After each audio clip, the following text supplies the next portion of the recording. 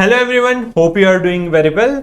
इस वीडियो में हम डिस्कस करने वाले हैं chapter 1 of CA inter audit, nature, objective and scope of audit. ये फर्स्ट चैप्टर है सीए इंटर ऑडिट का। ये मई 24 से जो न्यू स्कीम एप्लीकेबल है उनके लिए ये रिलेवेंट चैप्टर रहेगा। ये जो चैप्टर है इसका वेटेज है 4 to 6 मार्क। ये आईसीआई ने ही बताया हुआ है, इसका वेटेज 4 to 6 मार्क्स है। अलग से इसके लिए मैंने सेक्शन वाइज वेटेज जो आईसीआई ने इश्यू किया है उसके ऊपर भी मैंने एक अलग से वीडियो बनाया है, तो अगर आपने वो नहीं देखा तो वो भी आप देख सकते हैं। उसमें सारे ही सब्जेक्ट्स का कवर अप किया है। तो इस चैप्टर का इंपॉर्टेंस है, इजी चैप्टर है, अंडरस्टैंडिंग के लिए भी इंपॉर्टेंट है और आराम से ये आपको याद रह जाएगा, राइट। तो चलिए समझते हैं इस पूरे ही चैप्टर को। तो चलिए स्टार्ट करते हैं मीनिंग ऑफ ऑडिट। अब ऑडिट क्या है? ऑडिट का जो मीनिंग दिया हुआ है वो मैं यहाँ पर नोट्स के हिसाब से मैं अपने तरीके से लिख रहा हूँ, फिर वो हम स्टडी मटेरियल में से भी पढ़ेंगे।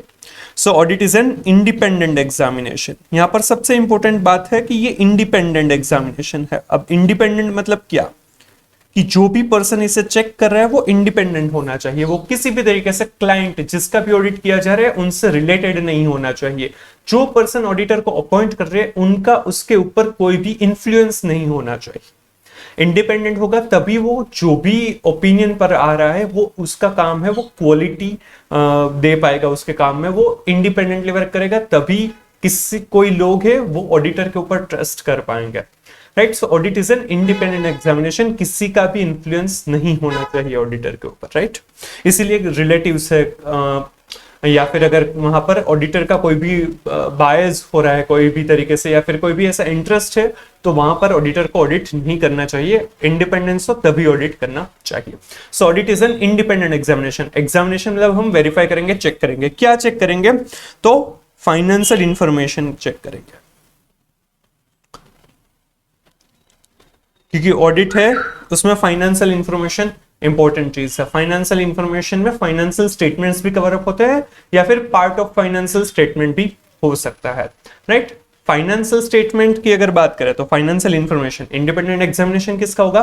फाइनेंशियल इंफॉर्मेशन का किया जाएगा। जो फाइनेंशियल इंफॉर्मेशन है उसमें फाइनेंशियल स्टेटमेंट भी इंक्लूड होते हैं और it may B part of financial statement.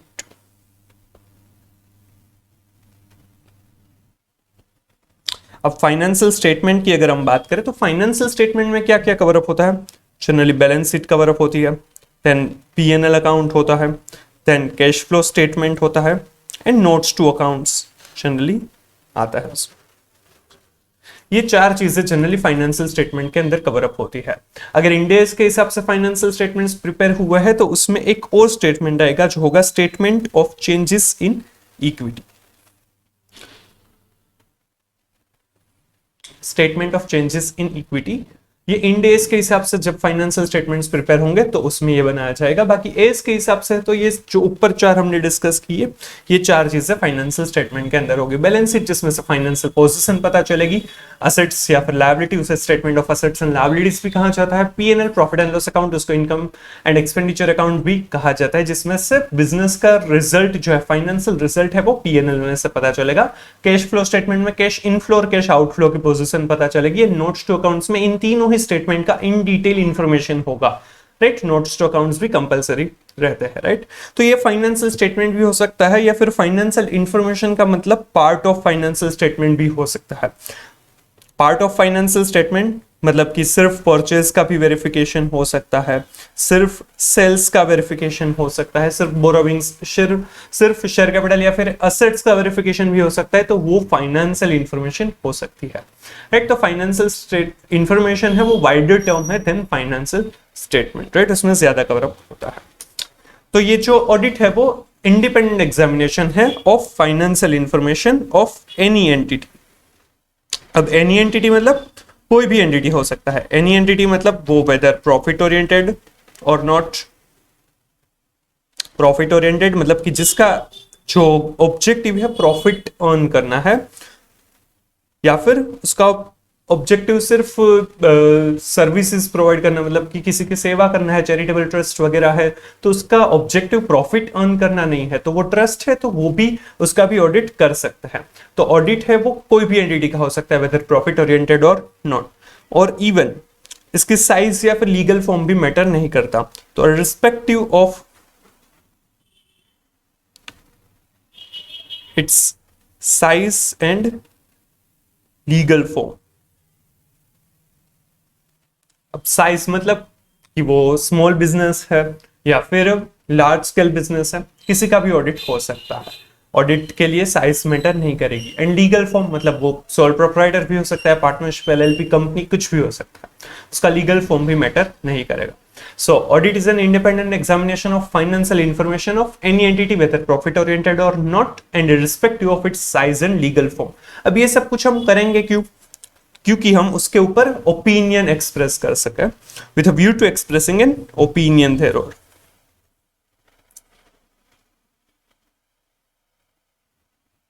अब ये ओपिनियन क्या होगा कि वो जो फाइनेंशियल इंफॉर्मेशन है या फिर फाइनेंशियल स्टेटमेंट है वो बराबर है या नहीं।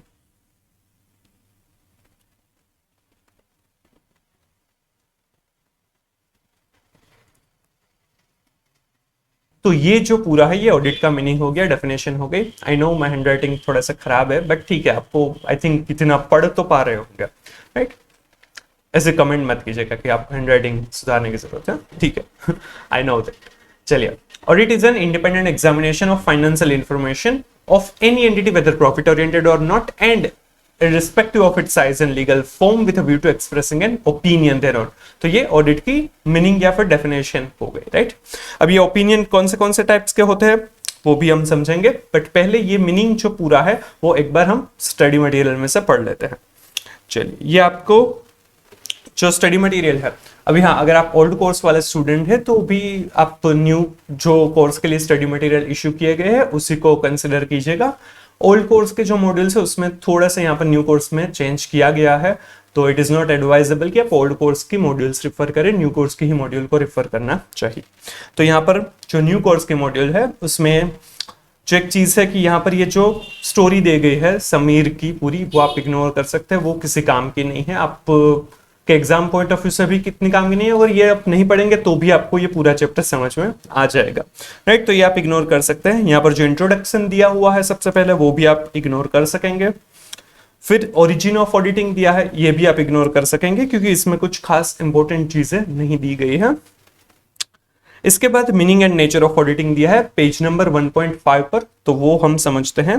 N audit is an independent examination of financial information of any entity whether profit oriented और not and irrespective of its size and legal form when such an examination is conducted with view to expressing an opinion thereon, right. तो ये meaning दिया है, ये important है, ये MCQ correct incorrect में आपको पूछ सकते हैं, तो ये आप टिक करके रख सकते हैं। अब यहाँ पर उनका एनालिसिस दिया है, तो चलिए वो समझते हैं। An inclusive analysis of above meaning of auditing brings out following points clearly. Audit is an independent examination of financial information, right? Independence here implies that the judgment of a person is not subordinate to the wishes or direction of another person who might have engaged him. Independence का यहाँ पर meaning दिया गया है, ये आपके लिए important है, तो ये लाइन आपको अंडरलाइन करके रखनी चाहिए कि इंडिपेंडेंस का मतलब क्या है कि जिसने भी ऑडिटर को अपॉइंट किया है उसकी इच्छा के हिसाब से ऑडिटर को अपना ओपिनियन नहीं देना है, right. Judgement of a person is not subordinate to the wishes और direction of another person who might have engaged him. Auditor को जिसने अपॉइंट किया है उसकी इच्छा के, उसके डायरेक्शन के हिसाब से ऑडिटर को ऑडिट नहीं करना है, राइट। अगर वो नहीं कर रहा है, वो अपनी इच्छा से कर रहा है, वो अपने जजमेंट के ऊपर काम कर रहा है, उसके हिसाब से काम कर रहा है, तो वो इंडिपेंडेंट है ऐसा माना जाएगा। ये लाइन आपको पूछ सकते हैं। The auditor should be independent of entity whose financial statements are subject to audit so that he can form an opinion without being affected by any influence. Independence increases auditor's ability to act objectively without creeping in of any biases. वो अपना जो काम है, अपना जो objective है उसके हिसाब से काम कर पाएगा, तो उसके लिए इंडिपेंडेंट होना जरूरी है, right. Consider, for example, a person who requests his brother, a CA, to audit accounts of his proprietary concern and issue a report. Can CA audit accounts of concern in which his brother is sole proprietor? मतलब एक person sole proprietor है, वो अपने भाई को बोलता है कि उसके सोल प्रोप्राइटर बिजनेस का ऑडिट करके दे और रिपोर्ट दे। क्या वो जो सीए है वो ऑडिट कर सकता है? No. He cannot. It is due to the fact that here would be no independence in such a case due to relationship by birth between CA and his brother. He would be subject to influence from his brother. उसका भाई का उसके ऊपर influence हो सकता है, तो वो इंडिपेंडेंटली वर्क नहीं कर पाएगा. Take another case where a CA has invested in shares of a company. Can he audit accounts of such company in which he holds shares? एक CA है, उन्होंने किसी कंपनी में शेयर्स है उसमें इन्वेस्ट किया हुआ है, तो क्या वो जो जिस कंपनी का शेयर्स वो होल्ड कर रहा है क्या उसका ऑडिट कर पाएगा? नो, क्योंकि वहां पर भी इंडिपेंडेंस नहीं रहेगी. The answer is resounding no. It is due to the fact that by holding shares of the company, his own self-interest get involved. His own money is invested in the company, and he may not be able to form judgment independently on the financial statements of the company. Clear? तो यहाँ पर independent होना काफी जरूरी है, right? वो in detail chapter 11 में भी हमें पढ़ना रहेगा. The entity whose financial information is examined need not necessarily be profit oriented like in case of a business. It can be a non-profit organization like an NGO or a charitable trust. Right? वो profit oriented ही हो ऐसा जरूरी नहीं है. Non-profit oriented entities का भी हम audit कर पाएंगे. Audit can be undertaken in respect of any organization, be it a small, medium or a large. Size matter नहीं करेगी. कोई भी size का organization होगा उसका हम audit कर सकते हैं. Further, it can be conducted for any entity irrespective of its legal structure. That is, such an entity may be a proprietary concern, a partnership firm, LLP, private company, a public company, or a society or a trust. Simple. The purpose of audit is to express an opinion on the financial statements. Right? ये पूरा जो 3 points दिए गए थे वो audit का जो meaning था उसी के ऊपर से दिया गया था. And understand that preparation and presentation of financial statement of an entity is responsibility of management of an entity. The auditor expresses an opinion on the financial statement by means of written audit report. जो financial statements prepare करने की responsibility है वो management की रहेगी और auditor की responsibility है उस financial statement के ऊपर अपना opinion देना कि वो financial statement बराबर है या नहीं, वो written report देंगे. ये पॉइंट भी आपको करेक्ट इनकरेक्ट एमसीक्यू में इंपॉर्टेंट हो सकता है कि फाइनेंशियल स्टेटमेंट की प्रिपरेशन मैनेजमेंट करते हैं और ऑडिट अलग से ऑडिटर करें. तो यहाँ पर जो मीनिंग है ये आपके लिए एग्जाम पॉइंट ऑफ व्यू से इंपॉर्टेंट है, ये आपको आना चाहिए. ये एमसीक्यू करेक्ट इनकरेक्ट में पूछ सकते हैं. फिर ये इंडिपेंडेंस का जो मीनिंग दिया है ये इंपॉर्टेंट है. और यहाँ पर जो हमने देखा कि प्रिपरेशन है वो मैनेजमेंट करेंगे फाइनेंशियल स्टेटमेंट की और उसका ऑडिट है वो ऑडिटर अलग से करेगा. तो ये 3 पॉइंट आपको एमसीक्यू या करेक्ट इनकरेक्ट में पूछ सकते हैं. ये बाकी सब कुछ चीजें या फिर से नहीं पढ़ेंगे तो भी चलेगा क्योंकि वो आपको बाद में पता चली जाएगा क्योंकि इन डिटेल अलग चैप्टर में भी वो आने वाले हैं, राइट? और ये सारी चीजें ये दोनों पॉइंट्स तो ऑलरेडी मीनिंग में कवर अप हो चुके हैं तो अलग से याद रखने की जरूरत नहीं है. तो ये 3 पॉइंट्स आप अलग से रख सकते हैं, राइट? तो समझते हैं हम टाइप्स ऑफ ऑडिट ओपिनियन. हमारा जो ऑडिट की डेफिनेशन थी उसी में था कि ये जो एग्जामिनेशन किया जाता है वो with expressing an opinion there on, right? Financial information जिसका भी एग्जामिनेशन किया है उसके ऊपर ओपिनियन दिया जाता है. तो वो टाइप्स ऑफ ओपिनियन क्या क्या टाइप के ओपिनियन हो सकते हैं वो समझते हैं. जो ओपिनियन है वो 2 टाइप का मेजरली पॉसिबल है. एक है unmodified opinion and second one is modified opinion. ये 2 मेजर टाइप्स के ऑडिट ओपिनियन हो सकते हैं. अनमॉडिफाइड ओपिनियन कब दिया जाता है? जब भी financial statements are prepared in accordance with applicable financial reporting framework. Applicable financial reporting framework. ये एप्लीकेबल फाइनेंशियल रिपोर्टिंग फ्रेमवर्क क्या होता है कि जिस हिसाब से फाइनेंशियल स्टेटमेंट वो जो भी ऑर्गेनाइजेशन है उनको प्रिपेयर करना चाहिए. जैसे कि कंपनीज एक्ट 2013 में शेड्यूल 3 प्रिस्क्राइब किया गया है कि कंपनीज को फाइनेंशियल स्टेटमेंट शेड्यूल 3 के हिसाब से प्रिपेयर करना है. उसमें एएस और इंड एस की भी रिक्वायरमेंट रहती है. तो वो जो है उनके लिए एप्लीकेबल फाइनेंशियल रिपोर्टिंग फ्रेमवर्क हो गया. तो अगर वो एप्लीकेबल फाइनेंशियल रिपोर्टिंग फ्रेमवर्क के हिसाब से अगर प्रिपेयर किया गया है, शेड्यूल 3 है या फिर एएस इंड एस की रिक्वायरमेंट, वो अगर सब कुछ फुलफिल की गई है तो वो फाइनेंशियल स्टेटमेंट्स को के ऊपर ऑडिटर है वो अनमॉडिफाइड ओपिनियन एक्सप्रेस कर सकता है. मतलब कि यहाँ पर जो फाइनेंशियल स्टेटमेंट है वो true and fair view picture present कर रहा है, उसमें कोई भी मिसस्टेटमेंट नहीं है, कोई भी मटेरियल मिसस्टेटमेंट नहीं है, राइट? तब अनमॉडिफाइड ओपिनियन दिया जाता है. और दूसरे टाइप का जो ओपिनियन है वो है मॉडिफाइड ओपिनियन। मॉडिफाइड ओपिनियन कोई भी दो सिचुएशन में से कोई भी सिचुएशन में दिया जाता है। एक तो हो सकता है कि फाइनेंशियल स्टेटमेंट्स आर मटीरियली मिसस्टेटेड।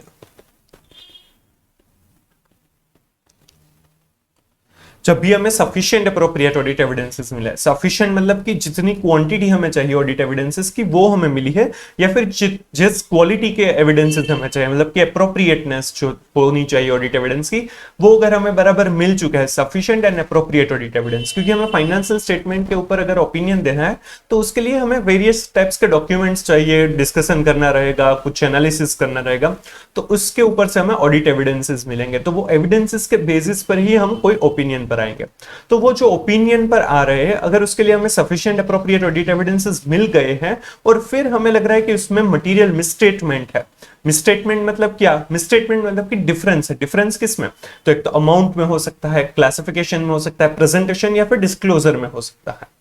ये डिफरेंस किस? तो अगर फाइनेंशियल रिपोर्टिंग फ्रेमवर्क है या जिस तरह से फाइनेंशियल स्टेटमेंट्स बनने चाहिए उसमें जिस तरह से अमाउंट, क्लासिफिकेशन, प्रेजेंटेशन या डिस्क्लोजर होनी चाहिए, और एक्चुअल में क्या हुआ है, मतलब क्या रिपोर्टिंग होना चाहिए और क्या एक्चुअल में रिपोर्ट हुआ है, उन दोनों में जो डिफरेंस है वो मिसस्टेटमेंट माना जाएगा। वो जो डिफरेंस है वो अमाउंट, क्लासिफिकेशन, प्रेजेंटेशन और डिस्क्लोजर में हो सकता है। ये मिसस्टेटमेंट। अब मिसस्टेटमेंट तो बहुत सारे हो सकते हैं, छोटे मोटे हो सकते हैं, बट ऑडिटर के लिए मटेरियल मिसस्टेटमेंट है जिसका इंपॉर्टेंस है, जिससे यूजर का डिसीजन चेंज हो सकता है, तो वो मिसस्टेटमेंट मटेरियल मिसस्टेटमेंट माना जाएगा। तो अगर जो मिसस्टेटमेंट मटेरियल मिसस्टेटमेंट है, उस वजह से अगर मटेरियल मिसस्टेटमेंट फाइनेंशियल स्टेटमेंट है, तब हमें मॉडिफाइड ओपिनियन देना पड़ेगा, राइट। और दूसरी सिचुएशन ऐसी है, ये और में आएगा, दोनों में से कोई एक सिचुएशन पॉसिबल है कि जब ऑडिटर को सफिशिएंट अप्रोप्रिएट ऑडिट एविडेंसेस ही नहीं मिले हैं। Sufficient appropriate audit evidences are not obtained.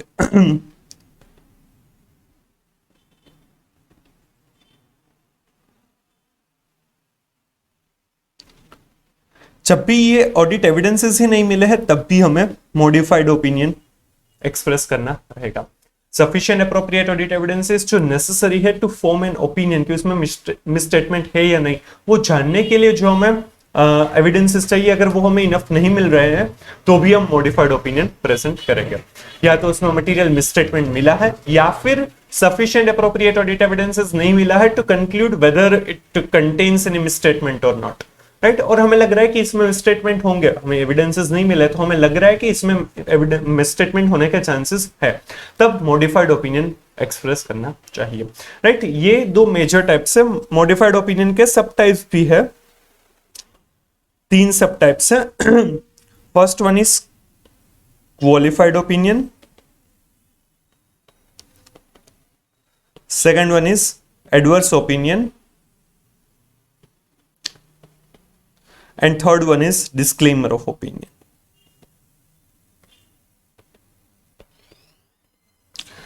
अब ये तीनों कौन से सिचुएशन में कैसे प्रेजेंट करेंगे वो भी इन डिटेल हम समझेंगे। ये जो टाइप्स ऑफ ओपिनियन जो हमने अभी समझा, राइट, वो सब कुछ चैप्टर 1 में नहीं दिया गया है, चैप्टर 8 में दिया हुआ है ऑडिट रिपोर्ट के अंदर। बट ये चैप्टर 1 में इसीलिए समझा रहा हूँ, इसके साथ इसलिए समझा रहा हूँ क्योंकि ये बेस ऑफ द ऑडिट है, क्योंकि इसका रेफरेंस बहुत सारी जगह पर ऑडिट में आने वाला है। तो ये हमने अभी से अगर समझा हुआ है तो हम इजीली वो रेफर कर पाएंगे, इजीली कनेक्ट कर पाएंगे, राइट। तो ये सारी चीजें हम अब मॉड्यूल में से पढ़ते हैं। चैप्टर 8 के अंदर ये दिया हुआ है। तो चैप्टर 8 में पेज नंबर 8.8 के ऊपर है form of opinion. Page number 8.8 पर है ये फॉर्म ऑफ ओपिनियन। उसमें सबसे पहले दिया हुआ है unmodified opinion. The auditor shall express an unmodified opinion when the auditor concludes that the financial statements are prepared in all material respects in accordance with the applicable financial reporting framework. जब भी financial statement है वो in all material respect, मतलब material चीजें हैं उसके बारे में, छोटी मोटी चीजें तो गलत हो सकती है, उसको हम इग्नोर करके मटेरियल रिस्पेक्ट में सब कुछ बराबर बना है, एप्लीकेबल फाइनेंशियल रिपोर्टिंग फ्रेमवर्क के हिसाब से बना है, तब हम अनमोडिफाइड ओपिनियन एक्सप्रेस करेंगे। और फिर मॉडिफाइड ओपिनियन कब दिया जाएगा? If the auditor concludes that based on the audit evidence obtained the financial statement as a whole are not free from material misstatement। हमें जो ऑडिट एविडेंसेस मिले हैं उस हिसाब से लगता है कि financial statements are not free from material misstatement, उसमें कुछ ना कुछ मटेरियल मिसस्टेटमेंट है। या फिर मतलब कि और is unable to obtain sufficient appropriate audit evidence to conclude that the financial statement as a whole are free from material misstatement। या फिर हमें sufficient appropriate audit evidences ही नहीं मिल रहा है कि उसके बेसिस पर हम ये डिसाइड कर पाए कि फाइनेंशियल स्टेटमेंट में मटेरियल मिसस्टेटमेंट है या नहीं, तब भी हमें ऐसा मानना रहे, तब भी हमें मॉडिफाइड ओपिनियन एक्सप्रेस करना रहेगा, राइट। इसके लिए SS705 है, राइट, वो भी हम समझते हैं इन डिटेल की क्या उसमें कवर अप होता है। ये जो हमने सब टाइप्स देखे थे वो सब टाइप्स कब कौन से हमें देने चाहिए, कौन से एक्सप्रेस कब किया जाता है, वो इन डिटेल हम समझते हैं। वो SS705 के अंदर है। अभी SS705 इन डिटेल हम जब चैप्टर 8 पढ़ेंगे तभी पढ़ेंगे, बट इसमें से जो टाइप्स ऑफ ओपिनियन है, सब टाइप्स है मॉडिफाइड ओपिनियन के, वो हम यहाँ पर समझ लेते हैं। ये आपको दिया हुआ है 8.36 पर उसके पहले हमें यहाँ पर उसके पीछे के पेज पर मतलब कि 8.37 पर एक परवेसिव की डेफिनेशन दी गई है जो इंपॉर्टेंट है, तो वो हम समझेंगे। डेफिनेशन ऑफ परवेसिव, परवेसिव मतलब कि क्या, ये जो मिसस्टेटमेंट है उसके कॉन्टेक्स्ट में यूज किया गया है। जब भी हमें सफिशिएंट अप्रोप्रिएट ऑडिट एविडेंसेस मिले हैं और हमें मिसस्टेटमेंट भी मिला है तो वो परवेसिव है या नहीं वो देखना होगा।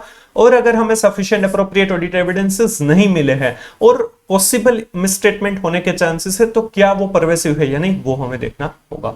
तो ये जो टर्म है वो मिसस्टेटमेंट के कॉन्टेक्स्ट में यूज की गई है। A term used in the context of misstatement to describe the effects of financial statement of misstatements or the possible effects on the financial statement of misstatements if any। Misstatement जब हमें sufficient appropriate audit evidences मिले हैं तब हमें misstatement मिल जाएंगे, but जब हमें sufficient appropriate evidences नहीं मिले हैं तब हमें मिसस्टेटमेंट होने के चांसेस है तो वो पॉसिबल मिसस्टेटमेंट्स कहे जाएंगे। that are undetected due to inability to obtain sufficient appropriate audit evidence, right? तो उसके कॉन्टेक्स्ट में यूज हुआ है। अब ये क्या है, pervasive effects on the financial statement are those that in the auditor's judgement, ये तीन में से कोई भी एक चीज हो सकती है। एक तो फर्स्ट जो है, are not confined to specific elements, accounts और आइटम्स ऑफ फाइनेंशियल स्टेटमेंट्स, मतलब कि जो वो मिसस्टेटमेंट है वो कन्फाइंड मतलब रिस्ट्रिक्टेड नहीं है टू स्पेसिफिक एलिमेंट्स, अकाउंट्स और items of the financial statement, मतलब कि उसकी जो इंपैक्ट है वो पूरे फाइनेंशियल स्टेटमेंट या बहुत सारे अलग अलग एलिमेंट्स, अलग अलग अकाउंट्स पर भी उनकी इंपैक्ट है, तब उसे परवेसिव मिसस्टेटमेंट माना जाएगा। या फिर इफ सो कन्फाइंड मतलब कि वो रिस्ट्रिक्टेड है to specific element, account, item, right, then represent और could represent a substantial proportion of the financial statement की। अगर वो एक ही आइटम, एक ही अकाउंट को लिमिटेड है, उनको ही अफेक्ट कर रही है, तो वो जो है वो सब्सटेंशियल प्रोपोर्शन है फाइनेंशियल स्टेटमेंट का, उसकी इंपैक्ट यूजर पर आएगी, उनके डिसीजन पर आएगी। या फिर in relation to disclosures are fundamental to users understanding of the financial statement। अगर वो डिस्क्लोजर के बारे में है तो वो जो डिस्क्लोजर है वो फंडामेंटल है, यूजर की अंडरस्टैंडिंग के लिए वो काफी इंपॉर्टेंट है, तो उसे भी परवेसिव माना जाएगा, राइट। परवेसिव के लिए तीन चीज है, अगर एक तो क्या है कि वो जो मिसस्टेटमेंट है are not confined to one element, account और item of the financial statement. If it is confined, then it is a substantial proportion of the financial statement, and if it is about disclosure, then it is fundamental for the user's understanding। तो उसे pervasive कहा जाएगा।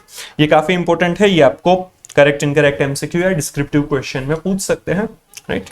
और इसके basis पर ही तीनों जो सब टाइप्स है ये परवेसिव के बेसिस पर ही आएंगे, तो ये हमें अच्छे से समझना रहेगा। यहां पर जो हमने ये सब टाइप्स देख रहे हैं, क्वालिफाइड ओपिनियन, एडवर्स ओपिनियन और डिस्क्लेमर ऑफ ओपिनियन। अब ये कौन सा कब दिया जाएगा वो थोड़ा सा फटाफट समझ लेते हैं।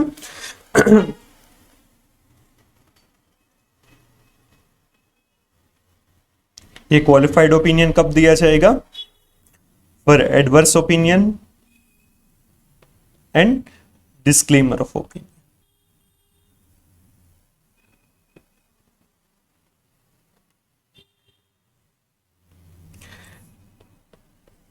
जब भी हमें मिसस्टेटमेंट्स मिले हुए हैं,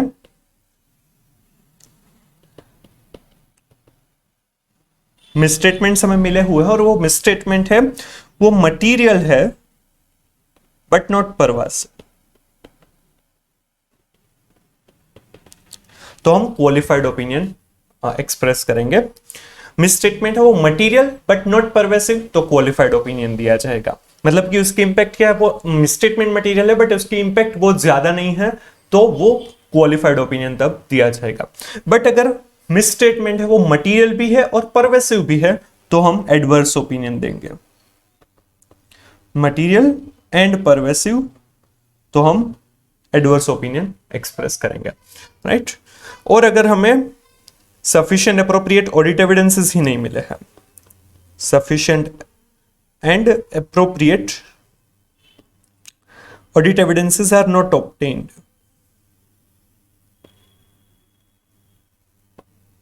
और हमें लग रहा है कि इसमें मिसस्टेटमेंट होने के चांसेस है या फिर पॉसिबल मिसस्टेटमेंट हो सकते हैं, तो वो जो पॉसिबल मिसस्टेटमेंट है उनकी क्या इंपैक्ट है। अगर वो पॉसिबल मिसस्टेटमेंट जो है वो मटेरियल बट नॉट परवेसिव, तो हम क्वालिफाइड ओपिनियन एक्सप्रेस करेंगे। मटेरियल बट नॉट परवेसिव, तो हम क्वालिफाइड ओपिनियन एक्सप्रेस करेंगे। अगर हमें लग रहा है कि वो जो पॉसिबल मिसस्टेटमेंट है वो मटेरियल भी है और परवेसिव भी है, मटेरियल एंड परवेसिव, तो हम डिस्क्लेमर ऑफ ओपिनियन एक्सप्रेस करेंगे।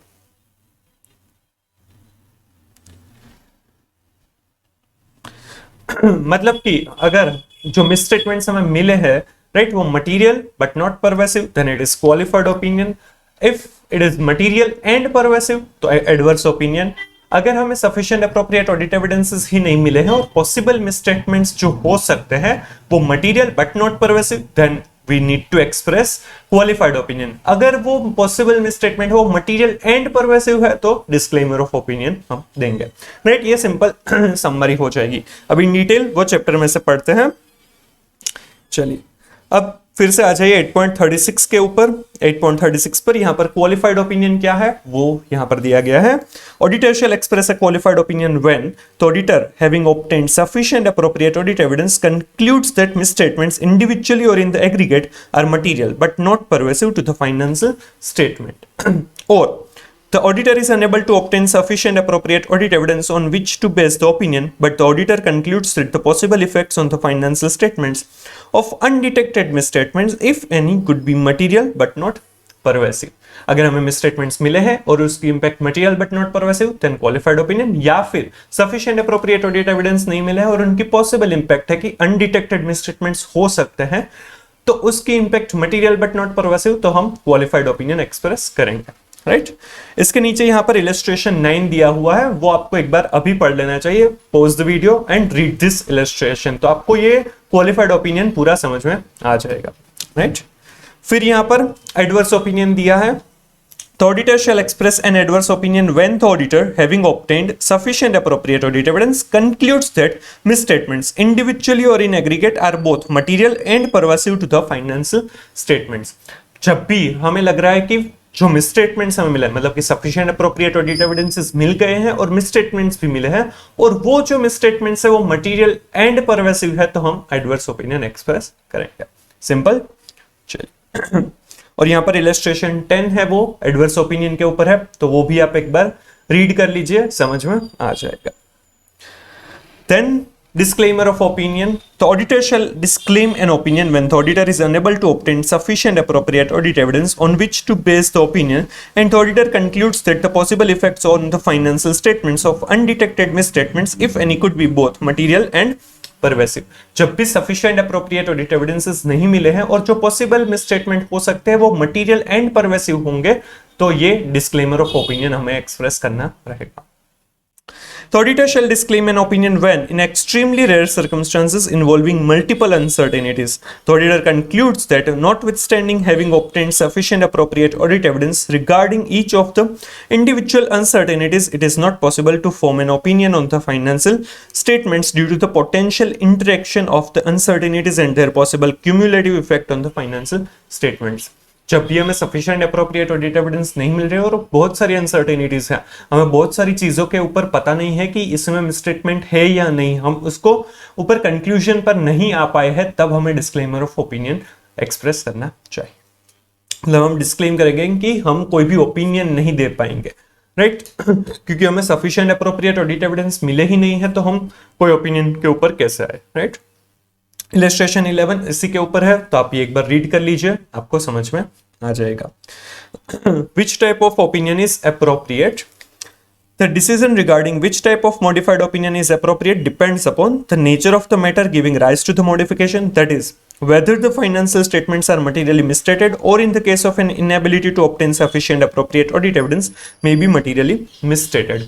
मतलब materially misstated है या नहीं और may be materially misstated जब भी हमें sufficient appropriate audit evidence नहीं मिले है तब। तो एक तो materiality चेक करनी है वो misstatement की, और and the auditor's judgment about the pervasiveness of the effects or possible effects of the matter on the financial statement। और परवेसिवनेस हमें चेक करना है, तो मटीरियलिटी एंड परवेसिवनेस मैटर करते हैं हमारे ऑडिट ओपिनियन, कौन सा हमें ऑडिट ओपिनियन एक्सप्रेस करना है उसके ऊपर। यहाँ पर नीचे जिस तरह से मैंने समराइज्ड टेबल बनाया था वही यहाँ पर उसी तरीके का यहाँ पर दिया हुआ है, राइट। तो आप एक बार देख लीजिएगा, आपको पूरा समझ में आ जाएगा, राइट। तो ये थे types of opinion, hope you are clear with it. सबसे पहले हम देखेंगे फाइनेंशियल स्टेटमेंट में ऑडिटर को क्या देखना चाहिए। पेज नंबर 1.6 जहां पर हमने ऑडिट डेफिनेशन समझी थी उसके नीचे दिया गया है, वहीं से स्टार्ट करते हैं।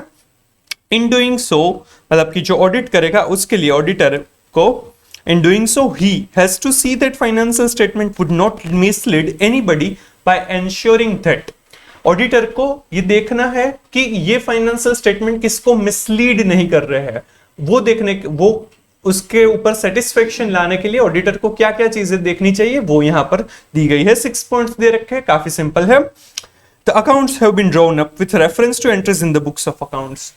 जो अकाउंट्स बने हैं वो बुक्स ऑफ अकाउंट्स में जो एंट्रीज पड़ी है उसी के हिसाब से आने चाहिए। सबसे पहले जर्नल एंट्रीज रहेगी तो जर्नल एंट्रीज के हिसाब से ही वो अकाउंट्स बने होने चाहिए।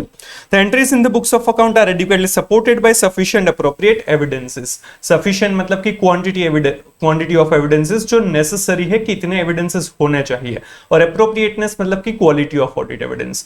तो जो सफिशिएंट एप्रोप्रिएट एविडेंसेस है उसी के बेसिस पर एंट्रीज बनी है और एंट्रीज के बेसिस पर ही अकाउंट्स बने हैं, ये ऑडिटर को देखना रहेगा। Then none of the entries in the books of account has been omitted in the process of compilation। कोई भी एंट्री ओमिट नहीं होनी चाहिए जब कंपाइलेशन हो रहा है तब। जितनी भी एंट्रीज पास हुई है वो सभी अकाउंट्स में भी जानी चाहिए और फाइनेंशियल स्टेटमेंट भी रिफ्लेक्ट होनी चाहिए। Then the information conveyed by the statement is clear and unambiguous। जो चीज जिस तरह से कहना चाहते हैं वही समझ में भी आना चाहिए, क्लियर एंड अनएम्बिग्यूअस होनी चाहिए। The financial statement amounts are properly classified, described and disclosed in conformity with the accounting standards। जो भी अमाउंट फाइनेंशियल स्टेटमेंट में रिप्रेजेंट कर रही है वो प्रॉपरली क्लासिफिकेशन होना चाहिए, लेजर्स में हो या फिर रेवेन्यू एंड कैपिटल आइटम्स में हो तो वो बराबर होना चाहिए। वो प्रॉपरली डिस्क्राइब, जो भी डिस्क्रिप्शन नेसेसरी है अंडरस्टैंड करने के लिए जो अमाउंट है उनको, तो वो बराबर होना चाहिए, और जो डिस्क्लोजर्स नेसेसरी है वो भी बराबर होने चाहिए, अकाउंटिंग स्टैंडर्ड्स के हिसाब से होने चाहिए। And the statement of accounts present a true and fair picture of the operational result and the assets and liabilities. जो भी फाइनेंशियल स्टेटमेंट्स है, स्टेटमेंट ऑफ अकाउंट्स है, वो true and fair picture represent करने चाहिए। फाइनेंशियल पोजीशन जो भी है, मतलब कि एसेट्स एंड लायबिलिटीज की फाइनेंशियल पोजीशन और फाइनेंशियल या फिर ऑपरेशनल रिजल्ट्स जो पीएनएल में से पता चलेगा वो बराबर रिफ्लेक्ट करने चाहिए। तो अगर ये 6 पॉइंट्स में देख रहे हैं ऑडिटर और सब कुछ बराबर लग रहा है तो ही वो सेटिस्फाई हो पाएगा, तब वो अनमॉडिफाइड ओपिनियन एक्सप्रेस कर सकते हैं, राइट। रेयर जो चांसेस है कि ये भी आपको क्वेश्चन में पूछ सकते हैं, एक बार आपको पढ़ के याद रख सकते हैं, इतना भी जरूरी नहीं है। चलिए, auditing provides assurance, it's basic nature lies in providing assurance to users, providing confidence to users of financial statements.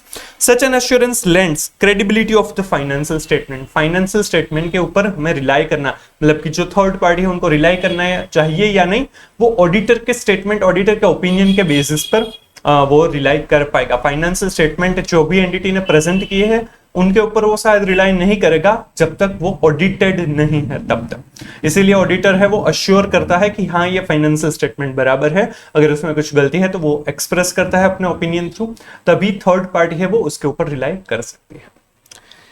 Audited financial statement provide confidence to users that financial information reflected in financial statement can be relied upon। Simple, ये paragraph भी फिर से पढ़ने की जरूरत नहीं है। चलिए, उसके बाद ये इंटरडिसिप्लिनरी नेचर ऑफ ऑडिटिंग है, relationship with diverse subjects. Audit का अलग अलग सब्जेक्ट्स के साथ क्या रिलेशन है, जो आप पढ़ते हैं वही सारे सब्जेक्ट है, अकाउंट्स, लॉ, इकोनॉमिक्स, है, फिर बिहेवियरल साइंस है, मैथमेटिक्स, स्टैटिस्टिक्स है, डेटा प्रोसेसिंग है, फाइनेंशियल मैनेजमेंट है और प्रोडक्शन है। तो ये आप एक बार पढ़ सकते हैं, ये एग्जाम पॉइंट ऑफ व्यू से इतने इंपॉर्टेंट नहीं है। इसके बाद जो पॉइंट्स है वो हम बाद में पढ़ेंगे। अब आ जाइए पेज नंबर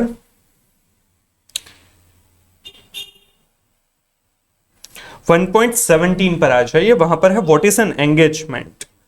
वहां से हम समझते हैं engagement means an arrangement to do something. दो लोगों के बीच अगर कुछ भी डिसाइड हो रहा है कि क्या करना है, कॉन्ट्रैक्ट हो रहा है, एग्रीमेंट कुछ हो रहा है, तो उसे एंगेजमेंट कहा जाएगा। यहाँ पर ऑडिटर मतलब कि सीए इन प्रैक्टिस और जो क्लाइंट है उनके बीच जो भी डिसाइड होगा काम करने के लिए, एग्रीमेंट होगा, उसे एंगेजमेंट कहा जाएगा। In the context of auditing it means formal agreement between auditor and client under which auditor agrees to provide auditing services. It takes the shape of engagement letter. Engagement letter through auditor और client के बीच relation decide होता है और उनका working क्या रहेगा, agreement वो बनता है। राइट, ये जो पैराग्राफ है ये आपको करेक्ट इनकरेक्ट एमसीक्यू में पूछ सकते हैं। राइट, आप इसे टिक मार्क करके रख सकते हैं। External audit engagement. The purpose of external audit engagements is to enhance the degree of confidence of intended users of financial statements. Such engagements are also reasonable assurance engagements. जो भी हम पढ़ने वाले हैं वो एक्सटर्नल एंगेजमेंट्स होगी, उसके वजह से थर्ड पार्टी जो भी है उनको फाइनेंशियल स्टेटमेंट, फाइनेंशियल इंफॉर्मेशन के ऊपर ज्यादा ट्रस्ट आएगा। रीजनेबल एश्योरेंस एंगेजमेंट है, वो क्या है वो हम नेक्स्ट वीडियोस में समझेंगे। For example, in India, companies are required to get their annual accounts audited by an external auditor. Even non-corporate entities may choose to have their accounts audited by external auditor because of benefits of such an audit. Companies को compulsory है उनके accounts audited होने ही चाहिए। Auditor audit करेगा, उसी के बाद वो शेयर होल्डर की मीटिंग में वो सारे लोग एक्सेप्ट कर सकते हैं। राइट, बाकी जो नॉन कॉर्पोरेट एंटिटीज है उसमें कई बार वॉल्यूंटरी भी हो सकता है, कंपलसरी नहीं होता कि अपने अकाउंट्स ऑडिट करवाए, पर वो खुद वॉल्यूंटरीली भी ऑडिट करवाते हैं क्योंकि उनके कुछ बेनिफिट्स है। वो क्या बेनिफिट्स है वो हम नेक्स्ट वीडियो में डिस्कस करने वाले हैं, जो नीचे दिए गए हैं वो नेक्स्ट वीडियो में डिस्कस करेंगे। अब आ जाइए फिर से 1.18 पर ऑडिट, मैंडेटरी और वॉल्यूंटरी। ऑडिट दो टाइप के हो सकते हैं, मैंडेटरी भी हो सकता है या वॉल्यूंटरी भी हो सकता है। ऑडिट मैंडेटरी मतलब कि कोई एक्ट है, कोई स्टैट्यूट है, वो कह रहा है कि इस ऑर्गेनाइजेशन का ऑडिट होना ही चाहिए। जैसे कंपनीज एक्ट 2013 के हिसाब से हर कंपनीज का ऑडिट होना ही चाहिए, मैंडेटरी है वो। इनकम टैक्स एक्ट के हिसाब से कुछ टर्नओवर की लिमिट अगर आप क्रॉस करते हैं तो भी आपको ऑडिट करवाना रहेगा। राइट, एलएलपी के भी कुछ क्राइटेरिया है, तो वो सारे मैंडेटरी ऑडिट हो गए हैं। वॉल्यूंटरी ऑडिट मतलब कोई एक्ट स्टैट्यूट है वो कंपल्सन नहीं डाल रहा है, मैंडेट नहीं कर रहा है, बट जो ऑर्गेनाइजेशन है उनको ऐसा लग रहा है कि ऑडिट करवाना चाहिए क्योंकि ऑडिट के कुछ बेनिफिट्स है। लाइक अगर उनको बैंक में से लोन चाहिए तो बैंक कई बार ऑडिटेड फाइनेंशियल स्टेटमेंट्स मांगती है, तो वो ऑडिटेड फाइनेंशियल स्टेटमेंट के लिए वो ऑडिट करवा सकता है। ग्रांट या सब्सिडीज अगर गवर्नमेंट के पास से मिलने वाली है और उसके लिए ऑडिटेड फाइनेंशियल स्टेटमेंट्स चाहिए तो उसके लिए भी ऑडिट हो सकता है। ये सारा वॉल्यूंटरी ऑडिट के एग्जांपल्स। राइट, तो ये दो टाइप के हो सकता है ऑडिट, मैंडेटरी और voluntary. It is not necessary that audit is always legally mandatory. There are entities like companies who are compulsorily required to get their accounts audited under law. Even non-corporate entities may be compulsorily requiring audit of their accounts under tax laws. Right? For example, in India, every person is required to get accounts audited if turnover crosses certain threshold under income tax. तो ये mandatory audit हो गया. It is possible that some entities like schools may be required to get their accounts audited for the purpose of obtaining grant or assistance from the government. वो कई बार ऐसा भी हो सकता है कि एंटिटीज है उनको ग्रांट या सब्सिडीज या लोन के लिए भी वो अपना फाइनेंशियल स्टेटमेंट, अपने अकाउंट से वो ऑडिट करवा सकता है, वो वॉल्यूंटरी ऑडिट हो जाएगा। Audit is not always mandatory. Many entities may get their accounts audited voluntarily because benefits from the process of audit. Many such concerns have the internal rules regarding audit due to advantages flowing from an audit. Simple. ये आपने एक बार समझ लिया तो ये फिर से पढ़ने की जरूरत नहीं है क्योंकि ये काफी सिंपल है, एक बार समझ लिया आपको याद रह जाएगा। Right, Who appoints an auditor? Generally, an auditor is appointed by the owner or in some cases by constitutional or governmental authorities in accordance with applicable laws and regulations. Generally owner of the organisation है वो appoint करते हैं, कई बार government या constitutional authorities भी हो सकती है। कंपनी में जनरली शेयर होल्डर्स है वो ऑडिटर को अपॉइंट करते हैं, बट गवर्नमेंट कंपनीज है तो उसमें controller and auditor general C&AG करके एक अथॉरिटी है वो ऑडिटर को अपॉइंट करती है। ऑडिटर की अपॉइंटमेंट कंपनीज में कैसे होती है उसके लिए पूरे लॉ रेगुलेशन प्रोविजंस है जो आपको लॉ के सब्जेक्ट में आएगा, उसमें ऑडिट एंड ऑडिटर्स करके एक चैप्टर है उसमें ये पढ़ा जाएगा। पहले ओल्ड कोर्स में ऑडिट के सब्जेक्ट में भी ये सारी चीजें आती थी, कंपनी ऑडिट करके वो निकल चुका है, तो अब ऑडिट में वो नहीं पढ़ना है। यहाँ पर पैराग्राफ दिया है तो उतना हम समझ लेंगे, बट इन डिटेल वो लॉ के अंदर हम पढ़ेंगे। For example, in case of companies, auditor is appointed by members, shareholders in annual general meeting. Shareholders are owners of a company and auditor is appointed by them in AGM, right? However, in case of government companies in India, auditor is appointed by Comptroller and Auditor General of India, an independent constitutional authority, right? मतलब यहाँ पर ये जो दोनों चीजें हैं वो आपको अलग से नहीं दी गई है कोई और जगह पर, तो ये आपको एमसीक्यू या करेक्ट एंड करेक्ट में पूछ सकते हैं, इसलिए एक बार टिक कर लीजिएगा। Take case of a firm who engages an auditor to audit its accounts. In such a case, auditor is appointed by partners of a firm. Partnership firm में partners है वो अपॉइंट कर सकते हैं क्योंकि वो ही ओनर ऑफ द फर्म है। There may be situation in which auditor may be appointed by a government authority in accordance with some law or regulation. For example, an auditor may be appointed under tax laws by government authority. Simple. चलिए अब ये report किसको submit किया जाएगा? जो auditor है वो audit करके देगा तो उसका रिपोर्ट किसको देगा? जनरली जिसने अपॉइंट किया है उन्हीं को देगा। मतलब कि कंपनी से तो उसमें शेयर होल्डर्स अपॉइंट करेंगे तो शेयर होल्डर्स को ये रिपोर्ट है वो सबमिट किया जाएगा। गवर्नमेंट को भी कई बार हो सकता है, जिसने भी अपॉइंट किया जनरली उनको ये ऑडिट रिपोर्ट है वो सबमिट किया जाएगा। The outcome of an audit is written audit is a written audit report in which auditor expresses an opinion. Opinion क्या है उसके टाइप्स हमने देखे थे।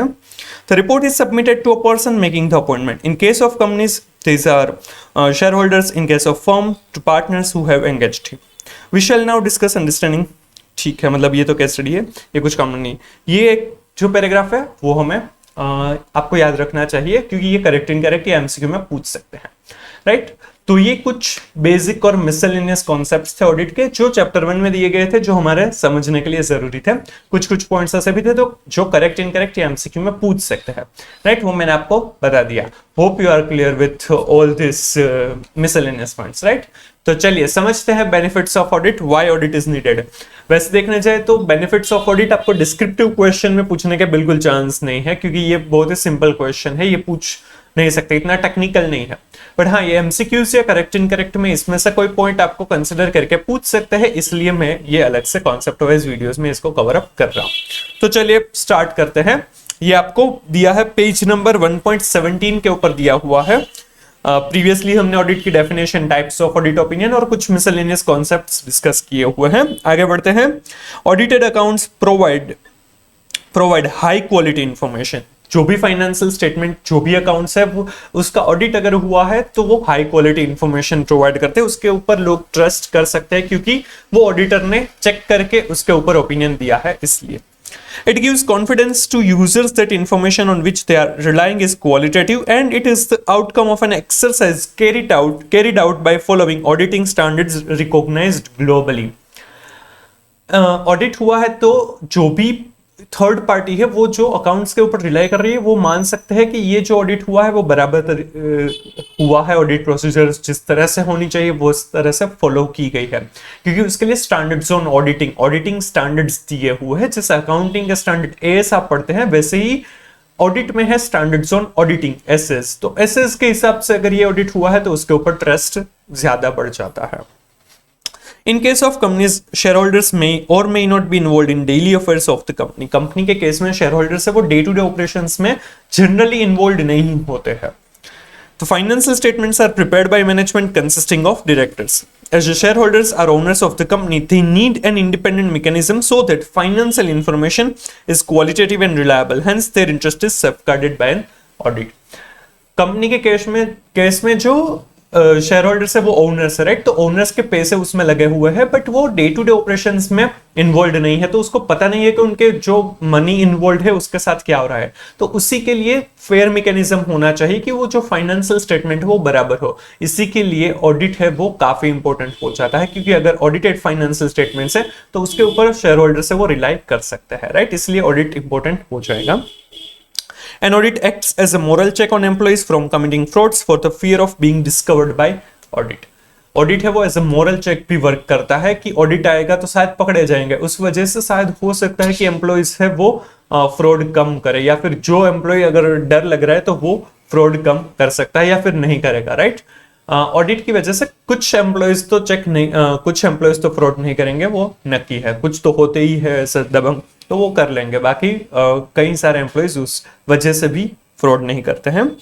Audited financial statements are helpful to government authorities for determining tax liabilities. Audited financial statement के हिसाब से tax liabilities कितनी होगी उस ऑर्गेनाइजेशन की, वो भी पता चल सकता है। तो उसके लिए भी audited financial statements are necessary। अगर आपने इनकम टैक्स में पीजीबीपी पढ़ा है तो उसमें वो जो टैक्स कैलकुलेशन, मतलब कि टोटल इनकम कैलकुलेशन के जो क्वेश्चन आते हैं तो उसमें अभी फाइनेंशियल स्टेटमेंट्स में से प्रॉफिट लिया जाता है और फिर एडजस्ट किया जाता है। तो प्रैक्टिकल लाइफ में जो फाइनेंशियल स्टेटमेंट में से प्रॉफिट लिया जाता है वो प्रॉफिट ऑडिटेड फाइनेंशियल स्टेटमेंट के हिसाब से ही लिया जाता है, राइट? तो उसमें भी ऑडिट इंपॉर्टेंट होता है। Audited financial statements can be relied upon by lenders, bankers for making their credit decisions, that is whether to lend or not to lend to a particular entity.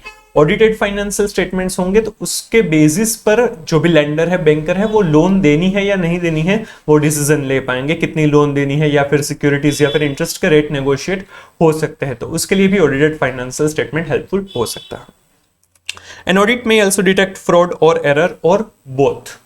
Fraud, किसी ने भी intentional कुछ गलती की है, right? तो वो fraud हो जाएगा। अनइंटेंशनल एरर या फिर दोनों ही डिटेक्ट करने के लिए भी ऑडिट हेल्पफुल हो सकता है। An audit reviews existence and operations of various controls operating in an entity, hence it is useful at pointing out deficiencies.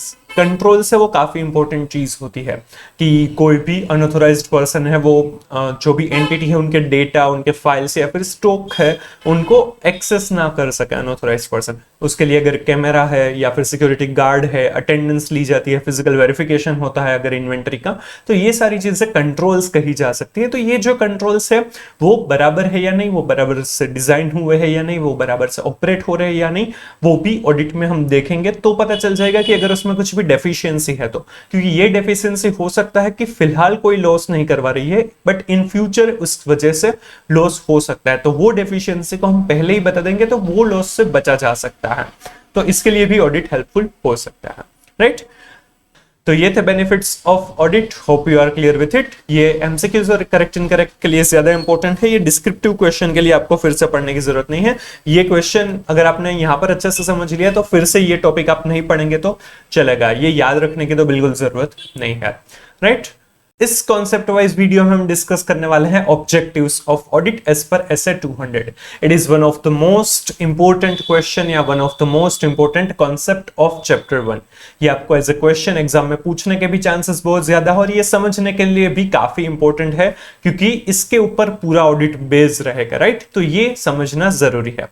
तो ये है हमारा part 5 of CA inter audit chapter 1 की सीरीज का। तो चलिए आगे बढ़ते हैं, ये आपको इंपॉर्टेंट है इसलिए ये समझ में आना ही चाहिए।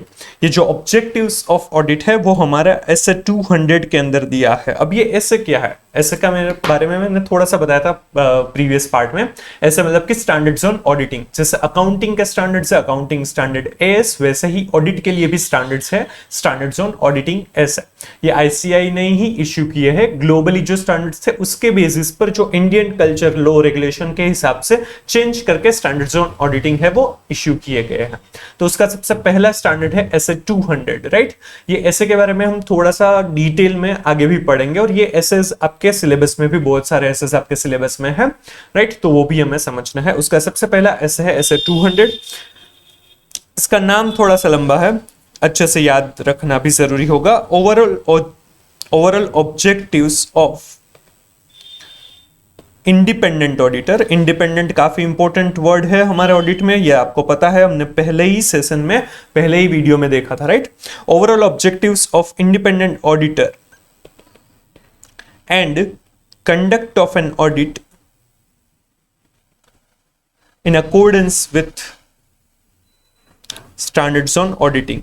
मतलब ये जो ऐसे है ये बता रहा है कि ओवरऑल ऑब्जेक्टिव क्या है, जो ऑडिटर है उनका ओवरऑल ऑब्जेक्टिव क्या है, और ऑडिटर को अपना जो पूरा ऑडिट है वो स्टैंडर्ड्स ऑन ऑडिटिंग के हिसाब से करना रहेगा।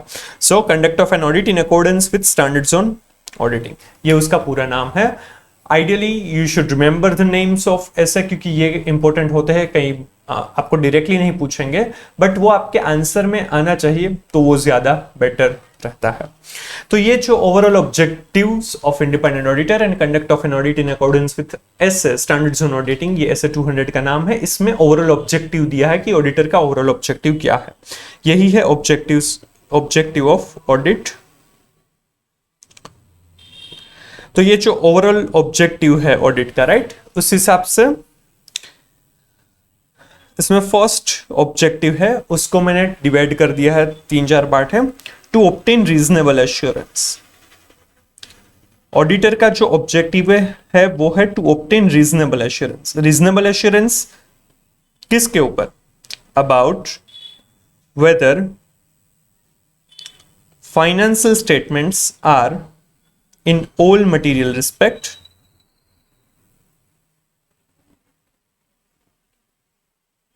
in all material respect are free from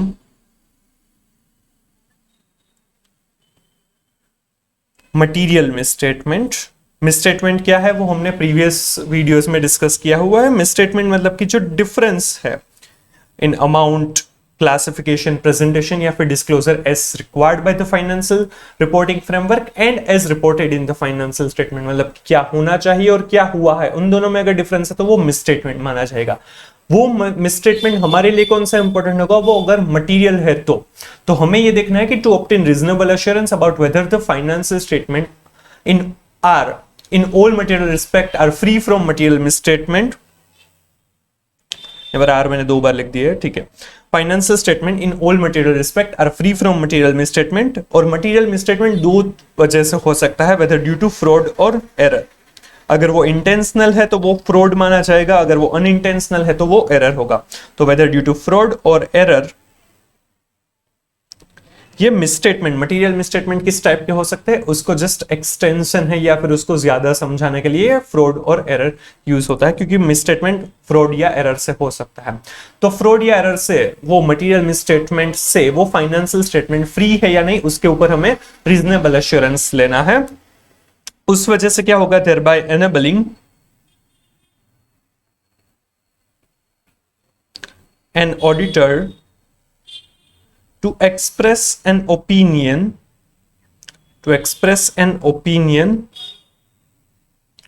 on financial statement on whether the financial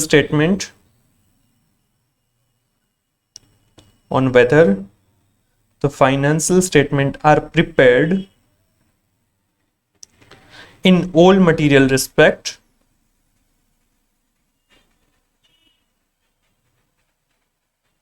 in accordance with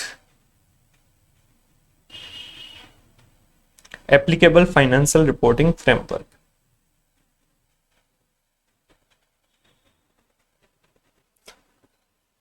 ये एक ऑब्जेक्टिव है, to obtain reasonable assurance about whether the financial statement in all material respect या फिर as a whole, financial statement as a whole are free from material misstatement whether due to fraud or error, thereby enabling an auditor to express an opinion whether financial statement are prepared in all material respect in accordance with applicable financial reporting framework। तो auditor को ये ऐसा reasonable assurance लेना है कि financial statement में कोई material misstatement है या नहीं, राइट। और उस बेसिस पर ये देखना है कि फाइनेंशियल स्टेटमेंट से वो प्रिपेयर हुआ है as per the applicable financial reporting framework और not.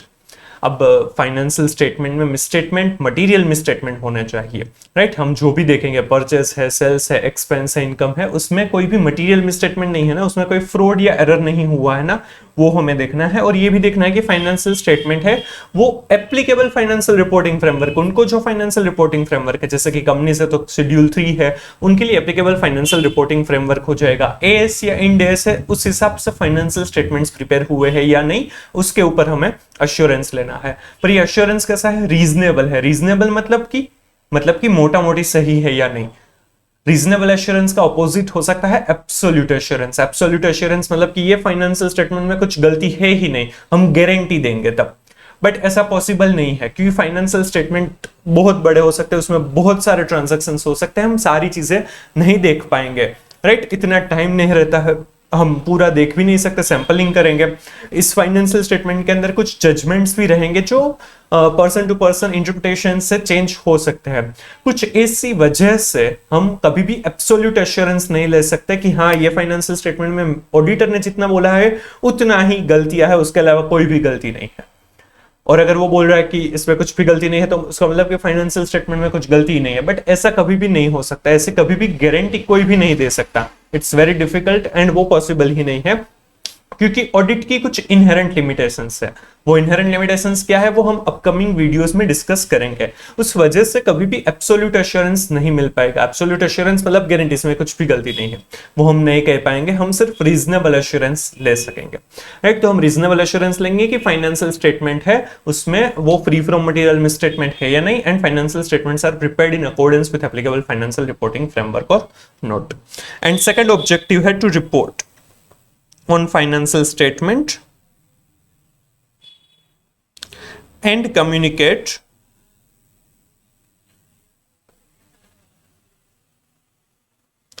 as required by SS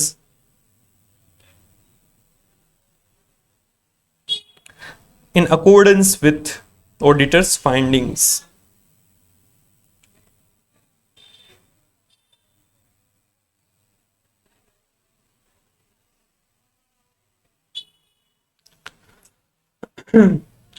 एक तो फाइनेंशियल स्टेटमेंट के ऊपर रिपोर्ट देना है, रिटर्न रिपोर्ट रहेगा। किसको देना है वो हमने प्रीवियस वीडियो में डिस्कस किया था। और कम्युनिकेट करना है as per the standard on auditing, right. कि जो भी कम्युनिकेट करना है उसमें मैनेजमेंट वगैरह को कम्युनिकेट करना रहता है। कुछ भी अगर फाइंडिंग मिल रहा है, कुछ भी अगर गलत है या फिर कुछ ऐसी चीज है जो डिस्कस करने की जरूरत है, तो वो हमें मैनेजमेंट वगैरह को कम्युनिकेट करना रहेगा। तो ऑडिटर के फाइंडिंग्स के हिसाब से कम्युनिकेशन जो करना रहता है वो भी करना रहेगा। ये पूरा ऑब्जेक्टिव है ऐसे 200 के हिसाब से ऑडिटर का, राइट। इसी के बेसिस पर ऑडिट किया जाता है, राइट। क्लियर? तो चलिए अब ये हम मॉड्यूल में से फटाफट समझ लेते हैं। ये आपको पेज नंबर 1.8 पर दिया हुआ है, ऑब्जेक्टिव्स ऑफ ऑडिट। ये काफी इंपॉर्टेंट है, ये आप टिक करके ही रखिएगा। ये आपको एग्जाम के अगले दिन भी पढ़ के ही जाना चाहिए। एग्जाम के अगले दिन पढ़ने के लिए मैंने नोट्स भी प्रिपेयर की हुई है, वो आपको डिस्क्रिप्शन में वो लिंक मिल जाएगी। और वो जो पूरी नोट्स है उसके ऊपर भी मैं लेक्चर बनाऊंगा जो आपको डे बिफोर एग्जाम के लिए हेल्पफुल हो सकता है, राइट।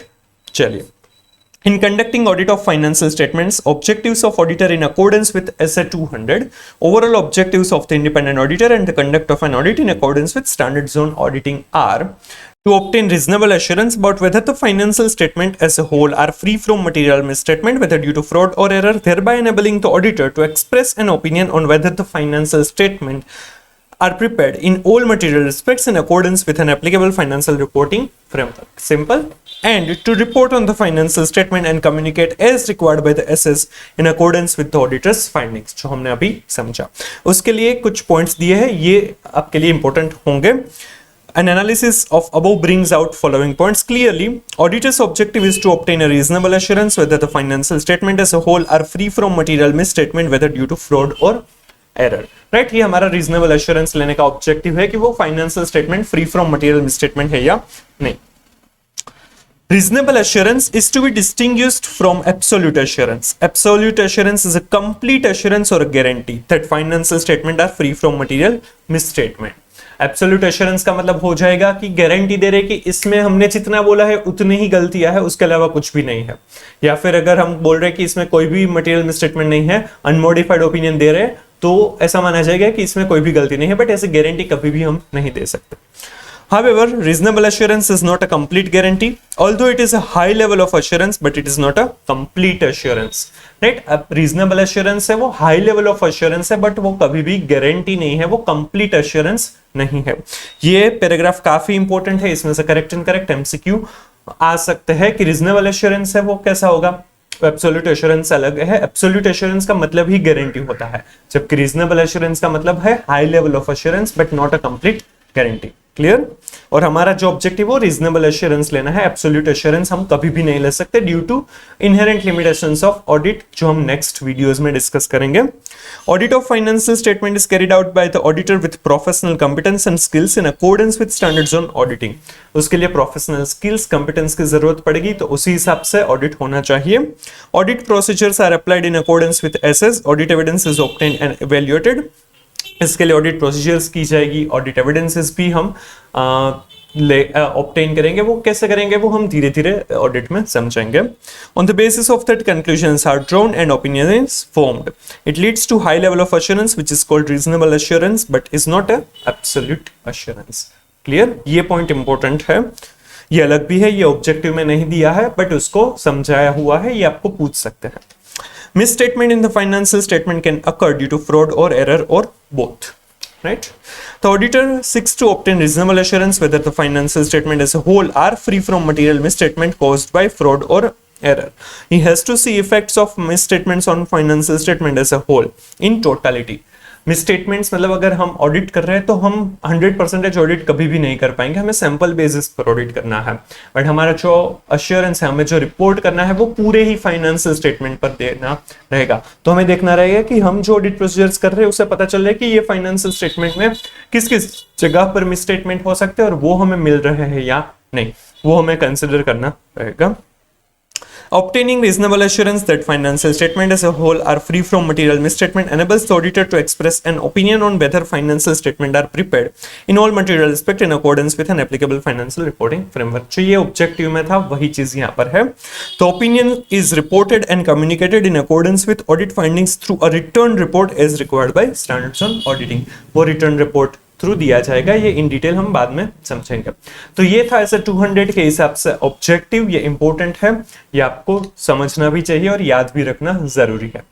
तो ये चैप्टर 1 में दिया है scope of audit, what it includes, what it does not include. ये है पेज नंबर 1.10 पर दिया हुआ है, तो वो हम डिस्कस करते हैं. स्कोप मतलब कि क्या क्या ऑडिट में करना चाहिए और क्या ऑडिटर कर नहीं सकता है, उसकी कैपेबिलिटी के बाहर की चीजें हैं. तो वो सारी चीजें यहाँ पर समझाई गई है. ये आपको पूछ सकते हैं, ये थोड़ा सा इंपॉर्टेंट है तो आपको समझना भी है और अच्छे से याद भी रखना चाहिए. जो फर्स्ट पैराग्राफ है उसमें स्कोप के बारे में बताया, वो फटाफट देख लेते हैं, वो इतना इंपॉर्टेंट नहीं है. स्कोप रिफर्स टू रेंज और रीच ऑफ समथिंग. क्या करना है वो, उसके लिए रेंज जो दी गई है जहां पर भी हमें पहुंचना है उसके लिए. The purpose of an audit is to enhance the degree of confidence of intended users in the financial statements. Users of financial statements may be shareholders, employees, customers, government and regulatory authorities, bankers, etc. ये सारे उनके users हो सकते हैं. तो users का confidence बढ़ सके उसके लिए ऑडिट किया जाता है. राइट. तो ऑडिट में ऐसा स्कोप होना चाहिए कि जिससे इन लोगों का कॉन्फिडेंस सच में बढ़े, उनका जो पर्पस है वो सच में सर्व हो पाए. Enhancing of degree of confidence is achieved by the expression of an opinion by the auditor on whether the financial statements are prepared in all material respects in accordance with an applicable financial reporting framework. ये हमारा objective भी है. Objective ऐसे 200 में दिया हुआ है जो हमने प्रीवियस पार्ट में डिस्कस किया था. अब एप्लीकेबल फाइनेंशियल रिपोर्टिंग फ्रेमवर्क क्या है ये यहां पर समझाया है. Applicable financial reporting framework means a framework adopted in the preparation and presentation of the financial statements that is acceptable in view of the nature of the entity and the objective of the financial statements or that is required by law or regulation. जो entity और उनके जो objective है financial statement के जो objective है वो दोनों ही अचीव हो सके ऐसा फाइनेंशियल स्टेटमेंट का फॉर्मेट होना चाहिए, या फिर एप्लीकेबल बाय लॉ और रेगुलेशन भी हो सकता है. जैसे कि कंपनीज एक्ट 2013 के हिसाब से हर कंपनीज को शेड्यूल 3 के हिसाब से अपने फाइनेंशियल स्टेटमेंट्स प्रिपेयर करने हैं, तो वो शेड्यूल 3 है वो एप्लीकेबल फाइनेंशियल रिपोर्टिंग फ्रेमवर्क हो जाएगा. एस इंड एस भी कवर अप हो जाएंगे उसमें. For example, in case of companies in India financial reporting framework is provided under schedule 3 of companies act 2013। तो आपके लिए ये जो बॉक्स और ये एग्जांपल इंपॉर्टेंट है, ये आपको पूछ सकता है करेक्ट इनकरेक्ट और एमसीक्यू के लिए। ये ऊपर का पैराग्राफ आपको फिर से रीड करने की जरूरत नहीं है, बट ये दोनों चीजें आपको ये दोनों चीजें पढ़नी रहेगी, राइट। चलिए, फिर दिया है following points are included in scope of audit of financial statement. उसमें है coverage of all aspects of entity की सारे ही एस्पेक्ट्स को कवर अप करेंगे ऑडिट के लिए, बट वो जो सारी एस्पेक्ट्स होगी वो फाइनेंशियल स्टेटमेंट को अफेक्ट करती होनी चाहिए। अगर प्योरली ऑपरेशनल आइटम है, प्योरली ऑपरेशनल एस्पेक्ट है, तो वो हम कवर अप नहीं करेंगे। Audit of financial statements should be organized adequately to cover all aspects of the entity relevant to the financial statement being audited. राइट, जो फाइनेंशियल स्टेटमेंट को अफेक्ट करती है वो सारी ही एस्पेक्ट्स हम ऑर्गेनाइजेशन की कवर अप करेंगे। Purchase, sale, income, expense, assets, liabilities, वो सारी चीजें हमारे लिए इंपॉर्टेंट होगी, वो सारी हमें देखनी रहेगी। Second one is reliability and sufficiency of financial information, क्योंकि हमें फाइनेंशियल इंफॉर्मेशन मिलेगी, उसी के हिसाब से हमें पता चलेगा कि वो फाइनेंशियल स्टेटमेंट में मटेरियल मिसस्टेटमेंट है या नहीं, और वो फाइनेंशियल स्टेटमेंट्स है वो एप्लीकेबल फाइनेंशियल रिपोर्टिंग फ्रेमवर्क के हिसाब से बने हुए हैं या नहीं। तो वो जो फाइनेंशियल स्टेटमेंट में जो फाइनेंशियल इंफॉर्मेशन है वो इंफॉर्मेशन रिलायबल होनी चाहिए, सफिशिएंट होनी चाहिए। हमें इंफॉर्मेशन मिलेगी, एविडेंसेस मिलेंगे, उसी के बेसिस पर हम एक अपने ओपिनियन पर आएंगे।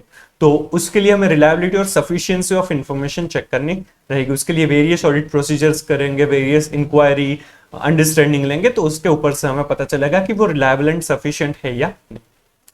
The auditor should be reasonably satisfied that information contained in underlying accounting records and other source data like bills, vouchers, documents, etc. is reliable and sufficient basis for preparation of financial statement. जिस basis पर financial statement prepare हुआ है वो सारी ही information reliable and sufficient होनी चाहिए। तो वो सारा ही डेटा, वो सारी ही इंफॉर्मेशन हम चेक करेंगे, तो वो बराबर है या नहीं वो हमें देखनी चाहिए, रीजनेबली बराबर है या नहीं वो देखेंगे। The auditor makes a judgment of reliability and sufficiency of financial information by making a study and assessment of accounting system and internal control and by carrying out appropriate tests, inquiries and procedure. Auditor को judgement लेना होगा कि क्या sufficient है, क्या reliable है। वो situation to situation, client to client, even year to year भी चेंज हो सकता है। उसके लिए हम अकाउंटिंग सिस्टम और इंटरनल कंट्रोल को समझना है कि वो कितने अच्छे हैं, वो ऑपरेटिंग इफेक्टिव है या नहीं, वो सिस्टम कितनी स्ट्रॉन्ग है। उसके बेसिस पर हम जजमेंट ले पाएंगे कि ये रिलायबल और सफिशिएंट है या नहीं, कि या फिर कितना रिलायबल या फिर कितना सफिशिएंट होगा, राइट। वो जो जजमेंट है वो ऑडिटर लेगा on the basis of the accounting system and internal controls. वो कैसे है उसके बेसिस पर ही ये डिसाइड किया जाएगा। ये सारी चीजें हम धीरे धीरे ऑडिट में पढ़ेंगे भी सही कि किस तरह से करना रहेगा। यही सारी हमारी प्रोसीजर बन जाएगी जो हम इन डिटेल समझने वाले हैं। चलिए, and third point is proper disclosure of financial information. The auditor should also decide whether the relevant information is properly disclosed in financial statements. He should also keep in mind applicable statutory requirements in this regard. Statutory requirements financial information को जो disclosure करने की है, presentation की है, वो भी बराबर हुई है या नहीं। अपने एएस वगैरह अगर पढ़े होंगे, फाइनेंशियल स्टेटमेंट में शेड्यूल 3 पढ़ा होगा, तो उसमें देखा होगा कि कुछ डिस्क्लोजर्स की रिक्वायरमेंट रहती है, राइट। तो वो जो डिस्क्लोजर की रिक्वायरमेंट है वो बराबर फुलफिल हुई है या नहीं वो भी देखना रहेगा। जितनी भी चीजें डिस्क्लोज होनी चाहिए वो हुई है या नहीं वो भी हम देखेंगे, क्योंकि डिस्क्लोजर्स जितने इन डिटेल होंगे उतना ही वो फाइनेंशियल स्टेटमेंट यूजर्स के लिए अंडरस्टैंडिंग के लिए ज्यादा इंपॉर्टेंट हो जाएगा, ज्यादा हेल्पफुल हो जाएगा। तो वो इस तरह से होना चाहिए, तभी वो हेल्पफुल हो सकता है। It is done by ensuring that financial statements properly summarize transactions and events recorded therein and by considering the judgments made by management in preparation of financial statement. उसमें हमें ये भी देखना है कि फाइनेंशियल स्टेटमेंट्स को प्रिपेयर करने के लिए जो ट्रांजैक्शंस और इवेंट्स के अंदर के रिलेवेंट जो जजमेंट्स वगैरह है वो सारा बराबर है या नहीं, वो बराबर समराइज हुए है या नहीं, और उसी के बेसिस पर फाइनेंशियल स्टेटमेंट्स प्रिपेयर हुए है या नहीं, वो सारी चीजें हमें देखनी रहेगी। The management responsible for preparation and presentation of financial statements make many judgments in this process of preparing and presenting financial statements. Financial statement में बहुत सारे जजमेंट्स लगते हैं और ये फाइनेंशियल स्टेटमेंट प्रिपेयर करने की रिस्पॉन्सिबिलिटी है वो मैनेजमेंट की रहती है, राइट। ऑडिटर सिर्फ ऑडिट करता है। तो वो जो प्रिपरेशन प्रेजेंटेशन में बहुत सारे जजमेंट्स बनाए होंगे मैनेजमेंट ने, तो वो जजमेंट्स हमें देखना है कि वो जजमेंट्स बराबर है या नहीं, क्योंकि बहुत सारी चीजें ऐसी है कि जहां पर अकाउंटिंग स्टैंडर्ड सेल्फ ऑप्शन देता है कि आपको कौन सी मेथड के हिसाब से डेप्रिसिएशन करना है या इन्वेंटरी वैल्यू करना है, तो उसमें जजमेंट एस्टिमेट्स लगे होते हैं, तो वो बराबर है या नहीं, रीजनेबल है या नहीं, वो हम देखेंगे. For example, choosing of appropriate accounting policies in relation to various accounting issues like choosing method of charging depreciation on fixed assets or choosing appropriate method for valuation of inventories. Clear? The auditor evaluates selection and consistent application of accounting policies by management, whether such a selection is proper and whether chosen policy has been applied consistently on a period to period basis. Accounting policies जो भी है, right, accounting policies का selection and उनका जो application है वो बराबर है या नहीं, वो हमें देखना रहेगा. जो भी अकाउंटिंग पॉलिसी सिलेक्ट कर रहे हैं और अप्लाई भी कर रहे हैं या नहीं, और जो एप्लीकेशन है वो कंसिस्टेंट होना चाहिए, year to year basis, period to period basis, वो कंसिस्टेंटली अप्लाई होनी चाहिए, क्योंकि consistency is one of the fundamental assumption of financial statement, या फिर अकाउंटिंग का वो एक एजम्पशन है कि वो कंसिस्टेंटली ही फॉलो हो रहा है, राइट. इसीलिए वो कंसिस्टेंसी भी अकाउंटिंग पॉलिसीज में होनी चाहिए, वो भी ऑडिटर को देखना रहेगा. Understand the financial statements of an entity are prepared on historical financial information basis. जो भी ऑलरेडी हो चुका है उसके लिए फाइनेंशियल स्टेटमेंट प्रिपेयर किया जाता है और उसे ही हम वेरीफाई करते हैं, राइट. इसीलिए हिस्टोरिकल फाइनेंशियल इंफॉर्मेशन के बेसिस पर ये फाइनेंशियल स्टेटमेंट्स होते हैं जो ऑलरेडी पास्ट में हो चुके हैं, जो ट्रांजैक्शन या इवेंट्स, उसी को फाइनेंशियल स्टेटमेंट में दिखाया जाता है, प्रेजेंट किया जाता है, डिस्क्लोज किया जाता है. Historical financial information means information expressed in financial terms in relation to a particular entity derived primarily from the entity's accounting system about economic events occurring in the past time period or about economic conditions or circumstances at point in time in the past. Past के कोई period में जो भी transaction हुआ है, right, economic events occurring in past time periods, वो PNL में से रिफ्लेक्ट होते हैं, जितने भी इवेंट्स हुए, ट्रांजैक्शंस हुए for the period, right. And economic conditions और circumstances at point in time, मतलब कि बैलेंस शीट, क्योंकि बैलेंस शीट 31 मार्च के लिए होती है, राइट. तो जिस भी अगर हम 22-23 की बात करें तो उसका ऑडिट 31 मार्च 23 के बाद ही हुआ होगा, या फिर अब 23-24 चल रहा है तो 31 मार्च 24 के बाद ही 23-24 का ऑडिट पूरा कंप्लीट होगा, उसी के बाद ओपिनियन दिया जाएगा. तो जो पास्ट पीरियड हो गया ना, क्योंकि 31 मार्च के बाद अगर हम ओपिनियन देने वाले हैं तो अप्रैल में, जून में जब भी हम ओपिनियन देंगे तो वो पास्ट पीरियड हो गया कि 31 मार्च 24 तक की बैलेंस शीट है, या फिर 31 मार्च 24 की बैलेंस शीट है, या 31 मार्च 24 तक का जो पीएनएल है, राइट, वो बराबर है या नहीं, उसके ऊपर हम ओपिनियन देते हैं, तो वो पास्ट पीरियड हो गया, वो हिस्टोरिकल फाइनेंशियल इंफॉर्मेशन बन जाएगी, right. For example, when purchases and sales are reflected in financial statements of an entity, these are examples of historical financial information. These are about transactions which have occurred in past, right? Audit जो है वो historical financial information का ही होता है, जो already हो चुका है वो बराबर हुआ है या नहीं, वो ओपिनियन, उसके ऊपर ओपिनियन दिया जाता है. Since financial statements are prepared on the basis of historical financial information, it is logical that audit of financial statement is also based upon such historical financial information. Therefore, audit of financial statement is based upon historical financial information. Simple. यहाँ पर जो scope है उसमें तीन चीजें cover up हुई है. एक तो जो ऑर्गेनाइजेशन है उनकी सारी एस्पेक्ट्स को कवर अप करना है जो फाइनेंशियल स्टेटमेंट से रिलेवेंट हो. Second, sufficiency and reliability of the financial information जो है वो हमें चेक करना है कि वो फाइनेंशियल इंफॉर्मेशन है वो रिलायबल है या नहीं और वो सफिशिएंट है या नहीं, वो उसके लिए ऑडिटर को जजमेंट लेना रहेगा. एंड थर्ड वन, डिस्क्लोजर्स जो हुए हैं वो सब कुछ बराबर है या नहीं, उसके लिए जो मैनेजमेंट ने जजमेंट्स लिए या फिर अकाउंटिंग पॉलिसीज उन्होंने जो अप्लाई की है, सिलेक्ट की है, वो भी बराबर है या नहीं, वो देखना रहेगा. ये स्कोप में इंक्लूड होता है. अब scope of audit what it does not include, ये भी हमें समझना है कि क्या उसमें कवर अप नहीं होगा. Auditor is not expected to perform duties which fall outside domain of his competence. For example, physical condition of certain assets like that of sophisticated machinery cannot be determined by him. कुछ चीजें ऐसे भी हो सकती है कि जो financial statement में उसकी इंफॉर्मेशन दी गई है but it is not in competence of the auditor, वो ऑडिटर खुद चेक नहीं कर पाएगा, तो उसके लिए दूसरे एक्सपर्ट की भी हेल्प ले सकते हैं। जैसे कि यहाँ पर एग्जांपल दिया है कि जो असेट है उसकी फिजिकल कंडीशन क्या है, क्या वो एज असेट दिखाना चाहिए या उसे राइट ऑफ कर देना चाहिए, वो ऑडिटर को उसकी कंडीशन देख के पता नहीं चलेगा, वो उसमें एक्सपर्ट नहीं हो, ऐसा भी हो सकता है। कुछ चीजों के बारे में पता चल जाए, सारी चीजों के बारे में पता चले ऐसा जरूरी नहीं है। Similarly, it is not expected to form an audit from an auditor to determine suitability and life of civil structure like buildings. This require different skills which may be performed by qualified engineers in their respective fields. कोई भी building है तो उसके suitability क्या है, life क्या होगी, वो शायद ऑडिटर डिटरमाइन ना कर पाए, तो उसके लिए इंजीनियर जो है वो एक्सपर्ट माना जाएगा और उसी की हेल्प ली जाएगी, right. An auditor is not an expert in authentication of documents. The genuineness of documents cannot be authenticated by him because he is not an expert in this field. जो भी documents तो हमें verify करने ही होंगे, purchase bill, sales bills, expense का bill होगा, बहुत सारे डॉक्यूमेंट्स हमें वेरीफाई करने हैं, बट वो डॉक्यूमेंट्स है वो जेन्युइन है या नहीं, ऑथेंटिक है या नहीं, वो हमें पता नहीं चल सकता, क्योंकि अब तो एआई की हेल्प से कुछ भी डॉक्यूमेंट फर्जी बनाना कुछ इजी काम है, राइट, वो कोई भी कर सकता है।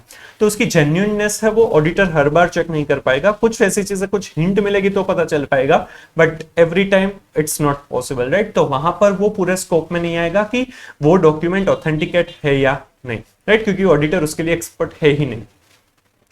An audit is not an official investigation into alleged wrongdoing. It does not have any specific legal power of search or recording statement of witness on oath which may be necessary for carrying out an official investigation.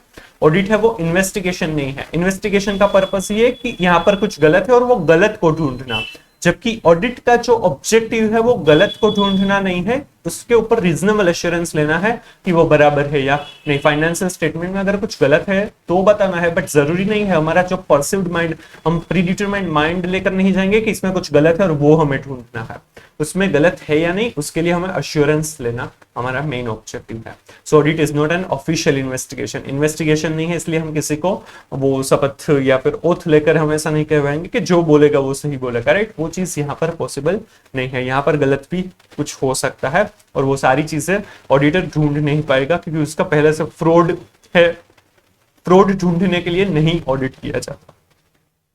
Audit is distinct from investigation. Investigation is a critical examination of the accounts with a special purpose. For example, if fraud is suspected and it is specifically called upon to check the accounts whether fraud really exists, it takes character of investigation. जब suspect है कि यहाँ पर fraud है, शायद है, तो वो फ्रॉड है या नहीं उसके लिए अकाउंट्स अगर चेक करवाए जा रहे हैं तो वो इन्वेस्टिगेशन कहलाया जाएगा।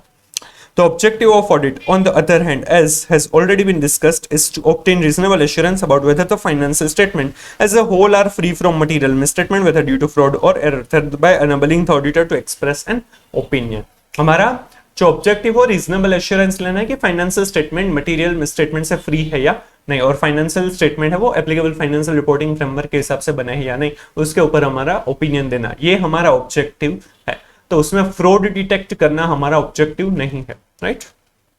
The scope of audit is general and broad, whereas the scope of investigation is specific and narrow. Investigation है वो स्पेसिफिक एंड नैरो है कि हाँ यहाँ पर फ्रॉड है तो आपको वही ढूंढना है, जबकि ऑडिट को ओवरऑल फाइनेंशियल स्टेटमेंट वेरीफाई करने हैं और उसमें रीजनेबल एश्योरेंस लेना है कि financial statement are free from material misstatement और not. So scope of the audit is broader than investigation, right. तो ये जो इन्वेस्टिगेशन और ऑडिट के बारे में डिफरेंस भी यहाँ से पूछ सकते हैं, ये इंपॉर्टेंट है, ये आना चाहिए। और ऊपर भी ये एक तो हमें ये बात बताई कि कुछ चीजें ऐसी होगी कि जो ऑडिटर की कॉम्पिटेंस के बाहर की होगी, तो वहां पर वहां पर वो काम ऑडिटर नहीं करेगा, उसके लिए एक्सपर्ट हायर कर सकते हैं। दूसरा ऑडिटर है वो जेन्युइननेस या फिर ऑथेंटिकेशन ऑफ द डॉक्यूमेंट है वो टेस्ट नहीं कर पाएगा, वो उसके स्कोप में नहीं आएगा। And third, audit is not an official investigation, मतलब कि वो उसमें सारी ही गलत चीजें हैं वो ढूंढना उसका काम नहीं होगा। ये तीनों चीजें स्कोप ऑफ द ऑडिट में कवर अप नहीं होती है, उसमें से एक्सक्लूड की गई है। क्लियर। ये इंपॉर्टेंट है, ये आपको पूछ सकते हैं करेक्ट इनकरेक्ट एमसीक्यू और डिस्क्रिप्टिव क्वेश्चन या फिर प्रैक्टिकल क्वेश्चन में भी ये पूछ सकते हैं, तो ये आपको अच्छे से करना रहेगा। Scope, what is included and what it does not include, दोनों ही चीजें आपको अच्छे से पढ़नी चाहिए, राइट। अगर आपको कुछ भी समझ में नहीं आया है, डाउट है, तो आप कमेंट कर सकते हैं। आपको सजेशन रिव्यूज हो तो भी आप कमेंट कर सकते हैं। तो चलिए समझते हैं इनहेरेंट लिमिटेशंस ऑफ ऑडिट। ये आपके पेज नंबर 1.14 पर दिया हुआ है। ऑडिट है तो हमारा जो ऑब्जेक्टिव है वो है रीजनेबल एश्योरेंस ऑब्टेन करना, क्योंकि हम एब्सोल्यूट एश्योरेंस है वो ऑब्टेन नहीं कर सकते। एब्सोल्यूट एश्योरेंस मतलब गारंटी देना कि फाइनेंशियल स्टेटमेंट्स में जो भी मटेरियल मिसस्टेटमेंट्स हमने बताए हैं उनके अलावा कोई भी मटेरियल मिसस्टेटमेंट नहीं है, ऐसा गारंटी देना, ऐसा एब्सोल्यूट एश्योरेंस देना पॉसिबल नहीं है, क्योंकि ऑडिट की कुछ इनहेरेंट लिमिटेशंस है। वो क्या है वो हम यहां पर समझेंगे। ये काफी इंपॉर्टेंट टॉपिक है समझने के लिए भी, और एग्जाम में भी ये पूछने के चांसेस बहुत ज्यादा है। Correct incorrect MCQ descriptive question सभी जगह पर ये पूछ सकते हैं, राइट। तो ये अच्छे से समझिएगा। Inherent limitations, the process of audit suffers from certain inbuilt limitations due to which an auditor cannot obtain an absolute assurance that financial statements are free from material misstatement due to fraud or error. These fundamental limitations arise due to the following factors. यहाँ पर हमें 5 factors दिए हैं, उस वजह से inherent limitations हो, उन वजह से inherent limitations ऑडिट की, और हम absolute assurance नहीं अचीव कर सकते। First one is nature of financial reporting. Financial reporting का नेचर ही ऐसा है। फाइनेंशियल रिपोर्टिंग, फाइनेंशियल स्टेटमेंट्स जो प्रिपेयर किए जाते हैं उसमें कुछ जजमेंट्स है, एस्टिमेट्स है, इंटरप्रिटेशंस रहते हैं, तो वो पर्सन टू पर्सन चेंज हो सकते हैं, वो सिचुएशन टू सिचुएशन चेंज हो सकते हैं। वो कभी भी कंक्लूसिव नहीं हो सकते कि ये जो जजमेंट है, ये एस्टिमेट है, ये ही परफेक्ट है। वो चेंज होंगे, तो उस चेंज होने में एरर या फ्रॉड दोनों ही पॉसिबल है। इस वजह से हम कभी भी एब्सोल्यूट एश्योरेंस नहीं ले सकते। प्लस जो फाइनेंशियल स्टेटमेंट्स प्रिपेयर किए जाते हैं वो मैनेजमेंट प्रिपेयर करते हैं। मैनेजमेंट फाइनेंशियल स्टेटमेंट्स प्रिपेयर करने के लिए अकाउंटिंग सिस्टम इंटरनल कंट्रोल पर रिलाई करता है, और इंटरनल कंट्रोल्स मतलब कि कंट्रोल रखे जाते हैं जैसे फाइनेंशियल स्टेटमेंट्स में कुछ भी गलती ना हो, एरर या फ्रॉड को रोका जा सके, कंट्रोल्स रखे जा सके। मतलब कि अगर स्टोर्स में कैमरा रखा है, सिक्योरिटी गार्ड है, तो उससे अनऑथराइज्ड पर्सन एक्सेस नहीं कर पाएगा, उसमें से कुछ भी चोरी नहीं हो पाएगी, राइट, मिसयूज नहीं हो पाएगा। उसका अगर प्रॉपर्ली रिकॉर्ड रख रहे हैं, जिस पर्सन के पास वो राइट है वही उस स्टोर्स का इन और आउट का रिकॉर्ड रख रहे हैं, तो वो इंटरनल कंट्रोल माने जाएंगे। और इंटरनल कंट्रोल जितने स्ट्रॉन्ग होंगे, जितने ऑपरेटिंग इफेक्टिव होंगे, उतने ज्यादा ही बेटर रहता है। जो इंटरनल कंट्रोल से वो मिसस्टेटमेंट को प्रिवेंट करने के लिए, मतलब कि पहले से ही रोक देने के लिए, या फिर डिटेक्ट करके करेक्ट करने के लिए होते हैं। मतलब internal controls are meant to be prevention और detection and correction of the material misstatement और मिसस्टेटमेंट्स, राइट। उसी के लिए इंटरनल कंट्रोल्स होते हैं। बट इंटरनल कंट्रोल्स की भी कुछ लिमिटेशंस होती है।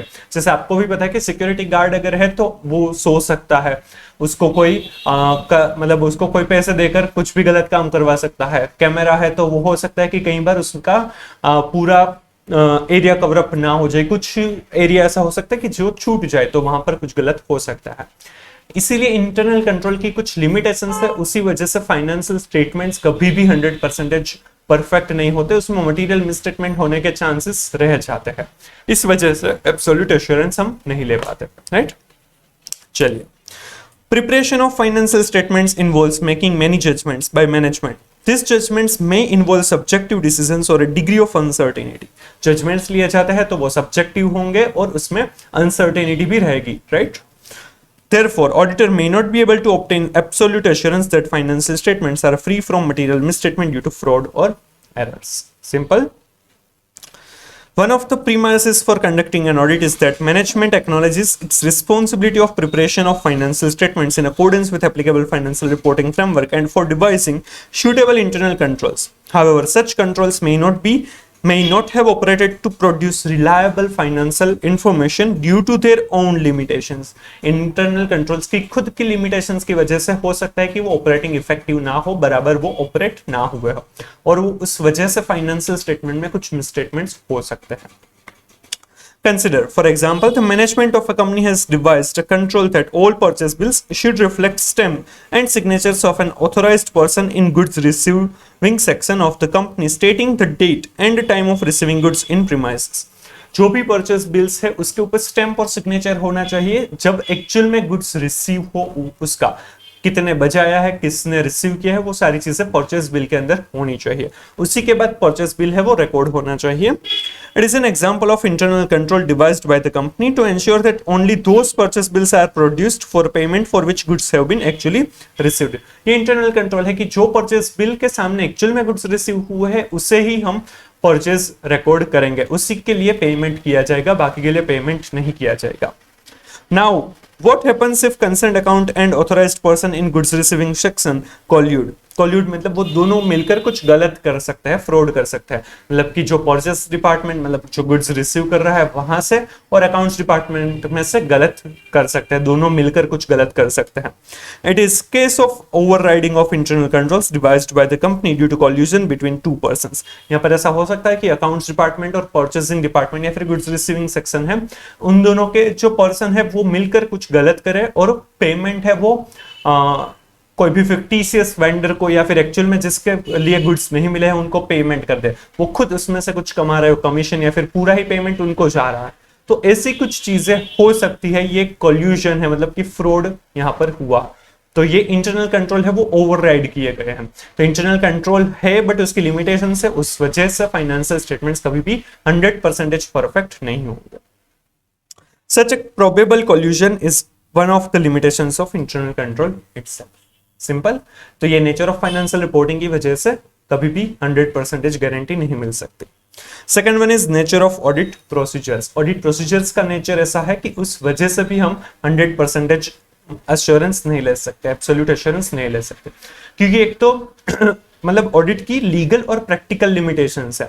ऑडिट में कभी भी 100% वेरिफिकेशन पॉसिबल नहीं है। हम पूरा ही फाइनेंशियल स्टेटमेंट, हमें तो पूरे ही फाइनेंशियल स्टेटमेंट के ऊपर ओपिनियन देना है कि वो फ्री फ्रॉम मटेरियल मिसस्टेटमेंट है या नहीं, बट उसके लिए हम पूरा ही फाइनेंशियल स्टेटमेंट या पूरी ही फाइनेंशियल स्टेटमेंट की सारी ही इंफॉर्मेशन नहीं देख सकते हैं। उसकी कुछ लिमिटेशंस रहेगी, टाइम नहीं होगा और उतना देखने से भी हमें मिसस्टेटमेंट नहीं मिल सकते। इसीलिए हम सैंपल बेसिस पर ऑडिट करते हैं, 100% वेरिफिकेशन नहीं करते, उसमें से सैंपल बेसिस पर वेरिफिकेशन करते हैं। और सैंपल बेसिस पर अगर हम वेरीफाई कर रहे हैं तो ऐसा चांसेस है कि जो हमारे सैंपल में कवर अप नहीं हो रहे हैं उसमें कुछ मिसस्टेटमेंट हो। ये प्रैक्टिकल लिमिटेशन ऑफ ऑडिट है, उस वजह से 100% ऑडिट पॉसिबल नहीं है और 100% एश्योरेंस भी नहीं ले सकते। प्लस ऑडिटर है, उसका काम है कि ऑडिट करे, तो उसके लिए ऑडिट एविडेंसेस इंफॉर्मेशंस मंगवाएंगे from the management.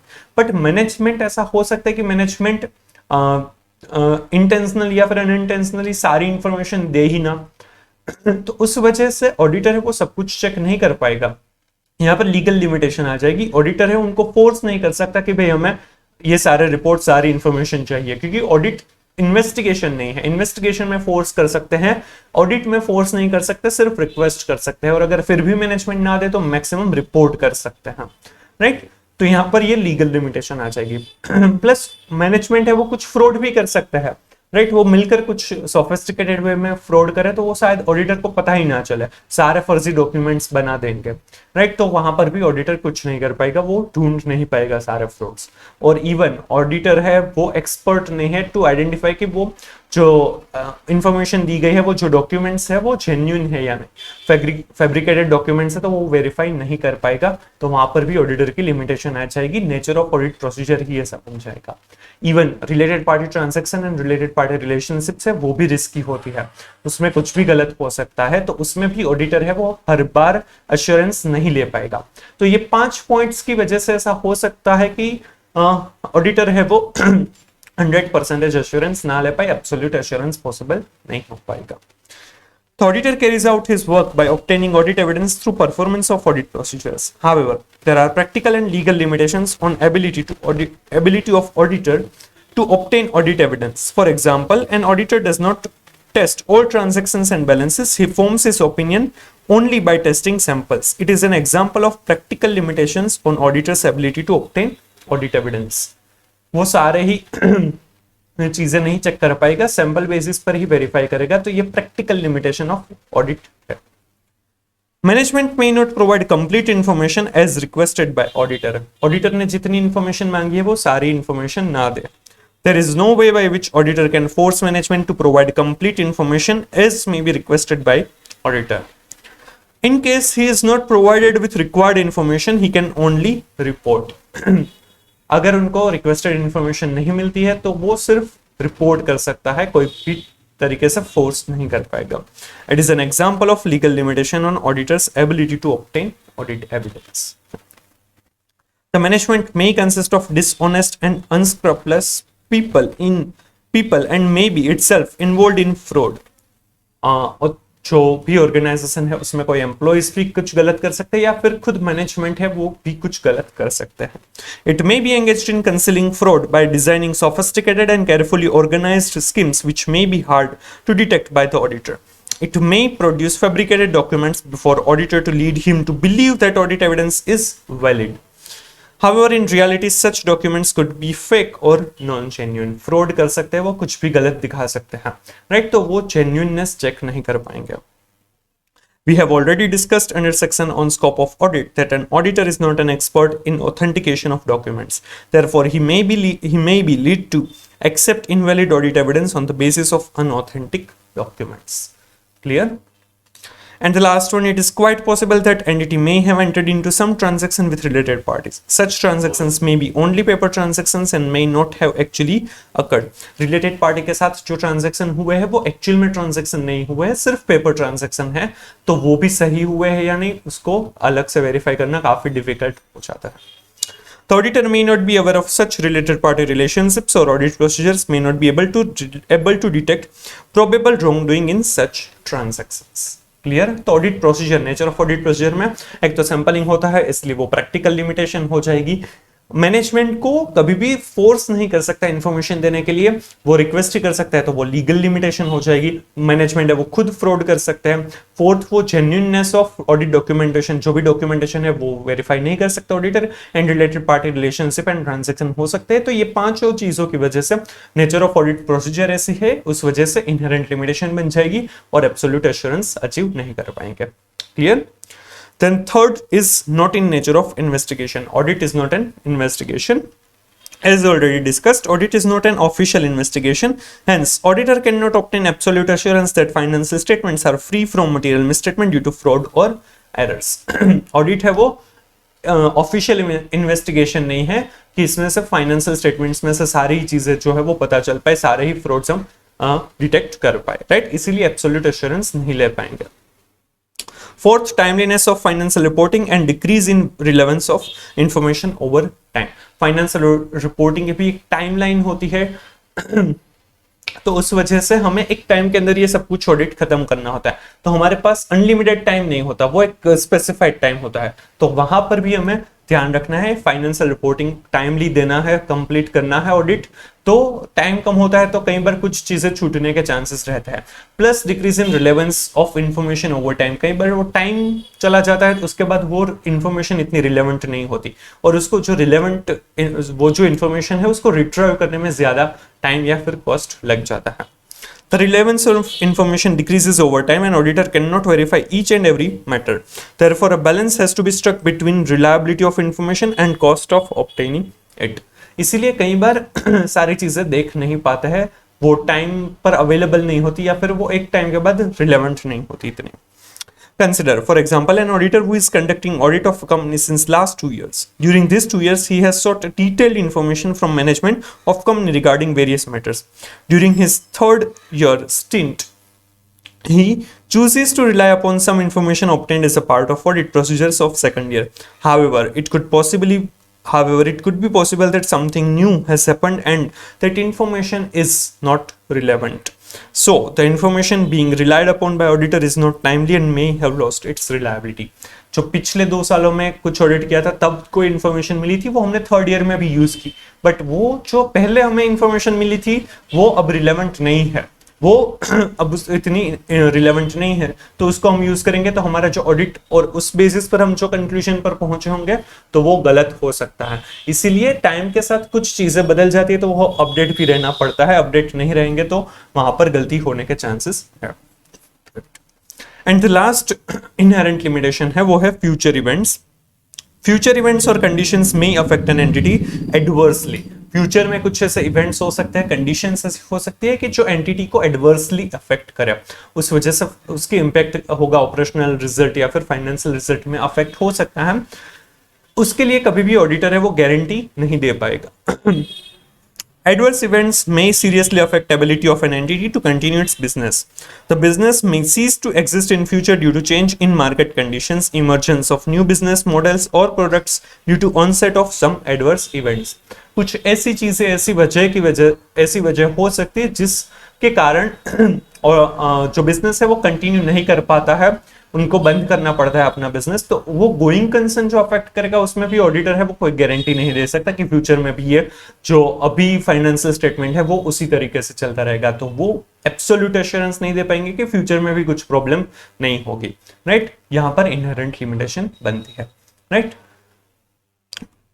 Therefore, it is in view of above factors that an auditor cannot provide a guarantee that the financial statements are free from material misstatement due to fraud or errors.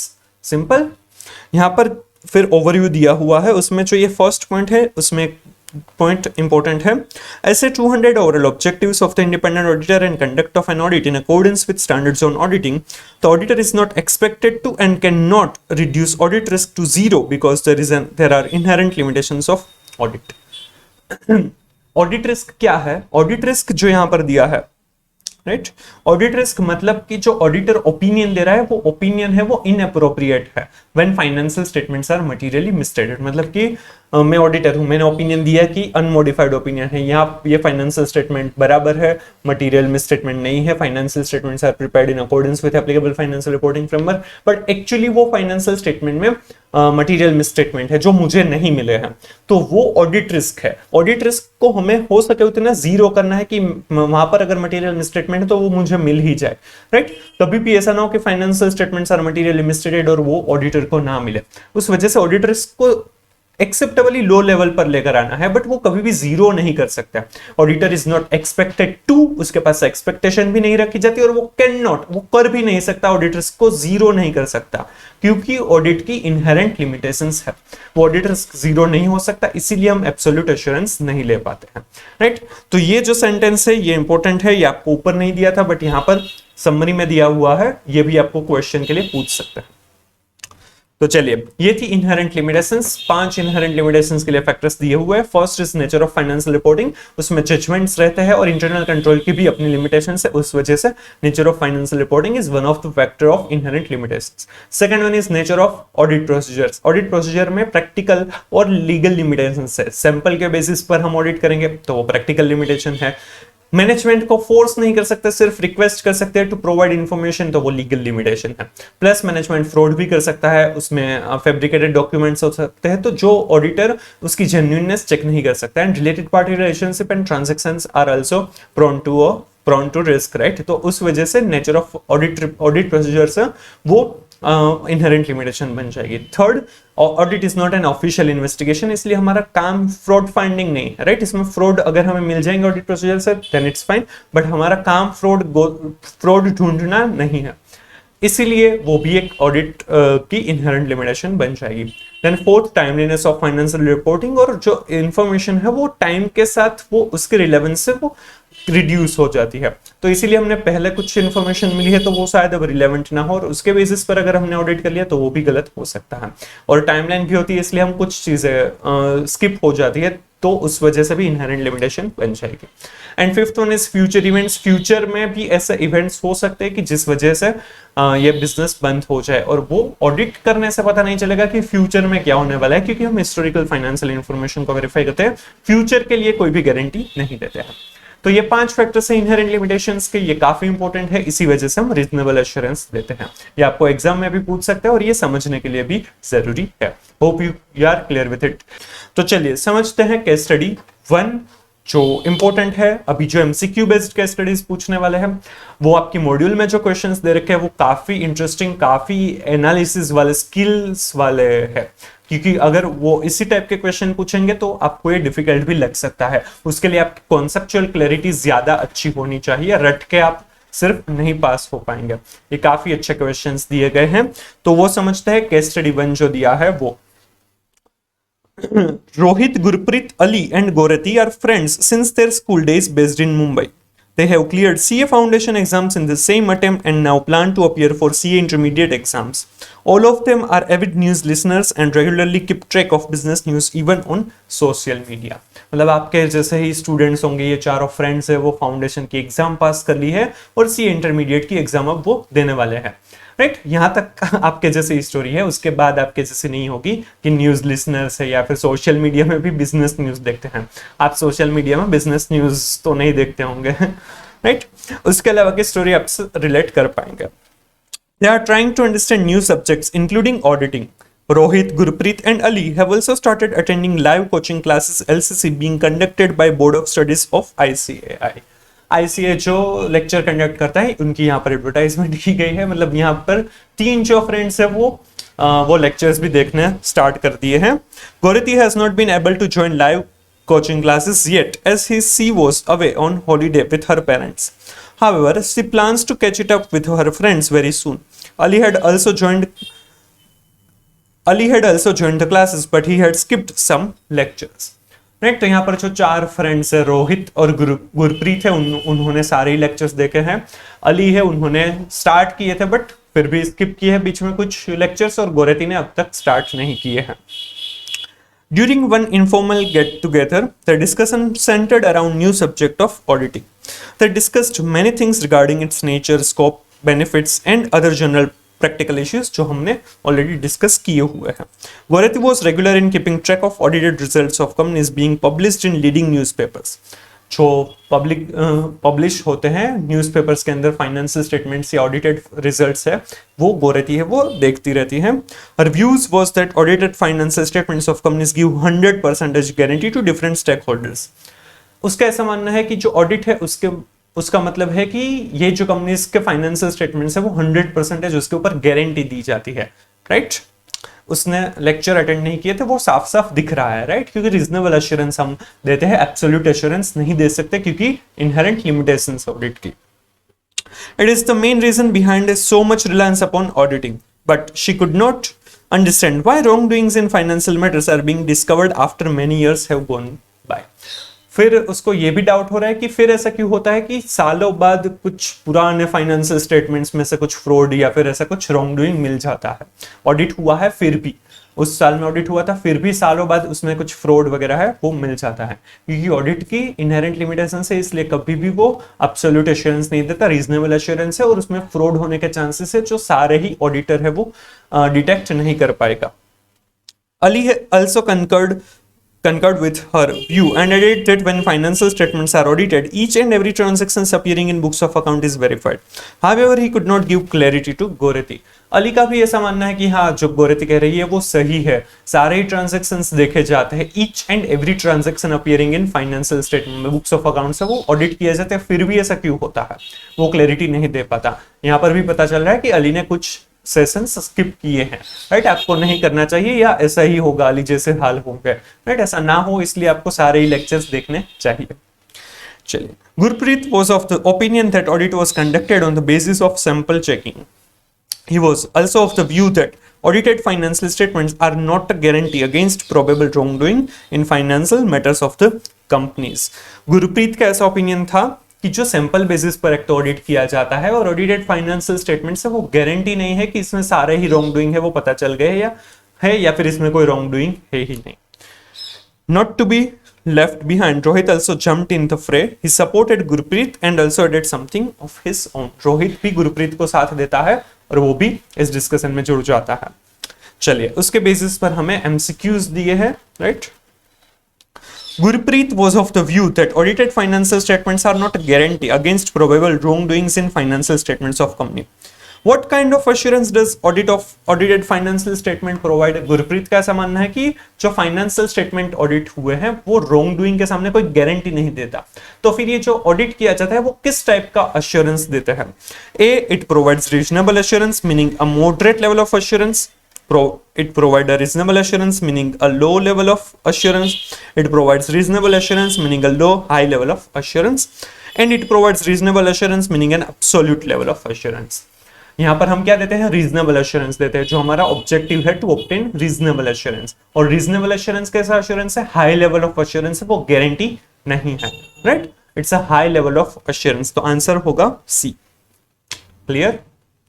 चलिए, फिर Rohit added that auditor can force an employ of the company to provide him required information and documents, can he do so? Rohit का ऐसा मानना है कि जो auditor है वो एम्प्लॉइज ऑफ द कंपनी को फोर्स कर सकता है टू प्रोवाइड रिक्वायर्ड इंफॉर्मेशन। क्या वो सही है? Yes, he can do so, it is necessary to obtain audit evidence.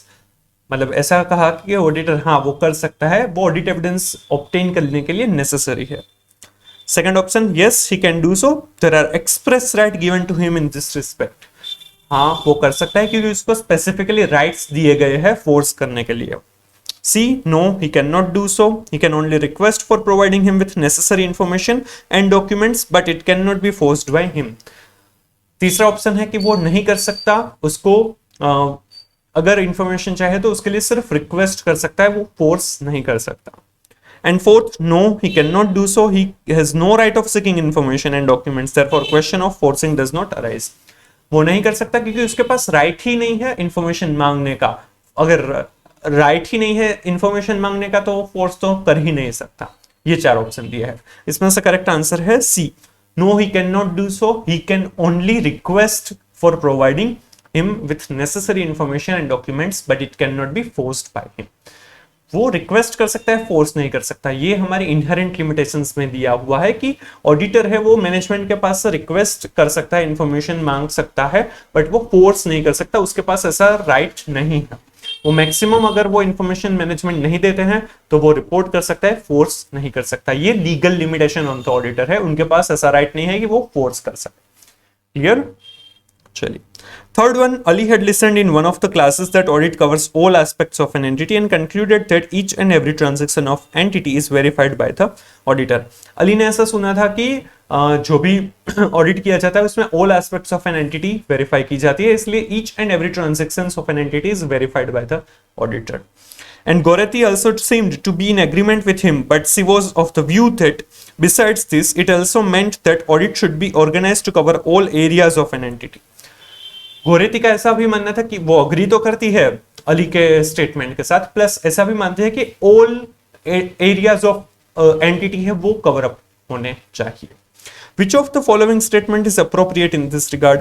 उसका ऑप्शन है only view of Ali is correct, only view of Goreti is correct, views of both Ali and Goreti are correct, views of both Ali and Goreti are incorrect. Ali का ऐसा मानना है कि all aspects of entity cover up की जाती है ऑडिट में, तो each and every transaction of entity verify किया जाता है, बट एक्चुअली ये गलत है क्योंकि all aspects relevant to financial statement cover up हो जाती है, but each and every transaction हम वेरीफाई नहीं करते, हम सैंपल बेसिस पर ही ऑडिट करते हैं, राइट। तो अली का जो स्टेटमेंट है वो तो गलत है। गोरेती का ऐसा मानना है कि अली जो कह रहा है वो सही है, plus all areas of entity है वो कवर अप किए जाते हैं, बट एक्चुअल में all areas of entity cover up नहीं करते, जो फाइनेंशियल स्टेटमेंट रिलेवेंट है वही करेंगे। जैसे अगर ऑर्गेनाइजेशन में क्वालिटी चेक वाला अगर कोई एरिया है तो उसमें क्वालिटी चेक करते हैं वो बराबर है या नहीं, या फिर उनका कोई ऐसा है कि जहां पर वो एक्चुअल में डिजाइनिंग वगैरह करते हैं, प्रोडक्ट कैसी होगी उसकी रेसिपी वगैरह कुछ बनाते हैं, तो वो हमारे लिए कुछ काम का नहीं है। फाइनेंशियल स्टेटमेंट के रिलेवेंट जो भी एरियाज है सिर्फ वही हम देखेंगे, राइट। तो यहां पर जो आंसर आएगा वो होगा view of both Ali and Goreti are incorrect, दोनों के ही गलत है। चलिए, फोर्थ क्वेश्चन है all of them also discussed about benefits of auditing, which of the following is not a likely benefit of auditing. उन्होंने बेनिफिट्स ऑफ ऑडिट भी discuss किए हुए, तो इसमें से कौन सा बेनिफिट नहीं है। First one, since auditing is connected to future events, audited information can be easily relied upon by users. Audit है वो फ्यूचर इवेंट्स के लिए है, तो इंफॉर्मेशन जो भी ऑडिटेड इंफॉर्मेशन है उसके ऊपर यूजर्स इजीली रिलाई कर सकते हैं। सेकंड, एरर्स और frauds may be discovered during audit. Third, government authorities can make use of audited accounts for different purposes. It can help in bringing out deficiencies in maintenance of financial records. यहाँ पर जो सही answer होगा वो ए होगा कि future events के बारे में हम चेक नहीं करते कि फ्यूचर इवेंट्स में भी ऐसा ही होगा, उसके बारे में हम कभी भी कोई भी एश्योरेंस नहीं देते हैं। जो हमारे पास अभी इंफॉर्मेशन अवेलेबल है उसके बेसिस पर हम ऑडिट करते हैं। हिस्टोरिकल फाइनेंशियल इंफॉर्मेशन का ऑडिट किया जाता है, उसके फ्यूचर गोइंग कंसर्न देखते हैं, बाकी फ्यूचर इवेंट्स के बारे में हमें कोई भी गारंटी नहीं देते हैं, राइट। इसीलिए जो ए आंसर है, ए ऑप्शन दिया है वो गलत है, बाकी तीनों है वो बेनिफिट्स ऑफ ऑडिट है। And the last question is, Goretti told her friends that she had read a news report about how a company had misled its auditor by producing some fabricated documents. Which of the following statements seem to appropriate in this regard? गोरेती ने कुछ newspaper में देखा कि auditor को mislead किया गया है fabricated documents देकर, राइट। तो इसके लिए नीचे जो ऑप्शन दिए गए हैं उसमें से कौन सा सही है, अप्रोप्रिएट है, वो हमें बताना है। It was wrong on the part of auditor to rely upon fabricated documents. He must have discovered it as the same falls within the scope of his duties. ये ऑडिटर की गलती है कि उन्होंने फैब्रिकेटेड डॉक्यूमेंट्स पर trust कर लिया, right. उसको डिस्कवर कर ही लेना चाहिए क्योंकि वो उसका स्कोप का पार्ट है। Although it was wrong on the part of auditor to rely upon fabricated documents, he cannot do anything in the matter. He has to report on the basis of documents provided to him. He has no duty in this regard. उनको भले ही auditor को fabricated documents दिए गए हैं, right, तो वो उसके लिए कुछ भी नहीं कर सकता, उसको बस रिपोर्ट करना रहेगा। मतलब कि उनको रिपोर्ट जो भी मिला है बेसिस ऑफ डॉक्यूमेंट्स के बेसिस पर जो भी चीज मिली है उसके ऊपर रिपोर्ट करना रहेगा, उसकी इस बारे में कोई भी ड्यूटी नहीं है। C. Auditor has to conduct audit by exercising professional skill, but he is not an expert in discovering genuineness of documents. Hence, management consisting of dishonest person may have led him to rely upon fabricated documents deliberately. Auditor है, उसके professional skills उनको exercise करनी है, but वो documents की genuineness verify नहीं कर सकता, इसलिए मैनेजमेंट में कुछ गलत लोग हो सकते हैं, तो डेलिबरेटली ऑडिटर को वो चीज पर रिलाई करवाने की ट्राई कर सकते हैं। Last, management cannot mislead auditor due to high level of knowledge and expertise possessed by him. Above is an outlier case, one of the rare odd cases. Last one is कि management है वो कभी ऐसा कुछ गलत कर ही नहीं सकता है, क्योंकि वो उसके पास एक्सपर्टीज हो सकती है, वो नॉलेज होगा, तो वो कुछ गलत करेंगे ही नहीं, ये तो रेयर केस है। बट एक्चुअल में यहाँ पर क्या आंसर आएगा, आंसर सी आएगा। एक तो ऑडिटर की तो रिस्पॉन्सिबिलिटी है ही नहीं कि फैब्रिकेटेड डॉक्यूमेंट्स की जेन्युइननेस चेक करें, क्योंकि वो इनहेरेंट लिमिटेशन है। ऑडिटर है वो एक्सपर्ट नहीं है, इसलिए वो स्कोप में भी कवर अप नहीं होता है, और वो इनहेरेंट लिमिटेशंस भी हमने पढ़ा था कि वो इनहेरेंट लिमिटेशन है ऑडिटर की, ऑडिट प्रोसीजर की, इसीलिए वो कभी भी चेक नहीं कर पाएगा। तो जो आंसर ए है वो तो पॉसिबल नहीं है। सेकंड, उसकी ड्यूटी तो है, अगर उसको पता चल जाता है तो वो रिपोर्ट कर सकता है, बाकी उसके ऊपर रिलाई करना जरूरी नहीं है। और यहाँ पर जो थर्ड है वो मोस्ट अप्रोप्रिएट है, क्योंकि ऑडिटर है उसकी एक्सपर्टीज ही नहीं है कि वो जेन्युइननेस चेक कर पाए, और मैनेजमेंट है वो डेलिबरेटली ऐसा कुछ कर सकता है। और ये फोर्थ भी पॉसिबल नहीं है, क्योंकि मैनेजमेंट ऐसा कुछ गलत तो कर सकता है, वो एक्सपर्ट है या फिर नॉलेजेबल है, उस वजह से कुछ गलत नहीं कर सकते, ऐसा नहीं मान सकते, राइट। तो आंसर सी यहाँ पर आएगा। तो ये था case study 1 from chapter 1। Hope you are clear with it. काफी अच्छे क्वेश्चंस दे गए हैं, और अब ऐसे केस स्टडीज नहीं है कि जिसमें सीधा ही आप एमसीक्यू देखेंगे, क्वेश्चन देखेंगे और आपको आंसर आ जाएगा, क्योंकि कुछ कुछ चीजें ऐसी है जिसके लिए आपको पूरा ही केस स्टडी अच्छे से पढ़ना पड़ेगा, समझना भी पड़ेगा। आगे और भी केस स्टडीज आएंगे तो उसमें ये ज्यादा ये पॉइंट कवर अप किए गए हैं, तो ये अच्छे क्वेश्चंस बनाए हैं। अगर ऐसे ही क्वेश्चंस पूछेंगे तो इसमें स्किल्स भी अच्छे से चेक कर पाएंगे, जो रिजल्ट आएगा वो ज्यादा इफेक्टिव रहेगा। इसमें हम डिस्कस करने वाले हैं meaning and elements of assurance engagement. ये ओल्ड कोर्स में नहीं दिया हुआ था, ये यहीं पर दिया हुआ है, तो वो समझते हैं। समझने के लिए थोड़ा सा है इंपॉर्टेंट, बाकी काफी इजी पार्ट है। चलिए, हमारा जो पूरा सब्जेक्ट है वो ऑडिट है, राइट, बट ऑडिट के साथ और भी कुछ अश्योरेंस एंगेजमेंट है वो सीए प्रैक्टिस प्रोवाइड कर सकते हैं। तो वो अश्योरेंस एंगेजमेंट क्या होती है वही यहां पर हमें समझना रहेगा। ये आपको दिया हुआ है पेज नंबर 1.22 के ऊपर। ये जो टेस्ट योर अंडरस्टैंडिंग करके जो क्वेश्चंस दिए हुए हैं उसके लिए भी अलग से पार्ट रहेगा, तो उसमें हम डिस्कस करेंगे। तो चलिए, मीनिंग ऑफ अश्योरेंस एंगेजमेंट हम समझते हैं। Assurance engagement means an engagement in which a practitioner expresses a conclusion designed to enhance the degree of confidence of the intended users other than the responsible party about the outcome of the evaluation or measurement of a subject matter against criteria. Assurance engagement मतलब ऐसी engagement का मतलब हमने देखा था कि कोई agreement हो रहा है, कुछ डिसाइड हो रहा है कि ये काम करना है, वो agreement in which practitioner, practitioner मतलब कि सीए इन प्रैक्टिस, हम जनरली वर्ड जो यूज करते हैं वो होता है ऑडिटर, राइट, बट ऑडिटर है वो नैरोअर वर्ड है देन प्रैक्टिशनर। प्रैक्टिशनर का मतलब सीए इन प्रैक्टिस, जो ऑडिट कर रहा है या फिर और कोई भी एश्योरेंस एंगेजमेंट प्रोवाइड कर रहा है वो प्रैक्टिशनर हो जाएगा। तो सीए इन प्रैक्टिस जो भी है, express a conclusion designed to enhance the degree of confidence. Conclusion जो एक्सप्रेस करता है, मतलब कि ओपिनियन हो सकता है, जैसे ऑडिट ओपिनियन होते हैं तो वो एक्सप्रेस करता है to enhance the degree of confidence of the intended users. जो भी इंफॉर्मेशन का चेक करके उसके ऊपर हम अश्योरेंस दे रहे हैं, राइट, उसके जो इंटेंडेड यूजर्स है उनका कॉन्फिडेंस बढ़ा रहा है। यहां पर इंटेंडेड यूजर्स का अगर हम एग्जांपल अगर सोचे तो वो शेयर होल्डर्स हो सकता है, क्योंकि शेयर होल्डर से उनको कंपनी के financial statements, audited financial statements के ऊपर कॉन्फिडेंस चाहिए, इसीलिए ऑडिटेड रिपोर्ट पर वो ऑडिटेड रिपोर्ट पर वो ट्रस्ट करते हैं, राइट। तो शेयर होल्डर्स इंटेंडेड यूजर्स हो सकता है, गवर्नमेंट हो गए, फिर जो भी लेंडर है, बैंक वगैरह है, तो वो भी इंटेंडेड यूजर्स हो सकते हैं। Other than the responsible party, responsible party में हम एग्जाम्पल के तौर पर मैनेजमेंट ले सकते हैं, क्योंकि management is responsible for the preparation and presentation of financial statement. तो रिस्पॉन्सिबल पार्टी का एग्जाम्पल मैनेजमेंट हो सकता है कि जो फाइनेंशियल स्टेटमेंट्स प्रिपेयर करते हैं और उन्हीं का कंट्रोल रहता है। तो जो रिस्पॉन्सिबल पार्टी है उनके अलावा जो इंटेंडेड यूजर्स है which can be share holders, right, तो उनके कॉन्फिडेंस को बढ़ाने के लिए होता है about the outcome of the evaluation और measurement of subject matter. Subject matter यहां पर हो सकता है एग्जाम्पल के तौर पे फाइनेंशियल स्टेटमेंट, फाइनेंशियल स्टेटमेंट्स का ऑडिट किया जाता है, राइट। तो फाइनेंशियल स्टेटमेंट सब्जेक्ट मैटर होती है अगेंस्ट क्राइटेरिया, क्राइटेरिया है वो applicable FRF financial reporting framework हो सकता है, एस इंडेस हो गया या फिर स्टैंडर्ड जोन ऑडिटिंग हो गई। तो ये सारे क्राइटेरिया हो गए कि इसके सामने वो बराबर है या नहीं, लो रेगुलेशन के बराबर के से बराबर हुआ है या नहीं, वो सारी चीजें यहां पर हम देखेंगे।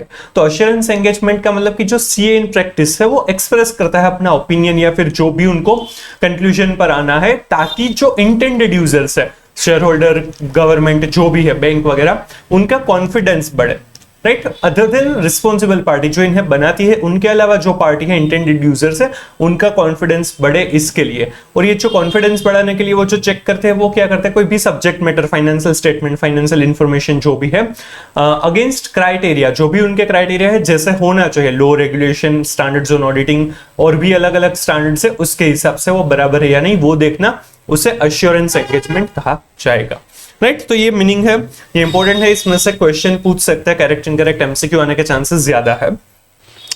It means that practitioner gives an opinion about specific information due to which users of information are able to make confident decisions, knowing well that chance of information being incorrect is diminished. अगर किसी CA in practice ने अगर वो check की है information और उसके basis पर कुछ भी ओपिनियन दिया है, कंक्लूजन पर आए हुए हैं, तो जो यूजर्स है वो उसके ऊपर ट्रस्ट कर सकते हैं, उनको उसमें गलत होने के चांसेस जो थे वो उनके कम हो जाएंगे, राइट, उसके ऊपर ट्रस्ट बढ़ जाएगा। उसके एलिमेंट्स दिए हैं, जो हमने मीनिंग समझा है उसी के बेसिस पर एलिमेंट्स है, तो वो फटाफट देख लेते हैं, काफी इजी है। फर्स्ट जो एलिमेंट है, three party relationship involving a practitioner, a responsible party and intended users. इसमें तीन पार्टी रिलेशनशिप है, प्रैक्टिशनर है, रिस्पॉन्सिबल पार्टी और इंटेंडेड यूजर्स है। N assurance engagement involves above said three parties. A practitioner is a person who provides the assurance. The term practitioner is broader than auditor, right? क्योंकि पूरे ही C N practice को cover किया जा रहा है। Auditor तो जो एक ऑडिट कर रहा है कोई भी ऑर्गेनाइजेशन का, उसे ही ऑडिटर कहा जाएगा। Audit is related to historical financial information, whereas practitioner may provide assurance not necessarily related to historical financial information. जो ऑडिटर है वो तो historical financial information को चेक करता है, उसका ऑडिट करता है, पर practitioner है वो other than historical financial information भी हो सकती है, उसको भी वो चेक कर सकता है। वो क्या होगी, ये अलग टाइप के assurance engagements क्या है, वो हम नेक्स्ट पार्ट में डिस्कस करने वाले हैं इन डिटेल। चलिए तो सीए मतलब प्रैक्टिशनर है वो ब्रॉडर टर्म है than auditor. Second party, a responsible party is the party responsible for preparation of subject matter. जो भी सब्जेक्ट मैटर है उनको प्रिपेयर करने के लिए, जैसे कि मैनेजमेंट है वो फाइनेंशियल स्टेटमेंट्स प्रिपेयर करते हैं in the case of company, तो वो रिस्पॉन्सिबल पार्टी बन जाएंगे। Intended users are the persons for whom an assurance report is prepared. These persons may use the report in making decisions. जो intended users है वो जो subject matter है वो जो report है उनके basis पर अपने decisions बनाते हैं, जैसे कि shareholders हो गए, government हो गए, bank lenders जो भी है वो सारे इसमें आएंगे. Second element है an appropriate subject matter. It refers to the information to be examined by the practitioner. For example, financial information contained in financial statements while conducting audit of financial statements. तो financial information, financial statements है वो subject matter हो गई कि जिसको check किया जाएगा. Suitable criteria, this refers to benchmarks used to evaluate the subject matter like standards, guidance, laws, rules and regulations. Simple. Then sufficient appropriate audit evidence और sufficient appropriate evidence, क्योंकि यहाँ पर सिर्फ ऑडिट नहीं, ऑडिट के अलावा भी एश्योरेंस एंगेजमेंट्स यहाँ पर कवर अप होगी. तो यहाँ पर सफिशिएंट अप्रोप्रिएट एविडेंसेस लिए जाएंगे कि जिसके बेसिस पर हम कंक्लूजन पर आएंगे और एश्योरेंस रिपोर्ट हम सबमिट करेंगे. The practitioner performs an assurance engagement to obtain sufficient appropriate evidence. It is on the basis of evidence that conclusions are arrived and opinion is formed by auditor. Sufficient appropriate evidences लिए हैं और उसके basis पर ही opinion पर आए हैं. Sufficient relates to quantity of evidence obtained by auditor. Appropriate relates to quality of evidence obtained by auditor. कितना quantity में चाहिए तो वो सफिशिएंट एविडेंसेस बन जाएंगे और किस क्वालिटी का चाहे तो वो अप्रोप्रिएट, दोनों ही होने चाहिए. मतलब कि अगर आपको परचेस वेरीफाई करना है कि वो बराबर है या नहीं, और आप सोच रहे हो कि 1000 इनवॉइसेस है तो उसमें से 100 इनवॉइसेस आपको वेरीफाई करने हैं, मतलब 10% टोटल जो भी वैल्यू है उनके 10% अगर आपको वेरीफाई करना है तो वो आपके लिए सफिशिएंट एविडेंसेस बन जाएंगे. और वो एविडेंसेस है वो सही होने चाहिए, ओरिजिनल होने चाहिए, सारे ही इनवॉइस ओरिजिनल होने चाहिए. उसके लिए आपको परचेज इनवॉइस के साथ चलान्स वगैरह चाहिए, ई-वे बिल चाहिए, तो वो अप्रोप्रिएट हो जाएंगे कि क्वालिटी ऐसी होनी चाहिए, राइट. तो वो सफिशिएंट और अप्रोप्रिएट एविडेंसेस होने चाहिए. One evidence may be providing more comfort to auditor than the other evidence. हो सकता है कि एक एविडेंस से ज्यादा दूसरा एविडेंस है वो ज्यादा कंफर्ट दे रहा है, ज्यादा सेटिस्फैक्टरी है. The evidence providing more comfort is qualitative and therefore appropriate. जिस एविडेंस को देखकर आपको ज्यादा कंफर्ट आ रहा है वो क्वालिटी है, वो अप्रोप्रिएट कहलाया जाएगा.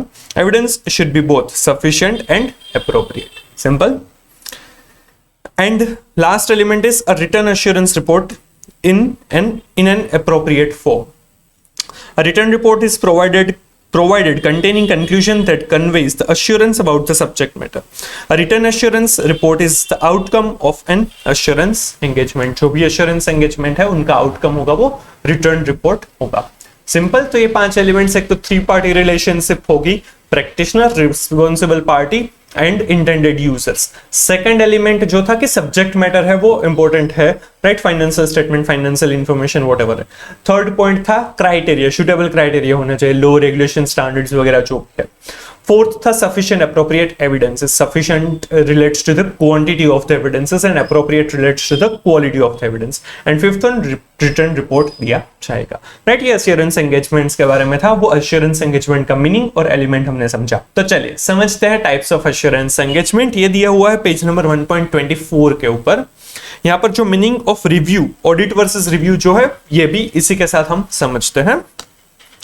ऑडिट जो है उसमें हमें फाइनेंशियल स्टेटमेंट, ऑडिट क्या है वो हमने समझा था, राइट. उसका मीनिंग देखा था, उसका ऑब्जेक्टिव्स वगैरह देखे. ऑडिट में हमें क्या करना है, रीजनेबल एश्योरेंस लेना है कि जो फाइनेंशियल स्टेटमेंट में जो भी चीज दिखाई हुई है वो फ्री फ्रॉम मटेरियल मिसस्टेटमेंट है या नहीं, and financial statements are prepared in accordance with applicable financial reporting framework और नॉट, राइट. वो हमें देखना रहता है. उसके लिए हमें सफिशिएंट अप्रोप्रिएट ऑडिट एविडेंसेस लेने रहेंगे और उसके बेसिस पर हम अपने रीजनेबल एश्योरेंस के बेसिस पर अपना ओपिनियन देंगे, अनमॉडिफाइड या फिर मॉडिफाइड ओपिनियन. ये पूरे ईयर के लिए जनरली रहता है.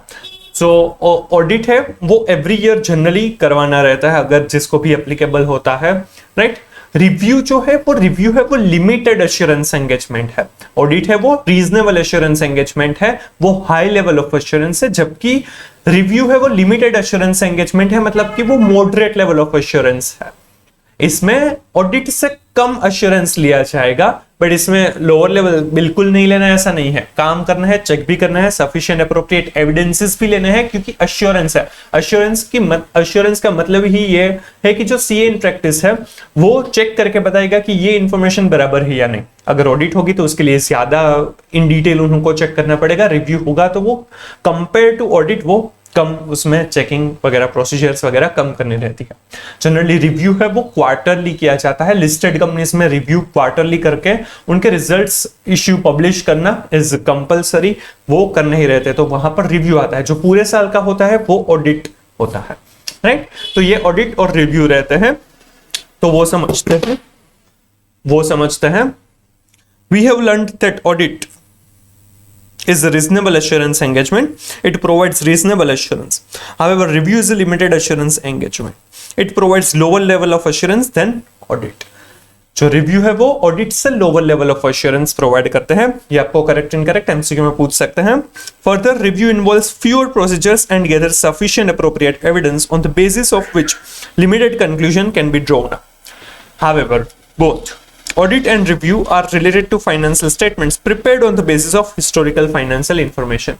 But audit और review दोनों ही किया जाता है किसका? historical financial information, मतलब कि जो past period में हो गया है उसी को चेक किया जाता है, both in audit and review.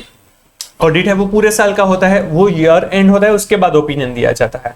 और जो रिव्यू है वो क्वार्टर या फिर जो भी पीरियड के लिए ये कर रहे हैं तो वो पीरियड खत्म हो जाने के बाद किया जाएगा, राइट। तो दोनों ही हिस्टोरिकल फाइनेंशियल इंफॉर्मेशन के लिए ही किया जाता है। Types of assurance engagements, reasonable assurance engagement versus limited assurance engagement, right. As already discussed, assurance engagement provides assurance to users. The difference is of the degree. किस degree का assurance दिया जाता है? Reasonable assurance engagement like audit provides reasonable assurance which is high level of assurance. Limited assurance engagement like review provides lower level of assurance than audit. It is only moderate level of assurance. Simple? चलिए, इसका difference दिया है, ये difference important है, ये descriptive question में पूछ सकते हैं, इसमें से करेक्ट इनकरेक्ट और एमसीक्यूज भी बन सकते हैं। तो ये जो दोनों ही पैराग्राफ है वो आपको पढ़ने चाहिए, एग्जाम में भी आ सकते हैं, राइट। और यहाँ पर जो डिफरेंस दिया है वो भी इंपॉर्टेंट है। Reasonable assurance engagement versus limited assurance engagement. Reasonable assurance engagement provides high level of assurance, whereas limited assurance engagement provides lower level of assurance than reasonable assurance engagement. Lower level, lower to audit या फिर reasonable assurance से lower level होता है, but वो moderate level of assurance है, moderate level of assurance रहेगा। reasonable assurance से कम होगा, but एकदम lower level का नहीं होगा। It performs elaborate and extensive procedure to obtain sufficient appropriate evidences, while limited assurance engagement it performs fewer procedure as compared to reasonable assurance engagement, क्योंकि वो lower level of assurance है। It draws reasonable conclusion on the basis of sufficient appropriate evidence, while limited assurance engagement it involves obtaining sufficient appropriate evidence to draw limited conclusion, right। इसमें limited assurance engagement में limited conclusions के लिए किया जाता है। Example of reasonable assurance engagement is an audit engagement, while example of limited assurance engagement is review engagement. Simple। तो ये जो ऑडिट है उसके लिए, मतलब कि रीजनेबल एश्योरेंस एंगेजमेंट में जो ऑडिट किया जाता है उसके लिए स्टैंडर्ड्स ऑन ऑडिटिंग एप्लीकेबल है। एसए में से हमने एसए 200 भी हमने समझा था, राइट।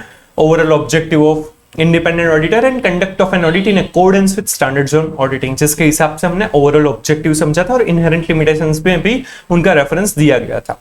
और जो लिमिटेड एश्योरेंस एंगेजमेंट है उसके लिए, उसका एग्जांपल है रिव्यू, तो उसके लिए है standards on review engagement, right. उसके लिए भी स्टैंडर्ड्स दिए हुए हैं, वो आपके सिलेबस में नहीं है, वो सीए फाइनल में पढ़ाया जाता है, राइट।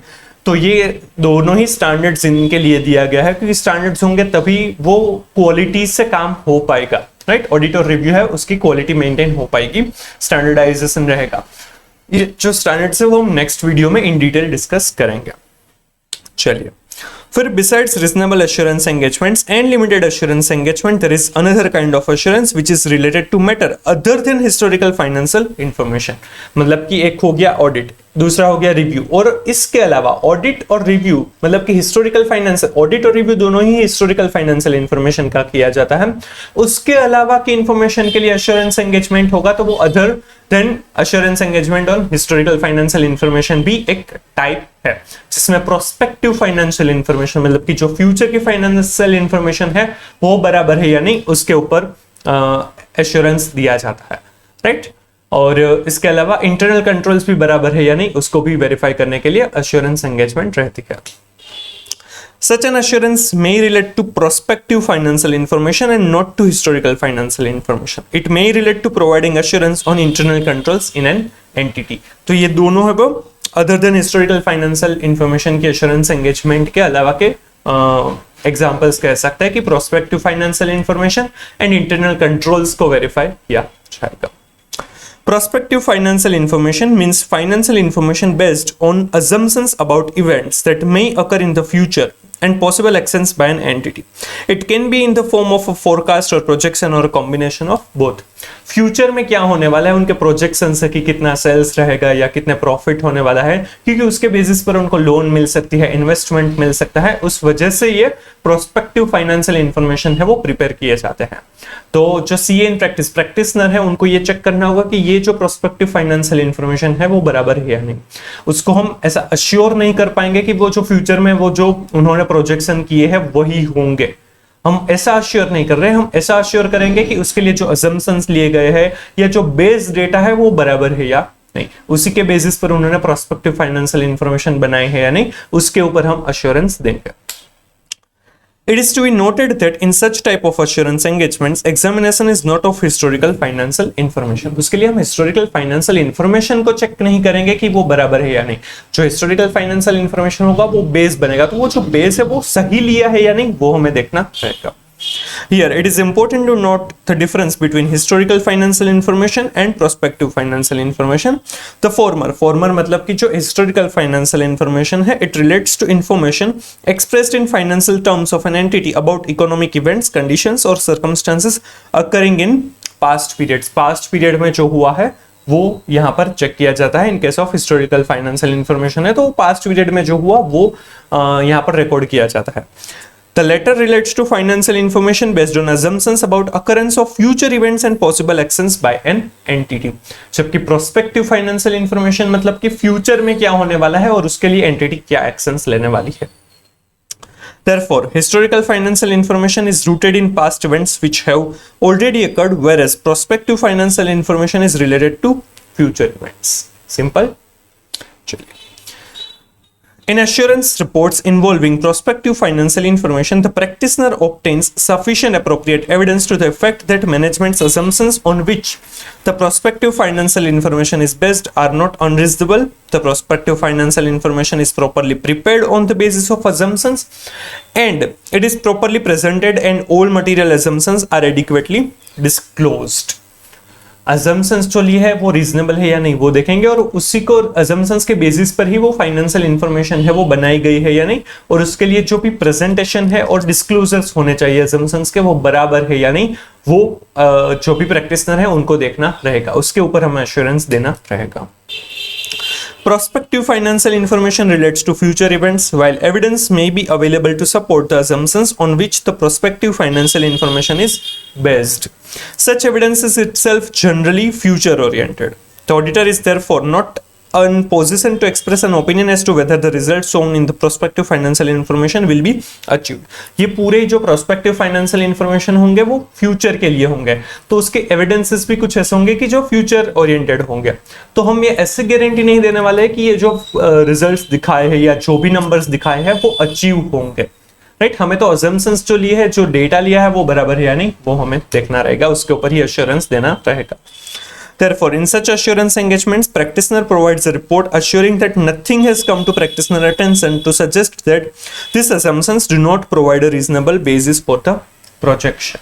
वो जो assumptions लेते हैं उसमें कोई भी प्रॉब्लम नहीं है, उसके ऊपर हमें assurance देना रहेगा। Hence, such type of assurance engagement provides only moderate level of assurance. ये सिर्फ moderate level of assurance देंगे, high level of assurance सिर्फ audit में मिलेगा, review और assurance engagement other than historical financial information वाले जो दोनों चीज है, उन दोनों में ही मॉडरेट लेवल ऑफ अश्योरेंस होगा, that is lower assurance than reasonable assurance, या फिर ऑडिट से लोअर लेवल ऑफ अश्योरेंस उसमें मिलेगा।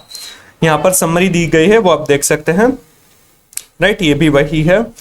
तो ये थे टाइप्स ऑफ अश्योरेंस एंगेजमेंट। ये पूरा इंपॉर्टेंट है, ये प्रीवियस मतलब कि ओल्ड कोर्स में नहीं दिया हुआ था, तो यहाँ पर पूछने के चांसेस बढ़ जाएंगे, राइट। चलिए, फिर ये क्वालिटीज ऑफ ऑडिटर है, वो आप स्किप कर सकते हैं, ये पढ़ने की जरूरत नहीं है, पूछने के चांसेस नहीं है इसके। तो चलिए डिस्कस करते हैं engagement and quality control standards. Engagement standards और क्वालिटी कंट्रोल स्टैंडर्ड्स, दो टाइप के स्टैंडर्ड्स है, वो इंस्टीट्यूट ICAI ने इश्यू किए हुए हैं। ऑडिट वगैरह जो है, तो ऑडिट के लिए हम स्टैंडर्ड्स ऑन ऑडिटिंग यूज करते हैं, जिस वजह से जो ऑडिट है उसकी क्वालिटी मेंटेन हो पाए। अलग अलग ऑडिटर भी ऑडिट करें, फिर भी वो जो सेम क्वालिटी ऑफ ऑडिट जैसी होनी चाहिए वो मेंटेन हो पाए, ग्लोबली रिकॉग्नाइज्ड हो पाए, यूनिफॉर्मिटी रहे, उस वजह से ये स्टैंडर्ड्स इश्यू किए हुए हैं। जैसे अकाउंटिंग स्टैंडर्ड्स है अकाउंटिंग के लिए, वैसे ही ऑडिटिंग के लिए है standards on auditing. Standards on auditing is one of the example of engagement standard, क्योंकि अलग अलग टाइप की एंगेजमेंट जो है वो CA प्रैक्टिस है वो प्रोवाइड करते हैं, तो उसके लिए अलग अलग स्टैंडर्ड्स इश्यू किए हुए हैं। हमारे सिलेबस में CA के सिलेबस में स्टैंडर्ड्स ऑन ऑडिटिंग ज्यादा पढ़ने के लिए है, बाकी जो स्टैंडर्ड्स है वो CA फाइनल पे पढ़ने रहेंगे। क्वालिटी कंट्रोल स्टैंडर्ड एक ही दिया हुआ है, तो वो भी हमें समझना रहेगा, वो CA इंटर में कवर अप किया गया है, राइट। उसके बारे में ओवरव्यू है वो यहां पर दिया है, तो वो समझते हैं। Engagement and quality control standards and overview, ये आपको पेज नंबर 1.28 ऊपर दिया हुआ है। The following standards issued under authority of ICAI Council are collectively known as engagement standards। यहाँ पर जो 4 स्टैंडर्ड्स दिए हैं वो एंगेजमेंट स्टैंडर्ड्स के अंदर कवर अप होते हैं। First one is standards on auditing which apply in audit of historical financial information.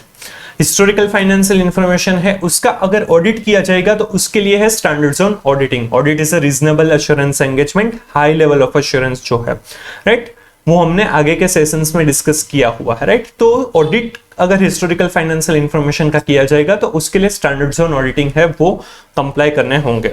Then standards on review engagement SREs which apply in review of historical financial information. Review है वो limited assurance engagement है, lower level of assurance than audit, तो उसके लिए standards on review engagement से वो use किए जाते हैं।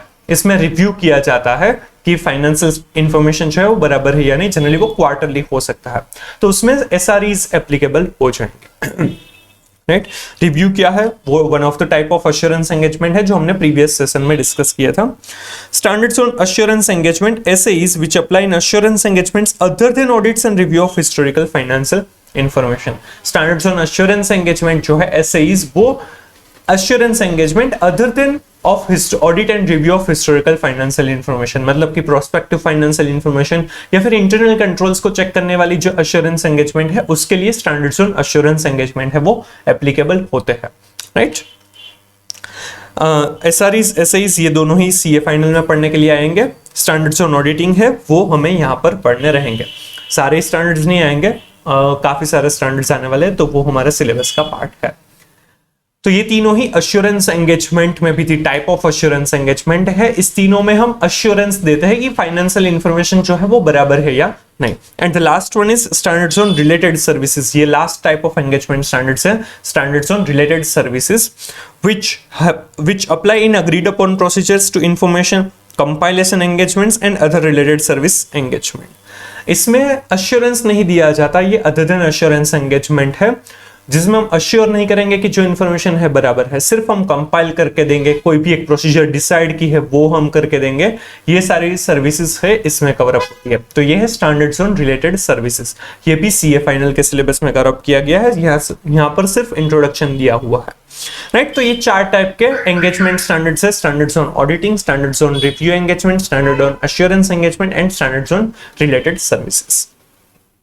The purpose of issue of this standard is to establish high quality standards and guidance in the areas of financial statements, audits and other types of assurance services. Simple. Standards on auditing सबसे पहले समझाया है। Standards on auditing apply in the context of an audit of financial statements by an independent auditor. It is important to remember that standards on auditing apply in audit of historical financial information. This establish high quality benchmarks and are followed by auditors in conducting an audit of financial statement. Financial statements का audit किया जाता है तब standards on auditing है वो apply किया जाता है।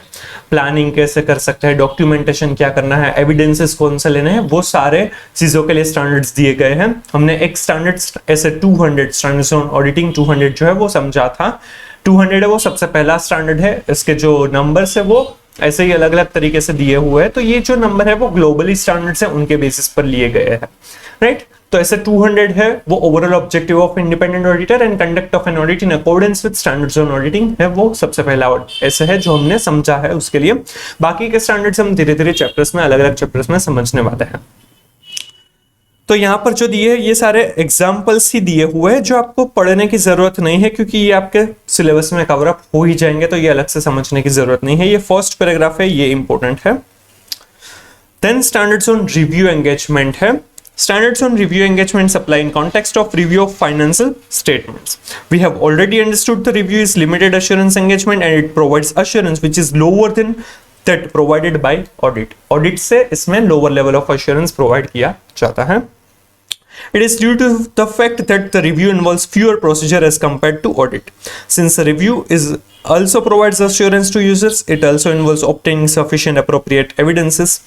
For example, when an auditor performs review of interim financial information of an entity, interim financial information मतलब क्वार्टरली है या 6 मंथली है तो वहां पर रिव्यू एप्लीकेबल हो जाएगा, राइट। उसके लिए यहाँ पर एग्जांपल दिए है रिव्यू एंगेजमेंट के जो स्टैंडर्ड्स हैं वो भी मेरे हिसाब से इतने इंपॉर्टेंट नहीं है क्योंकि इसका सिर्फ नाम पूछने के चांसेस नहीं है क्योंकि इन डिटेल आपको ये समझाया हुआ नहीं है, तो उसके नाम जानकर कुछ मतलब नहीं है। ये पैराग्राफ ज्यादा इंपॉर्टेंट है। It is to be noted that both standards on auditing and standards on review engagements apply to engagements involving historical financial information. Clear? Then standards on assurance engagements. There is another set of standards which apply in assurance engagements dealing with subject matter other than historical financial information. Historical financial information के ऊपर हम assurance engagement लेंगे, उनके अलावा जो assurance engagements है वो यहाँ पर आएगी। उसके लिए standards on assurance engagement ऐसे ही applicable हो जाएंगे। Such assurance engagements do not include audit or review of historical financial information. These standards are known as standards on assurance engagements. For example, an assurance engagement relating to examination of prospective financial information. Prospective financial information जो future में होने वाली है उस financial information के ऊपर अगर उसका अश्योरेंस एंगेजमेंट लेंगे तो वो स्टैंडर्ड्स ऑन अश्योरेंस एंगेजमेंट वहां पर एप्लीकेबल हो जाएंगे। It is to be noted that in such type of assurance engagements, examination is not of historical financial information or engagement may relate to providing assurance regarding non-financial matters like design and operation of internal control in an entity. इसमें internal control के ऊपर भी assurance देने के chances हो सकता है, but other than audit and review of historical financial information यहाँ पर कवर अप होंगे। इसके भी एग्जांपल्स दिए हैं जो इतने इंपॉर्टेंट नहीं है। And last type of standard है, last type of engagement standard है standards on related services. Lastly, there are standards on related services. These standards apply in engagements to perform agreed upon procedures regarding financial information. For example, an engagement to perform agreed upon procedure may require the auditor to perform certain procedures concerning individual items of financial data, say accounts payable, accounts receivable, purchase from related parties, and sales and profits of a segment of an entity or a financial statement, say a balance sheet, or even a complete set of financial statement. यहाँ पर कुछ procedure है वो सिर्फ individual items, individual financial data के लिए या फिर इंडिविजुअल या फिर one of the part of financial statement के लिए किए जाएंगे, तो उसमें ये रिलेटेड सर्विसेज के जो स्टैंडर्ड्स है वो एप्लीकेबल होंगे। An engagement in which practitioner may be called upon to assist management with the preparation and presentation of historical financial information without obtaining assurance on that information. Such type of compilation engagements fall in the category of related services, and practitioner issue a report clearly stating that it is not an assurance engagement and no opinion is being expressed. Related services में कभी भी assurance नहीं लिया जाता, ना ही assurance दिया जाता है। इसके ऊपर हम अश्योरेंस ओपिनियन कुछ ऐसा एक्सप्रेस नहीं करने वाले हैं, वो क्लियरली उसके रिपोर्ट में स्टेट किया जाएगा। ये इंपॉर्टेंट है, ये अच्छे से समझिएगा, क्योंकि यहाँ पर हम चेक नहीं कर रहे कि ये जो फाइनेंशियल इंफॉर्मेशन है वो बराबर है या नहीं। राइट, जो अग्रीड अपॉन प्रोसीजर है वही कर रहे हैं, तो वहां पर standards on related services applicable हो जाएंगे, SRS. This type of services are called related services and standards have been issued to deal with practitioners' responsibilities in this regard. Right, उसके भी एग्जाम्पल यहाँ पर दिए हुए हैं. चलिए ये भी फाइनल लेवल पर समझने रहेंगे. It is to be clearly understood that all the above standards, that is standards on auditing, SS, standards on review engagement, SREs, standards on assurance engagement, SAEs, and standard on related services, SRS, are collectively known as engagement standards. ये चारों ही SA, SREs, SAEs and SRS चारों ही मिलकर क्या उनको माना जाएगा, engagement standards कहा जाएगा. ये इंपॉर्टेंट है, ये आपको करेक्ट इनकरेक्ट एमसीक्यू या फिर डिस्क्रिप्टिव क्वेश्चन में क्वेश्चन बनाने के लिए ये यूज हो सकता है. Engagement standard issued under authority of council of ICAI deal with responsibilities of auditor or practitioner, right? अब ये जो एंगेजमेंट स्टैंडर्ड्स मतलब कि एंगेजमेंट सर्विसेज कोई भी अगर प्रोवाइड कर रहा है, वो जो सीए फर्म है, वो जो सीए प्रैक्टिशनर है, उनको क्वालिटी मेंटेन करनी होगी और वो क्वालिटी मेंटेन करवाने के लिए एक स्टैंडर्ड इश्यू किया गया है, standard on quality control, SQC, right, क्योंकि जो भी एंगेजमेंट सर्विसेज प्रोवाइड कर रहे हैं उसमें क्वालिटी मेंटेन होना जरूरी है, तो वहां पर क्वालिटी को कंट्रोल करने के लिए standards on quality control SQC है. SQC have been issued to establish standards and provide guidance regarding a firm's responsibilities for its system of quality control, for the conduct of audit and review of historical financial information, and for other assurance and related service engagements. SQC1 has been issued in this regard. It requires auditors or practitioners to establish system of quality control so that firm and its personnel comply with professional standards and regulatory and legal requirements, and reports issued are appropriate. SQC1 अगर देंगे तो वो जो भी उनका professional standard से match कर पाएंगे, उनको जो सर्विसेज प्रोवाइड करनी है, उनकी जो रिक्वायरमेंट है, लीगल एंड रेगुलेटरी रिक्वायरमेंट है, रिपोर्ट्स जैसे इश्यू होने चाहिए, वो सारी चीजों पर वो क्वालिटी मेंटेन हो पाएगी. इसके लिए SQC1 है वो इश्यू किया गया है.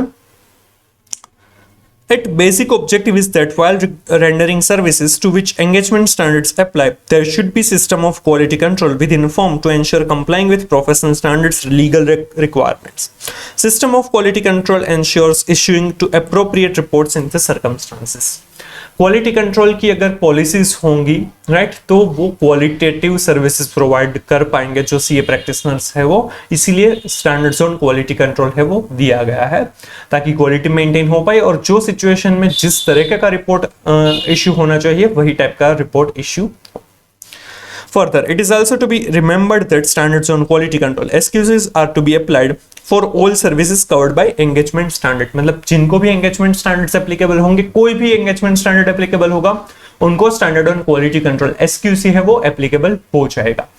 कोई भी टाइप की engagement services में SQC है वो होना चाहिए, उसको अप्लाई करना जरूरी रहेगा. सिंपल. SQC1 जो है वो हमारा सिलेबस का भी पार्ट है, चैप्टर 11 जो चैप्टर 1 के बाद हम डिस्कस करने वाले हैं उसमें वो समझने के लिए आएगा, तो वहां पर हम इन डिटेल डिस्कस करेंगे. इसके बाद मतलब ये अभी इतना इंपॉर्टेंट नहीं है, ये यहाँ पर आप स्किप कर देंगे, सिर्फ समझेंगे तो भी चलेगा, पूरा याद रखने की जरूरत नहीं है. ये जो लास्ट पॉइंट है वो इंपॉर्टेंट है, जो बॉक्स में दिया है वो आपको करेक्ट इनकरेक्ट एमसीक्यू में पूछ सकते हैं. फिर दिया है why are standards needed, standards की रिक्वायरमेंट क्यों है, उसके लिए 5 पॉइंट्स दिए हैं. ये ओल्ड कोर्स में नहीं दिया था, ये न्यू कोर्स में ही दिया है, तो ये क्वेश्चन डिस्क्रिप्टिव क्वेश्चन में पूछ सकते हैं. Standard ensure carrying out of audit against established benchmarks at par with global practices. जो ग्लोबल प्रैक्टिसेस है उसके साथ उसके क्वालिटी को मैच करने के लिए ये स्टैंडर्ड्स है वो दिए गए हैं, तो उनसे हम क्वालिटी मैच कर पाएंगे. Standards improve quality of financial reporting, thereby helping users to make diligent decisions.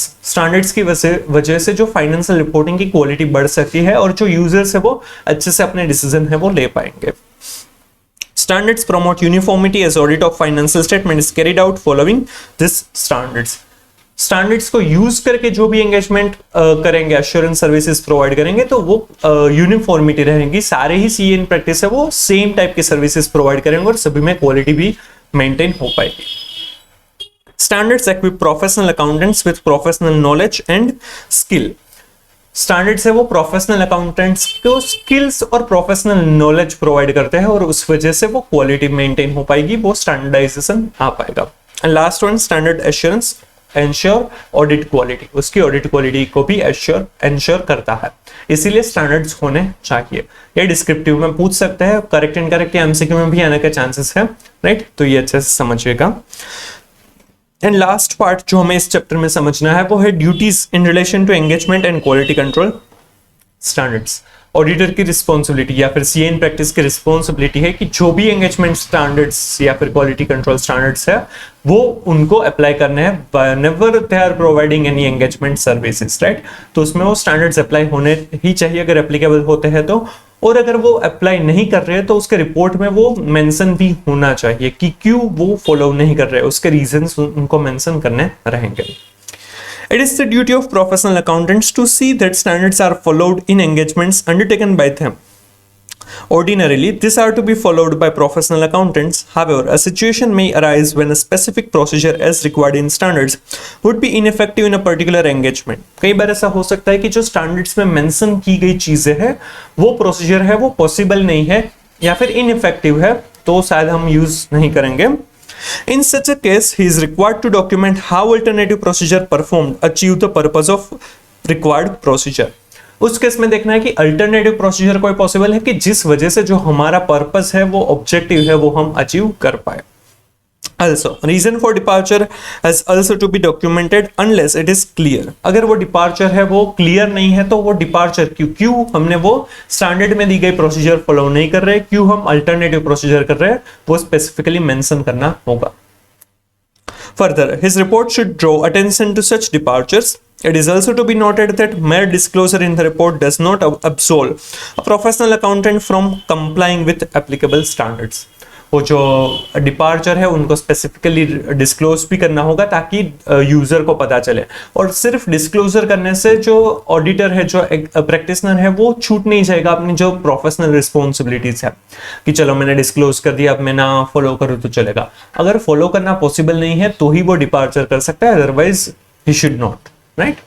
तो ये यहाँ पर दिया गया है, ये भी आपको करेक्ट इनकरेक्ट एमसीक्यू या फिर डिस्क्रिप्टिव क्वेश्चन इनसे बन सकता है, राइट। तो ये भी इंपॉर्टेंट है। तो ये types of engagement and quality control standards थे। एंगेजमेंट स्टैंडर्ड्स में स्टैंडर्ड्स ऑन ऑडिटिंग, एसएस जो audit of historical financial information में एप्लीकेबल है, स्टैंडर्ड्स ऑन रिव्यू एंगेजमेंट जो review of historical financial information में एप्लीकेबल है, स्टैंडर्ड ऑन अश्योरेंस एंगेजमेंट जो assurance engagement other than audit and review of historical financial information में applicable है, and standards on related services जो agreed upon procedure compilation वगैरह में applicable है। ये सारे ही एंगेजमेंट स्टैंडर्ड्स है। इसके ऊपर एप्लीकेबल है standards on quality control, right. तो ये सारे स्टैंडर्ड्स है। Hope you are clear with it. इसमें हम डिस्कस करने वाले हैं टेस्ट योर अंडरस्टैंडिंग के क्वेश्चंस, जो 6 क्वेश्चंस दिए हैं चैप्टर 1 के अंदर। वो टेस्ट योर अंडरस्टैंडिंग जो है वो अब न्यूली इंट्रोड्यूस किया गया है in the new ICI modules, new course की जो मॉड्यूल्स है उसमें। इसमें प्रैक्टिकल क्वेश्चंस दिए हैं, ये काफी अच्छे क्वेश्चंस है। अगर ऐसे क्वेश्चंस पूछेंगे एग्जाम में तो ये थोड़ा सा डिफिकल्ट भी हो सकता है, और ये दिए हैं तो चांसेस भी है कि पूछेंगे, राइट। तो चलिए वो समझते हैं। टेस्ट योर अंडरस्टैंडिंग 1 जो है वो आपको पेज नंबर 1.13 पर दिया हुआ है, right. Lalji Bhai has purchased shares of a company listed on NSE. The audited financial statements of the company provide picture of healthy financial performance having robust turnover, low debt and good profits. Lalji भाई ने किसी listed companies के shares purchase किए हैं और वो जो company के रिजल्ट्स आए हैं वो काफी हेल्दी परफॉर्मेंस दिखा रहा है, टर्नओवर भी अच्छा है, प्रॉफिट भी हो रहा है, राइट, डेट भी नहीं है, राइट। तो ओवरऑल जो परफॉर्मेंस है वो अच्छा है। On above basis, he is absolutely satisfied that money invested by him is safe and there is no chance of losing his money. और ये देखकर उसे ऐसा ट्रस्ट आ रहा है कि उसके मनी जो इन्वेस्ट किए हैं वो सही सलामत है और इसमें से कभी लॉस नहीं होगा। Do audited results and audit report of companies provide such assurance to investors like Lalji Bhai? Is thinking of Lalji Bhai correct? क्या वो लालजी भाई जो सोच रहे हैं वो सही है या नहीं? ऑडिट रिपोर्ट या ऑडिटेड फाइनेंशियल स्टेटमेंट्स क्या ऐसा एश्योरेंस देते हैं?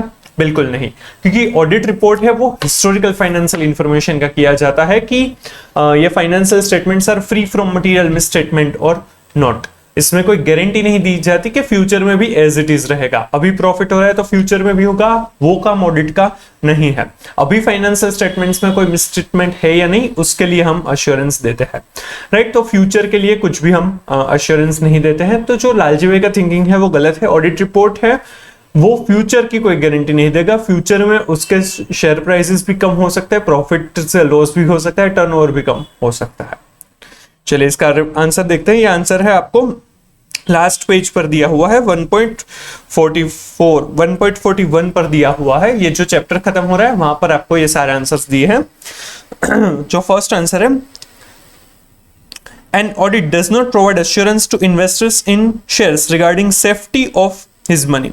Share prices of securities are affected by range of factors.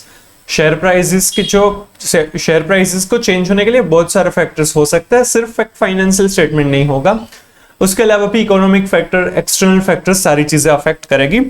An audit only provides reasonable assurance that financial statements are free from material misstatement whether due to fraud or error. Hence thinking of लालची भाई is not correct. Simple.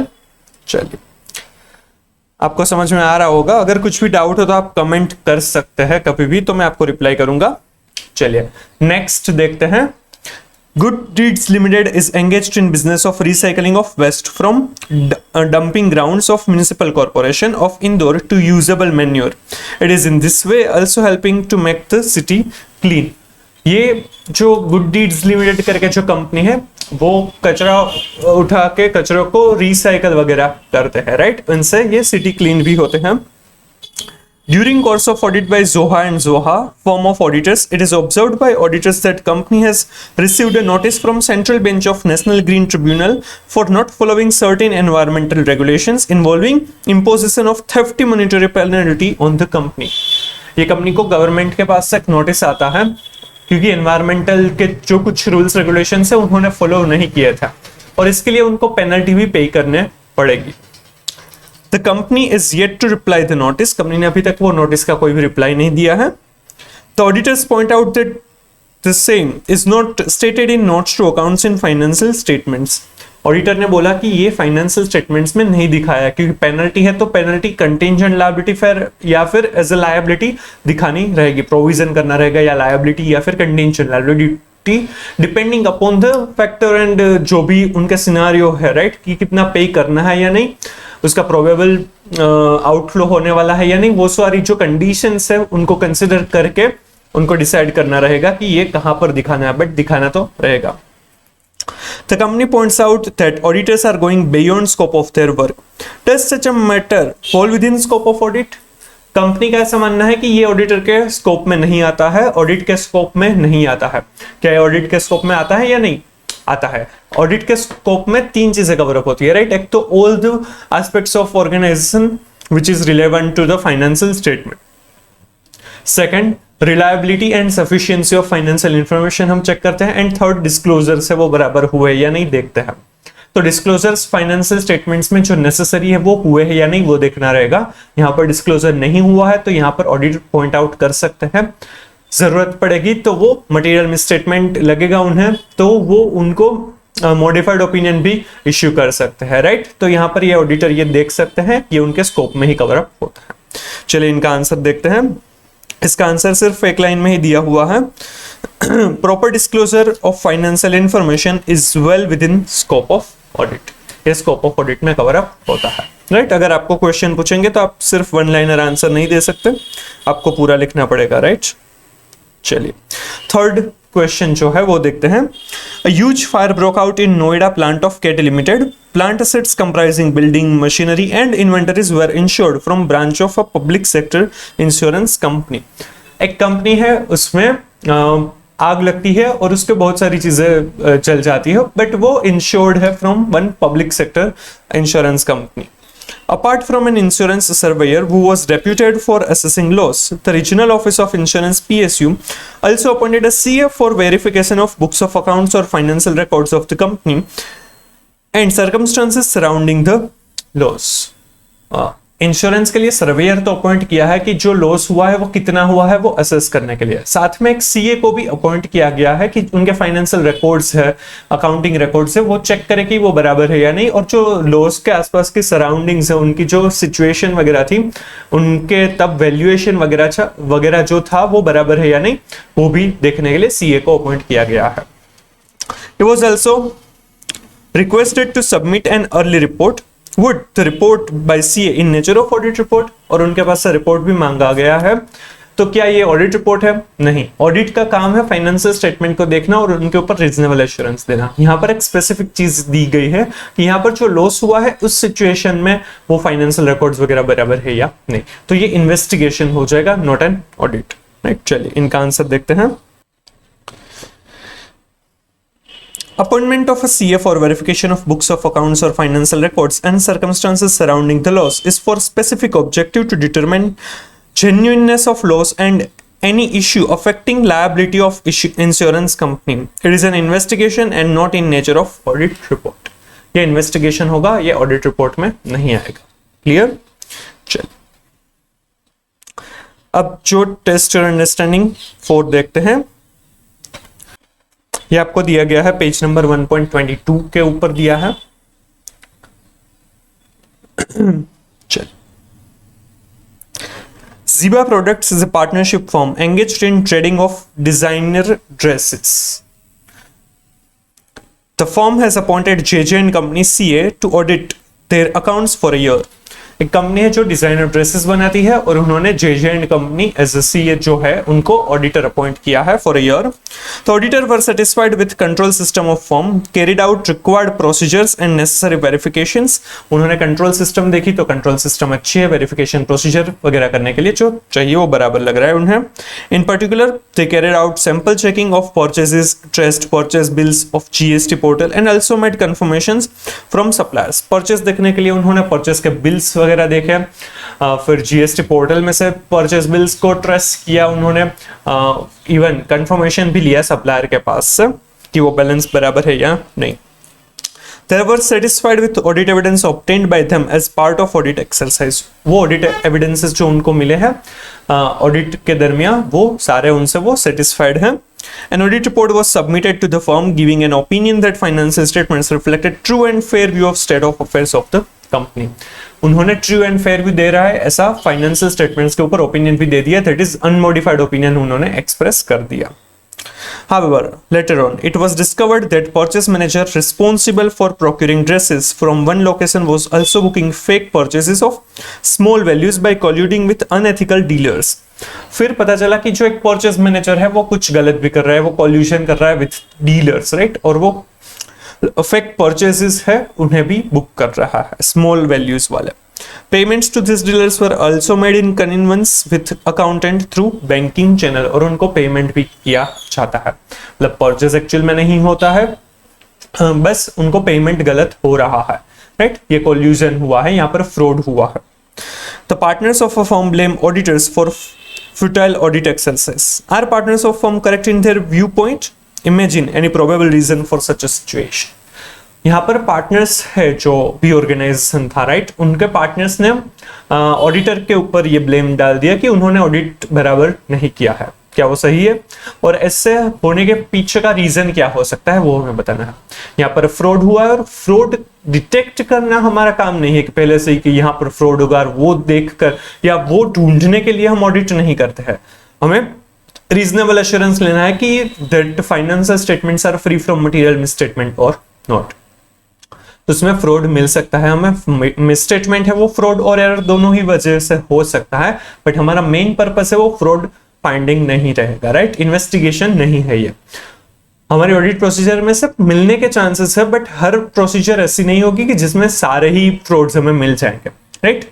और audit procedure की अपनी limitations है, right, inherent limitations की वजह से हम सारे ही फ्रॉड हम कभी भी डिटेक्ट नहीं कर पाएंगे। मैनेजमेंट या फिर जो उनके एम्प्लॉइज है वो सोफिस्टिकेटेड वे में ये फ्रॉड कर सकते हैं, राइट। और डॉक्यूमेंटेशन का ऑथेंटिकेशन भी हम सारे ही चेक नहीं कर सकते, हम इसमें एक्सपर्ट नहीं है इसलिए, राइट। तो इनहेरेंट लिमिटेशंस की वजह से ये सारे फ्रॉड हम डिटेक्ट नहीं कर पाएंगे, राइट।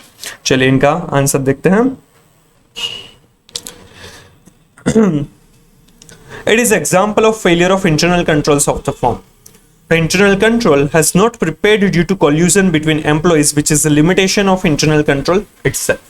यहाँ पर इंटरनल कंट्रोल्स है वो भी इफेक्टिव नहीं है टू डिटेक्ट कि ये फ्रॉड हुआ है, मतलब कि यहाँ पर परचेज मैनेजर है या परचेज के जो पर्सन है, अकाउंटेंट है, वो सारे मिलकर कुछ गलत कर रहे हैं, तो वो internal controls are not that much effective to find that fraud, right. तो ये इंटरनल कंट्रोल की भी खुद की लिमिटेशन है, और इंटरनल कंट्रोल की लिमिटेशन है वो नेचर ऑफ फाइनेंशियल रिपोर्टिंग में भी का भी एक पार्ट हो जाएगा as inherent limitation. The auditor has relied upon internal control. It is very nature of financial reporting that management is responsible for devising suitable internal control. This is an inherent limitation of audit. Simple. चलिए then fifth test your understanding है वो देखते हैं। Test your understanding 5 जो है वो आपको 1.27 page पर दिया हुआ है।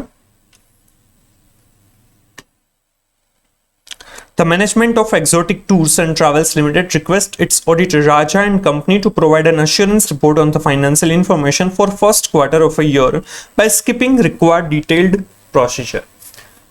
जो exotic tours and travels limited है वो राजा एंड कंपनी को अपॉइंट सीए जो है उनको बोलते हैं कि आप फर्स्ट क्वार्टर के लिए रिपोर्ट दे दीजिए, आपको डिटेल्ड प्रोसीजर करने की जरूरत नहीं है। Can Raja and company provide such report? What would be the nature of such report? Would it be necessary for them to obtain sufficient appropriate evidence in such a case? यहाँ पर जो quarter के लिए अगर check करके बताएंगे कि वो फाइनेंशियल इंफॉर्मेशन बराबर है या नहीं, राइट, अश्योरेंस रिपोर्ट जो देना होगा वो रिव्यू में आएगा, लिमिटेड अश्योरेंस एंगेजमेंट हो जाएगी, बट उसके लिए भी सफिशिएंट अप्रोप्रिएट एविडेंसेस तो लेने ही रहेंगे। ऑडिट प्रोसीजर जो नेसेसरी रिव्यू के लिए प्रोसीजर होगी वो तो करनी ही रहेगी, राइट। चलिए वो देखते हैं इसका answer. Such a report would be in nature of review. However, auditors would have to obtain sufficient appropriate evidences. Simple. And last test your understanding है वो देखते हैं। ये आपको दिया है 1.33 पर। CAP Babu is conducting audit of financial statements of Quick Buy Private Limited. He was not able to obtain external confirmation from certain debtors due to practical difficulties and peculiar circumstances. However, such a procedure is mandated under one of the standards on auditing. CAP बाबू है वो audit कर रहे हैं quick by private limited, और उनका audit कर रहे हैं तो उसमें डेटर्स के कंफर्मेशंस वो नहीं ले पा रहे हैं क्योंकि प्रैक्टिकल डिफिकल्टीज है, पिक्युलर सर्कमस्टांसेस कुछ ऐसे, उस वजह से वो एक्सटर्नल कंफर्मेशन पॉसिबल नहीं है। ये एक्सटर्नल कंफर्मेशन क्या है और उनका ऐसे है वो अलग से पढ़ना रहेगा, चैप्टर 4 के अंदर आएगा। तो वो जो एक्सटर्नल कंफर्मेशन है मतलब कि उनमें उनके पास से वो डेटर के पास से कंफर्मेशन मंगवाएंगे कि 31 मार्च को जो क्लाइंट की बैलेंस शीट है और वो जो डेटर्स की बुक्स में है पेएबल अमाउंट वो दोनों ही मैच हो रहे हैं या नहीं, उसके लिए किया जाता है। तो वो कंफर्मेशन है वो ऐसे में कंपलसरी दिया गया है, मैंडेटरी है कि उन ऑडिटर को ये कंप्लाई करना ही चाहिए, बट पॉसिबल नहीं है इस सिचुएशन में। Unable to obtain external confirmation from this debtors he relied upon sale details of this parties e-invoices, e-way bills and also trust payments from these parties in bank account of the company. वो अब external confirmation तो possible नहीं है, तो इसके लिए क्या कर रहा है वो सेल्स के जो डिटेल्स है वो सारी चीजें देखता है। सेल्स की डिटेल्स है, ई इनवॉइसेस है और ई वे बिल जो जीएसटी के हिसाब से कंपलसरी है तो उनको चेक करते हैं, और तो जो बैंक की एंट्रीज है कि जो भी रिसिप्ट हुए हैं उनको भी देख लेते हैं वो ऑडिटर है वो। He was reasonably satisfied with audit evidence obtain, और ये सारी चीजें देखकर उनको सेटिस्फेक्शन मिल रहा है कि जो डेटर्स की बैलेंस है वो बराबर है। Is there any other reporting duty cast upon him relating to not following a mandated procedure in one of the standards on auditing? अब उन्होंने ये फॉलो नहीं किया है जो स्टैंडर्ड में दिया है, तो क्या उनको कुछ उनकी अलग से कोई रिपोर्ट करने की या और कोई ड्यूटी उनकी रिस्पॉन्सिबिलिटीज आएगी ऑडिटर की या नहीं, ये हमें बताना है।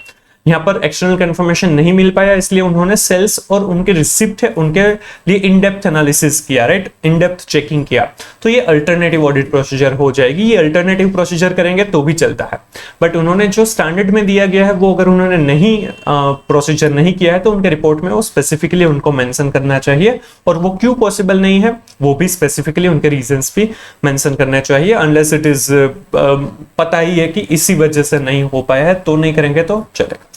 चलिए इसका हम आंसर देखते हैं। ये लास्ट टेस्ट अंडरस्टैंडिंग था।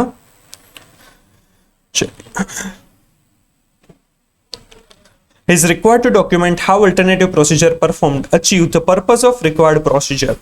Reason for departure has to be documented unless it is clear. अगर वो डिपार्चर जो कर रहे हैं, जो स्टैंडर्ड्स में दिया है उनसे कुछ अलग कर रहे हैं, तो वो क्यों, वो उनको रिपोर्ट करना चाहिए. His report should draw attention to such departure. और उनके रिपोर्ट में ये चीज मेंशन करनी चाहिए कि ये डिपार्चर किया गया है. क्लियर? तो ये सारे टेस्टर अंडरस्टैंडिंग के क्वेश्चन थे. Hope you are clear with it. तो चलिए सोल्व करते हैं केस स्टडी 2. ये आपको दिया हुआ है पेज नंबर 1.33 पर. Me and you private limited has been newly incorporated. एक कंपनी है जो न्यूली इनकॉर्पोरेट हुई है. The plant of the company has recently started production with the help of funds provided by a bank for a purchase and installation of machinery. उनको bank के पास से fund मिले हैं और उस फंड में से उन्होंने प्लांट है वो उन्होंने स्टार्ट किया है. Further, the company is also utilizing working capital credit facilities from the same bank for meeting its day-to-day working capital requirements like for purchase of raw materials, labor payment, etc. और working capital loan जो उन्होंने ली है उसमें से वो day to day जो funding की requirement है वो फुलफिल करते हैं. However, just within 6 months of its operations, the management feels that working capital funds are inadequate and situation is creating liquidity issues in the company.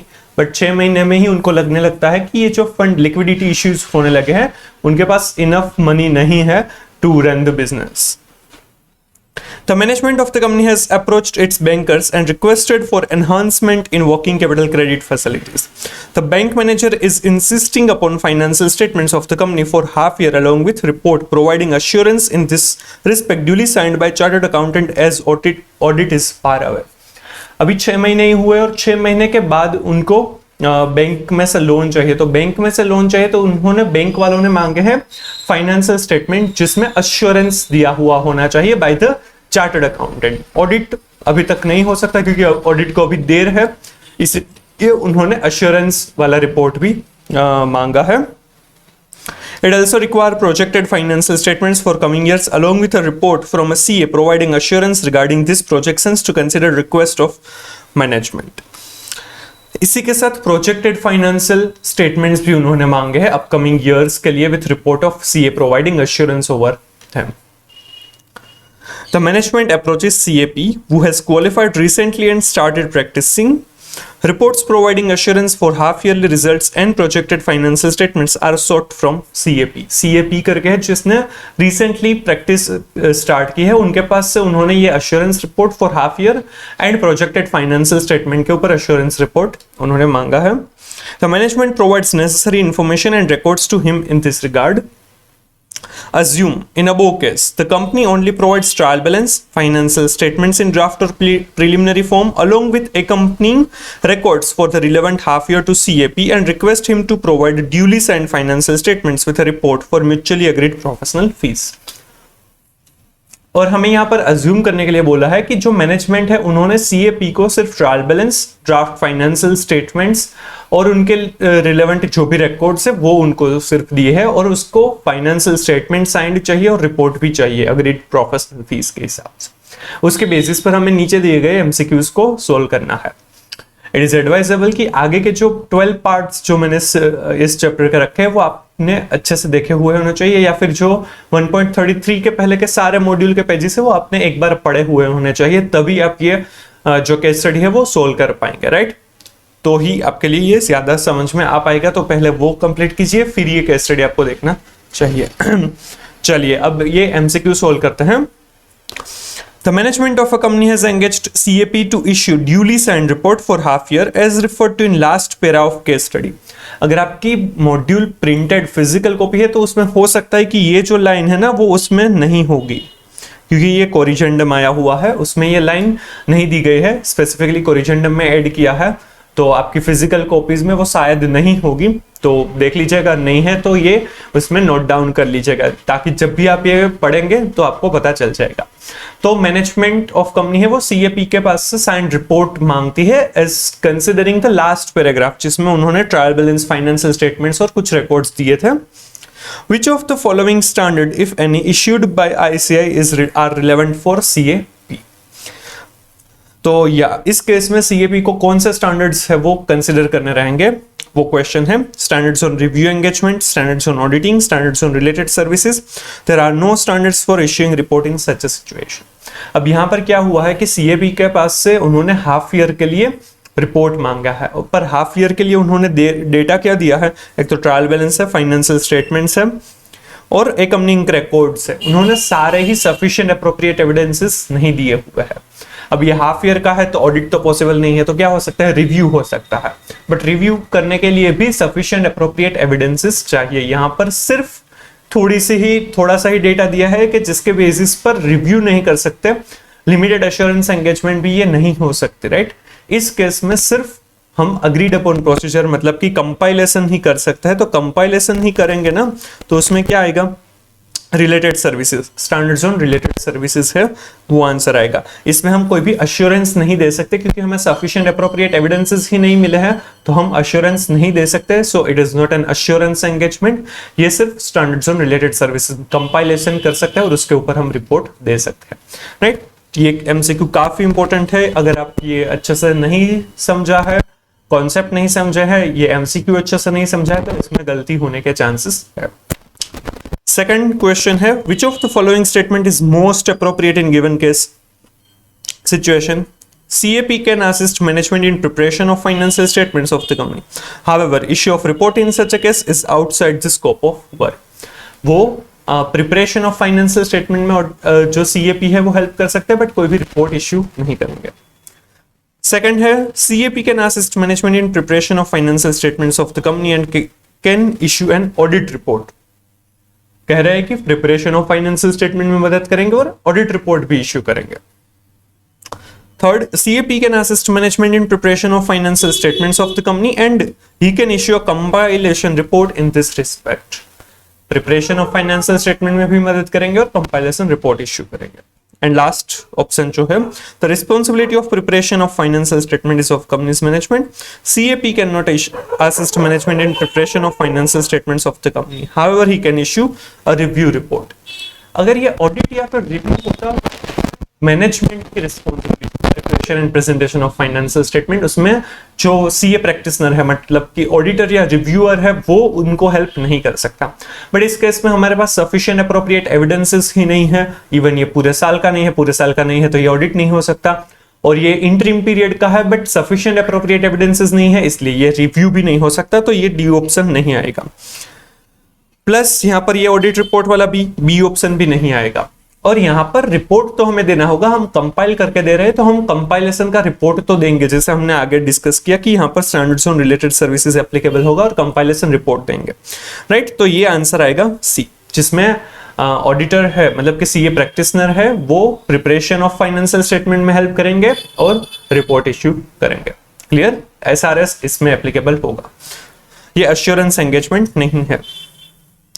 And third MCQ है, in the above said scenario for issuance of signed financial statements for half year by CAP as discussed in last paragraph case study, identify the most appropriate statement। यहाँ पर जो financial statement के ऊपर जो उनको report देना है उसके लिए यहाँ पर कौन सा जो ऑप्शन है वो सबसे अप्रोप्रिएट है। SQC1 is not applicable to CA applicable as CAP can not issue audit report. SQC1 applicable नहीं होगा क्योंकि वो ऑडिट रिपोर्ट इश्यू नहीं कर रहे हैं। SQC1 is not applicable as CAP can not issue review report, right. SQC1 is applicable in such type of engagement and SQC1 is not applicable as CAP is barred from issuing any report in such type of engagement। यहाँ पर compilation report वो देने वाले हैं और SRS applicable है। SRS is one of the engagement standard और कोई भी एंगेजमेंट स्टैंडर्ड जहां पर एप्लीकेबल होगा वहां पर SQC1 एप्लीकेबल होगा, तो आएगा option C, SQC1 is applicable in such type of engagement. Simple. Fourth question, the banker of company has also requested for projected financial statements for coming year along with a report from CA regarding this projections to consider request for management. Which of the following standards issued by ICI are relevant for CAP in such a situation, if any? Projected financial statements के ऊपर भी report देना है, right. तो वो prospective financial information हो गई और प्रोस्पेक्टिव फाइनेंशियल इंफॉर्मेशन किस में आएगी? अश्योरेंस एंगेजमेंट, उसमें आएगा standards on assurance engagement, SAEs है वो एप्लीकेबल होंगे। तो यहाँ पर ये है SREs है, ये there are no standards for issuing such report, यहाँ पर स्टैंडर्ड्स ऑन रिलेटेड सर्विसेज है और यहाँ पर है स्टैंडर्ड्स ऑन एश्योरेंस एंगेजमेंट, तो answer would be D, simple. चलिए, एंड लास्ट क्वेश्चन जो है, suppose CAP also accept work of issuing projected financial statements with a report to be signed by him, the management has projected turnover of ₹100 crore for next year, ₹150 crore and ₹200 crore for following years respectively as compared to present turnover of ₹25 crore in current half year। Current half year में 25 करोड़ है, फिर next year में 100 करोड़, 150 करोड़ और 200 करोड़ उन्होंने projection किया हुआ है। Identify the most appropriate statement in this situation. CAP has to satisfy himself regarding arithmetical accuracy of projected data.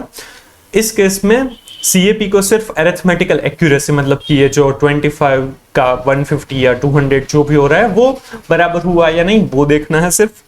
CAP has to satisfy himself regarding reasonableness of assumptions underlying projected turnover and its consistency with actuals. CAP को देखना है कि ये जो assumptions है वो बराबर है या नहीं और वो consistency कितनी है, actual के साथ उनकी consistency कितनी है।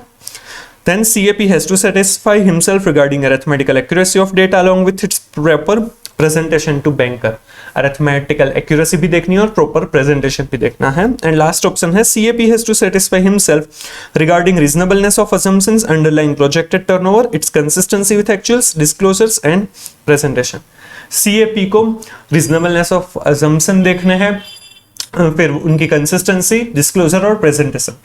तो यहाँ पर हमें सब कुछ देखना रहेगा कि वो assumption बराबर है या नहीं, disclosure, presentation और वो consistent भी है या नहीं वो देखना रहेगा, तो आंसर होएगा डी, सिंपल। तो ये केस स्टडी 2 था, अच्छा क्वेश्चन है, इसके लिए आपको कॉन्सेप्ट अच्छे क्लैरिटी होनी चाहिए तभी ये समझ में आएगा।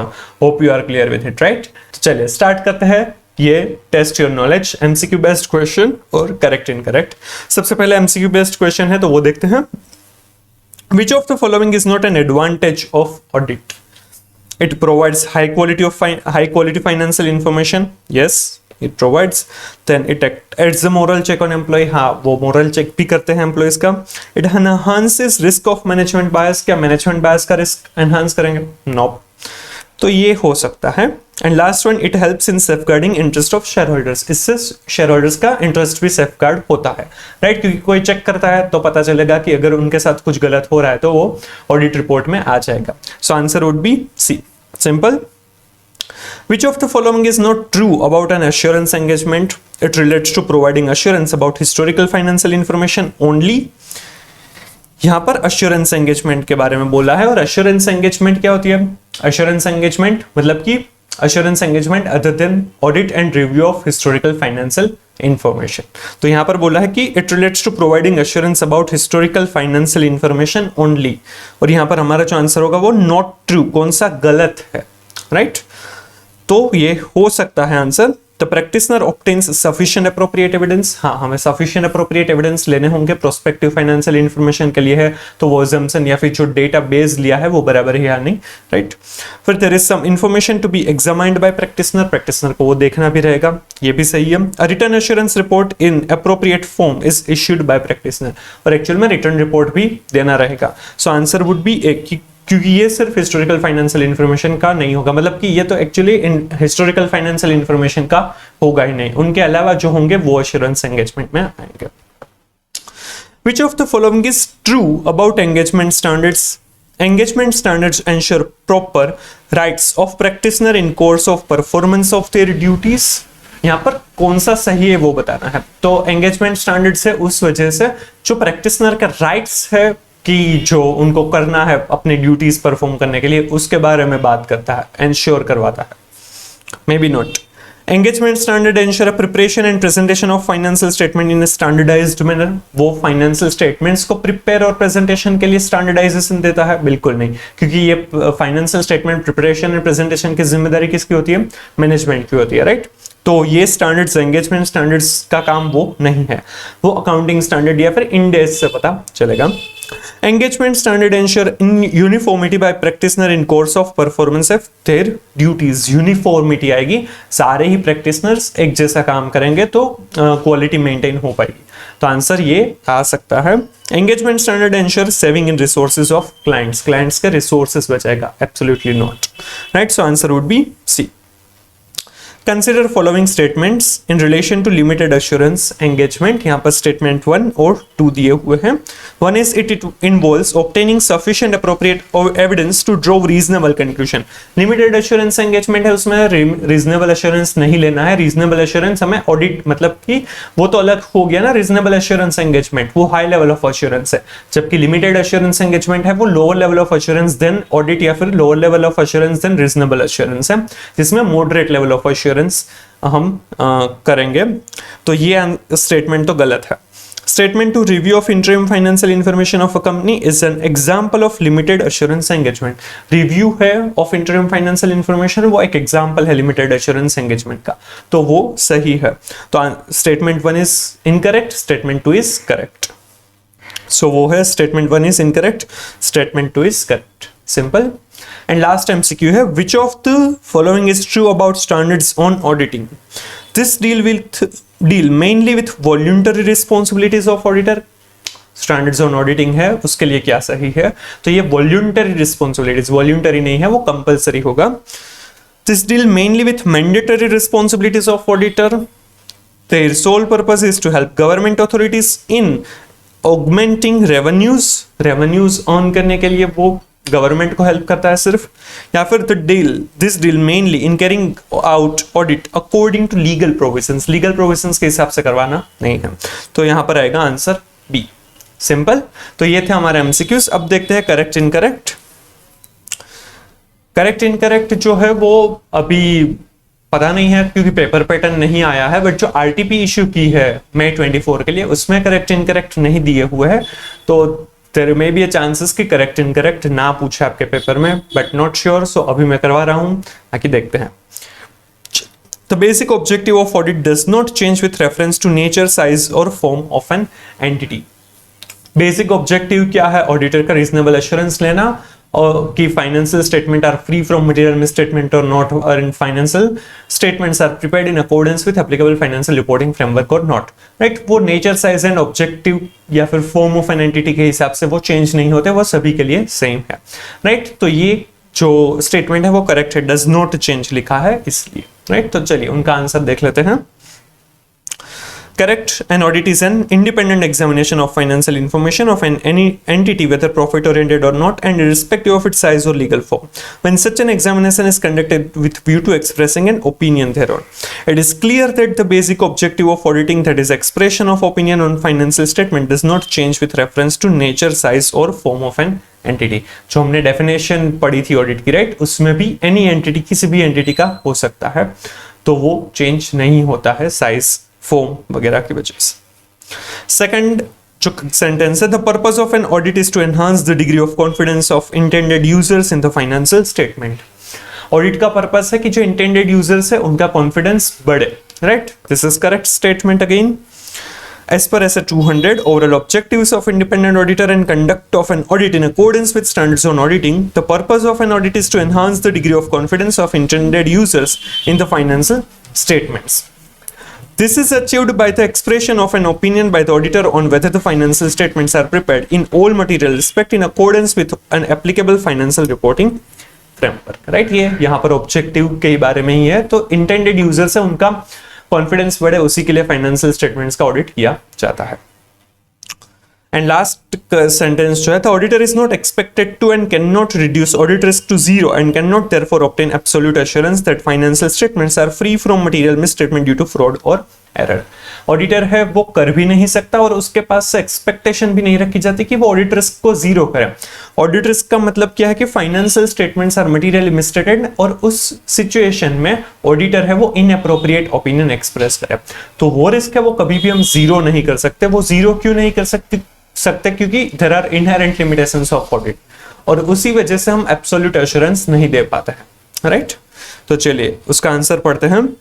As per SA 200, overall objectives of independent auditor and conduct of an audit in accordance with standards on auditing, the auditor is not expected to and cannot reduce audit risk to zero and cannot therefore obtain absolute assurance that the financial statements are free from material misstatement due to fraud or error.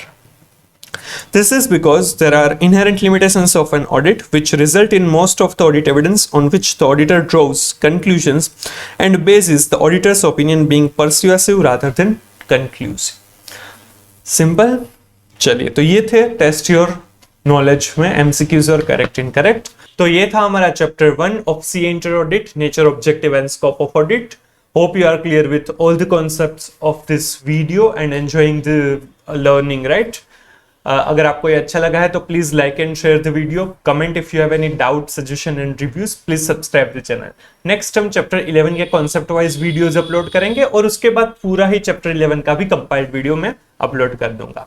तो चलिए मिलते हैं next video के अंदर और please keep learning, stay tuned, thank you so much.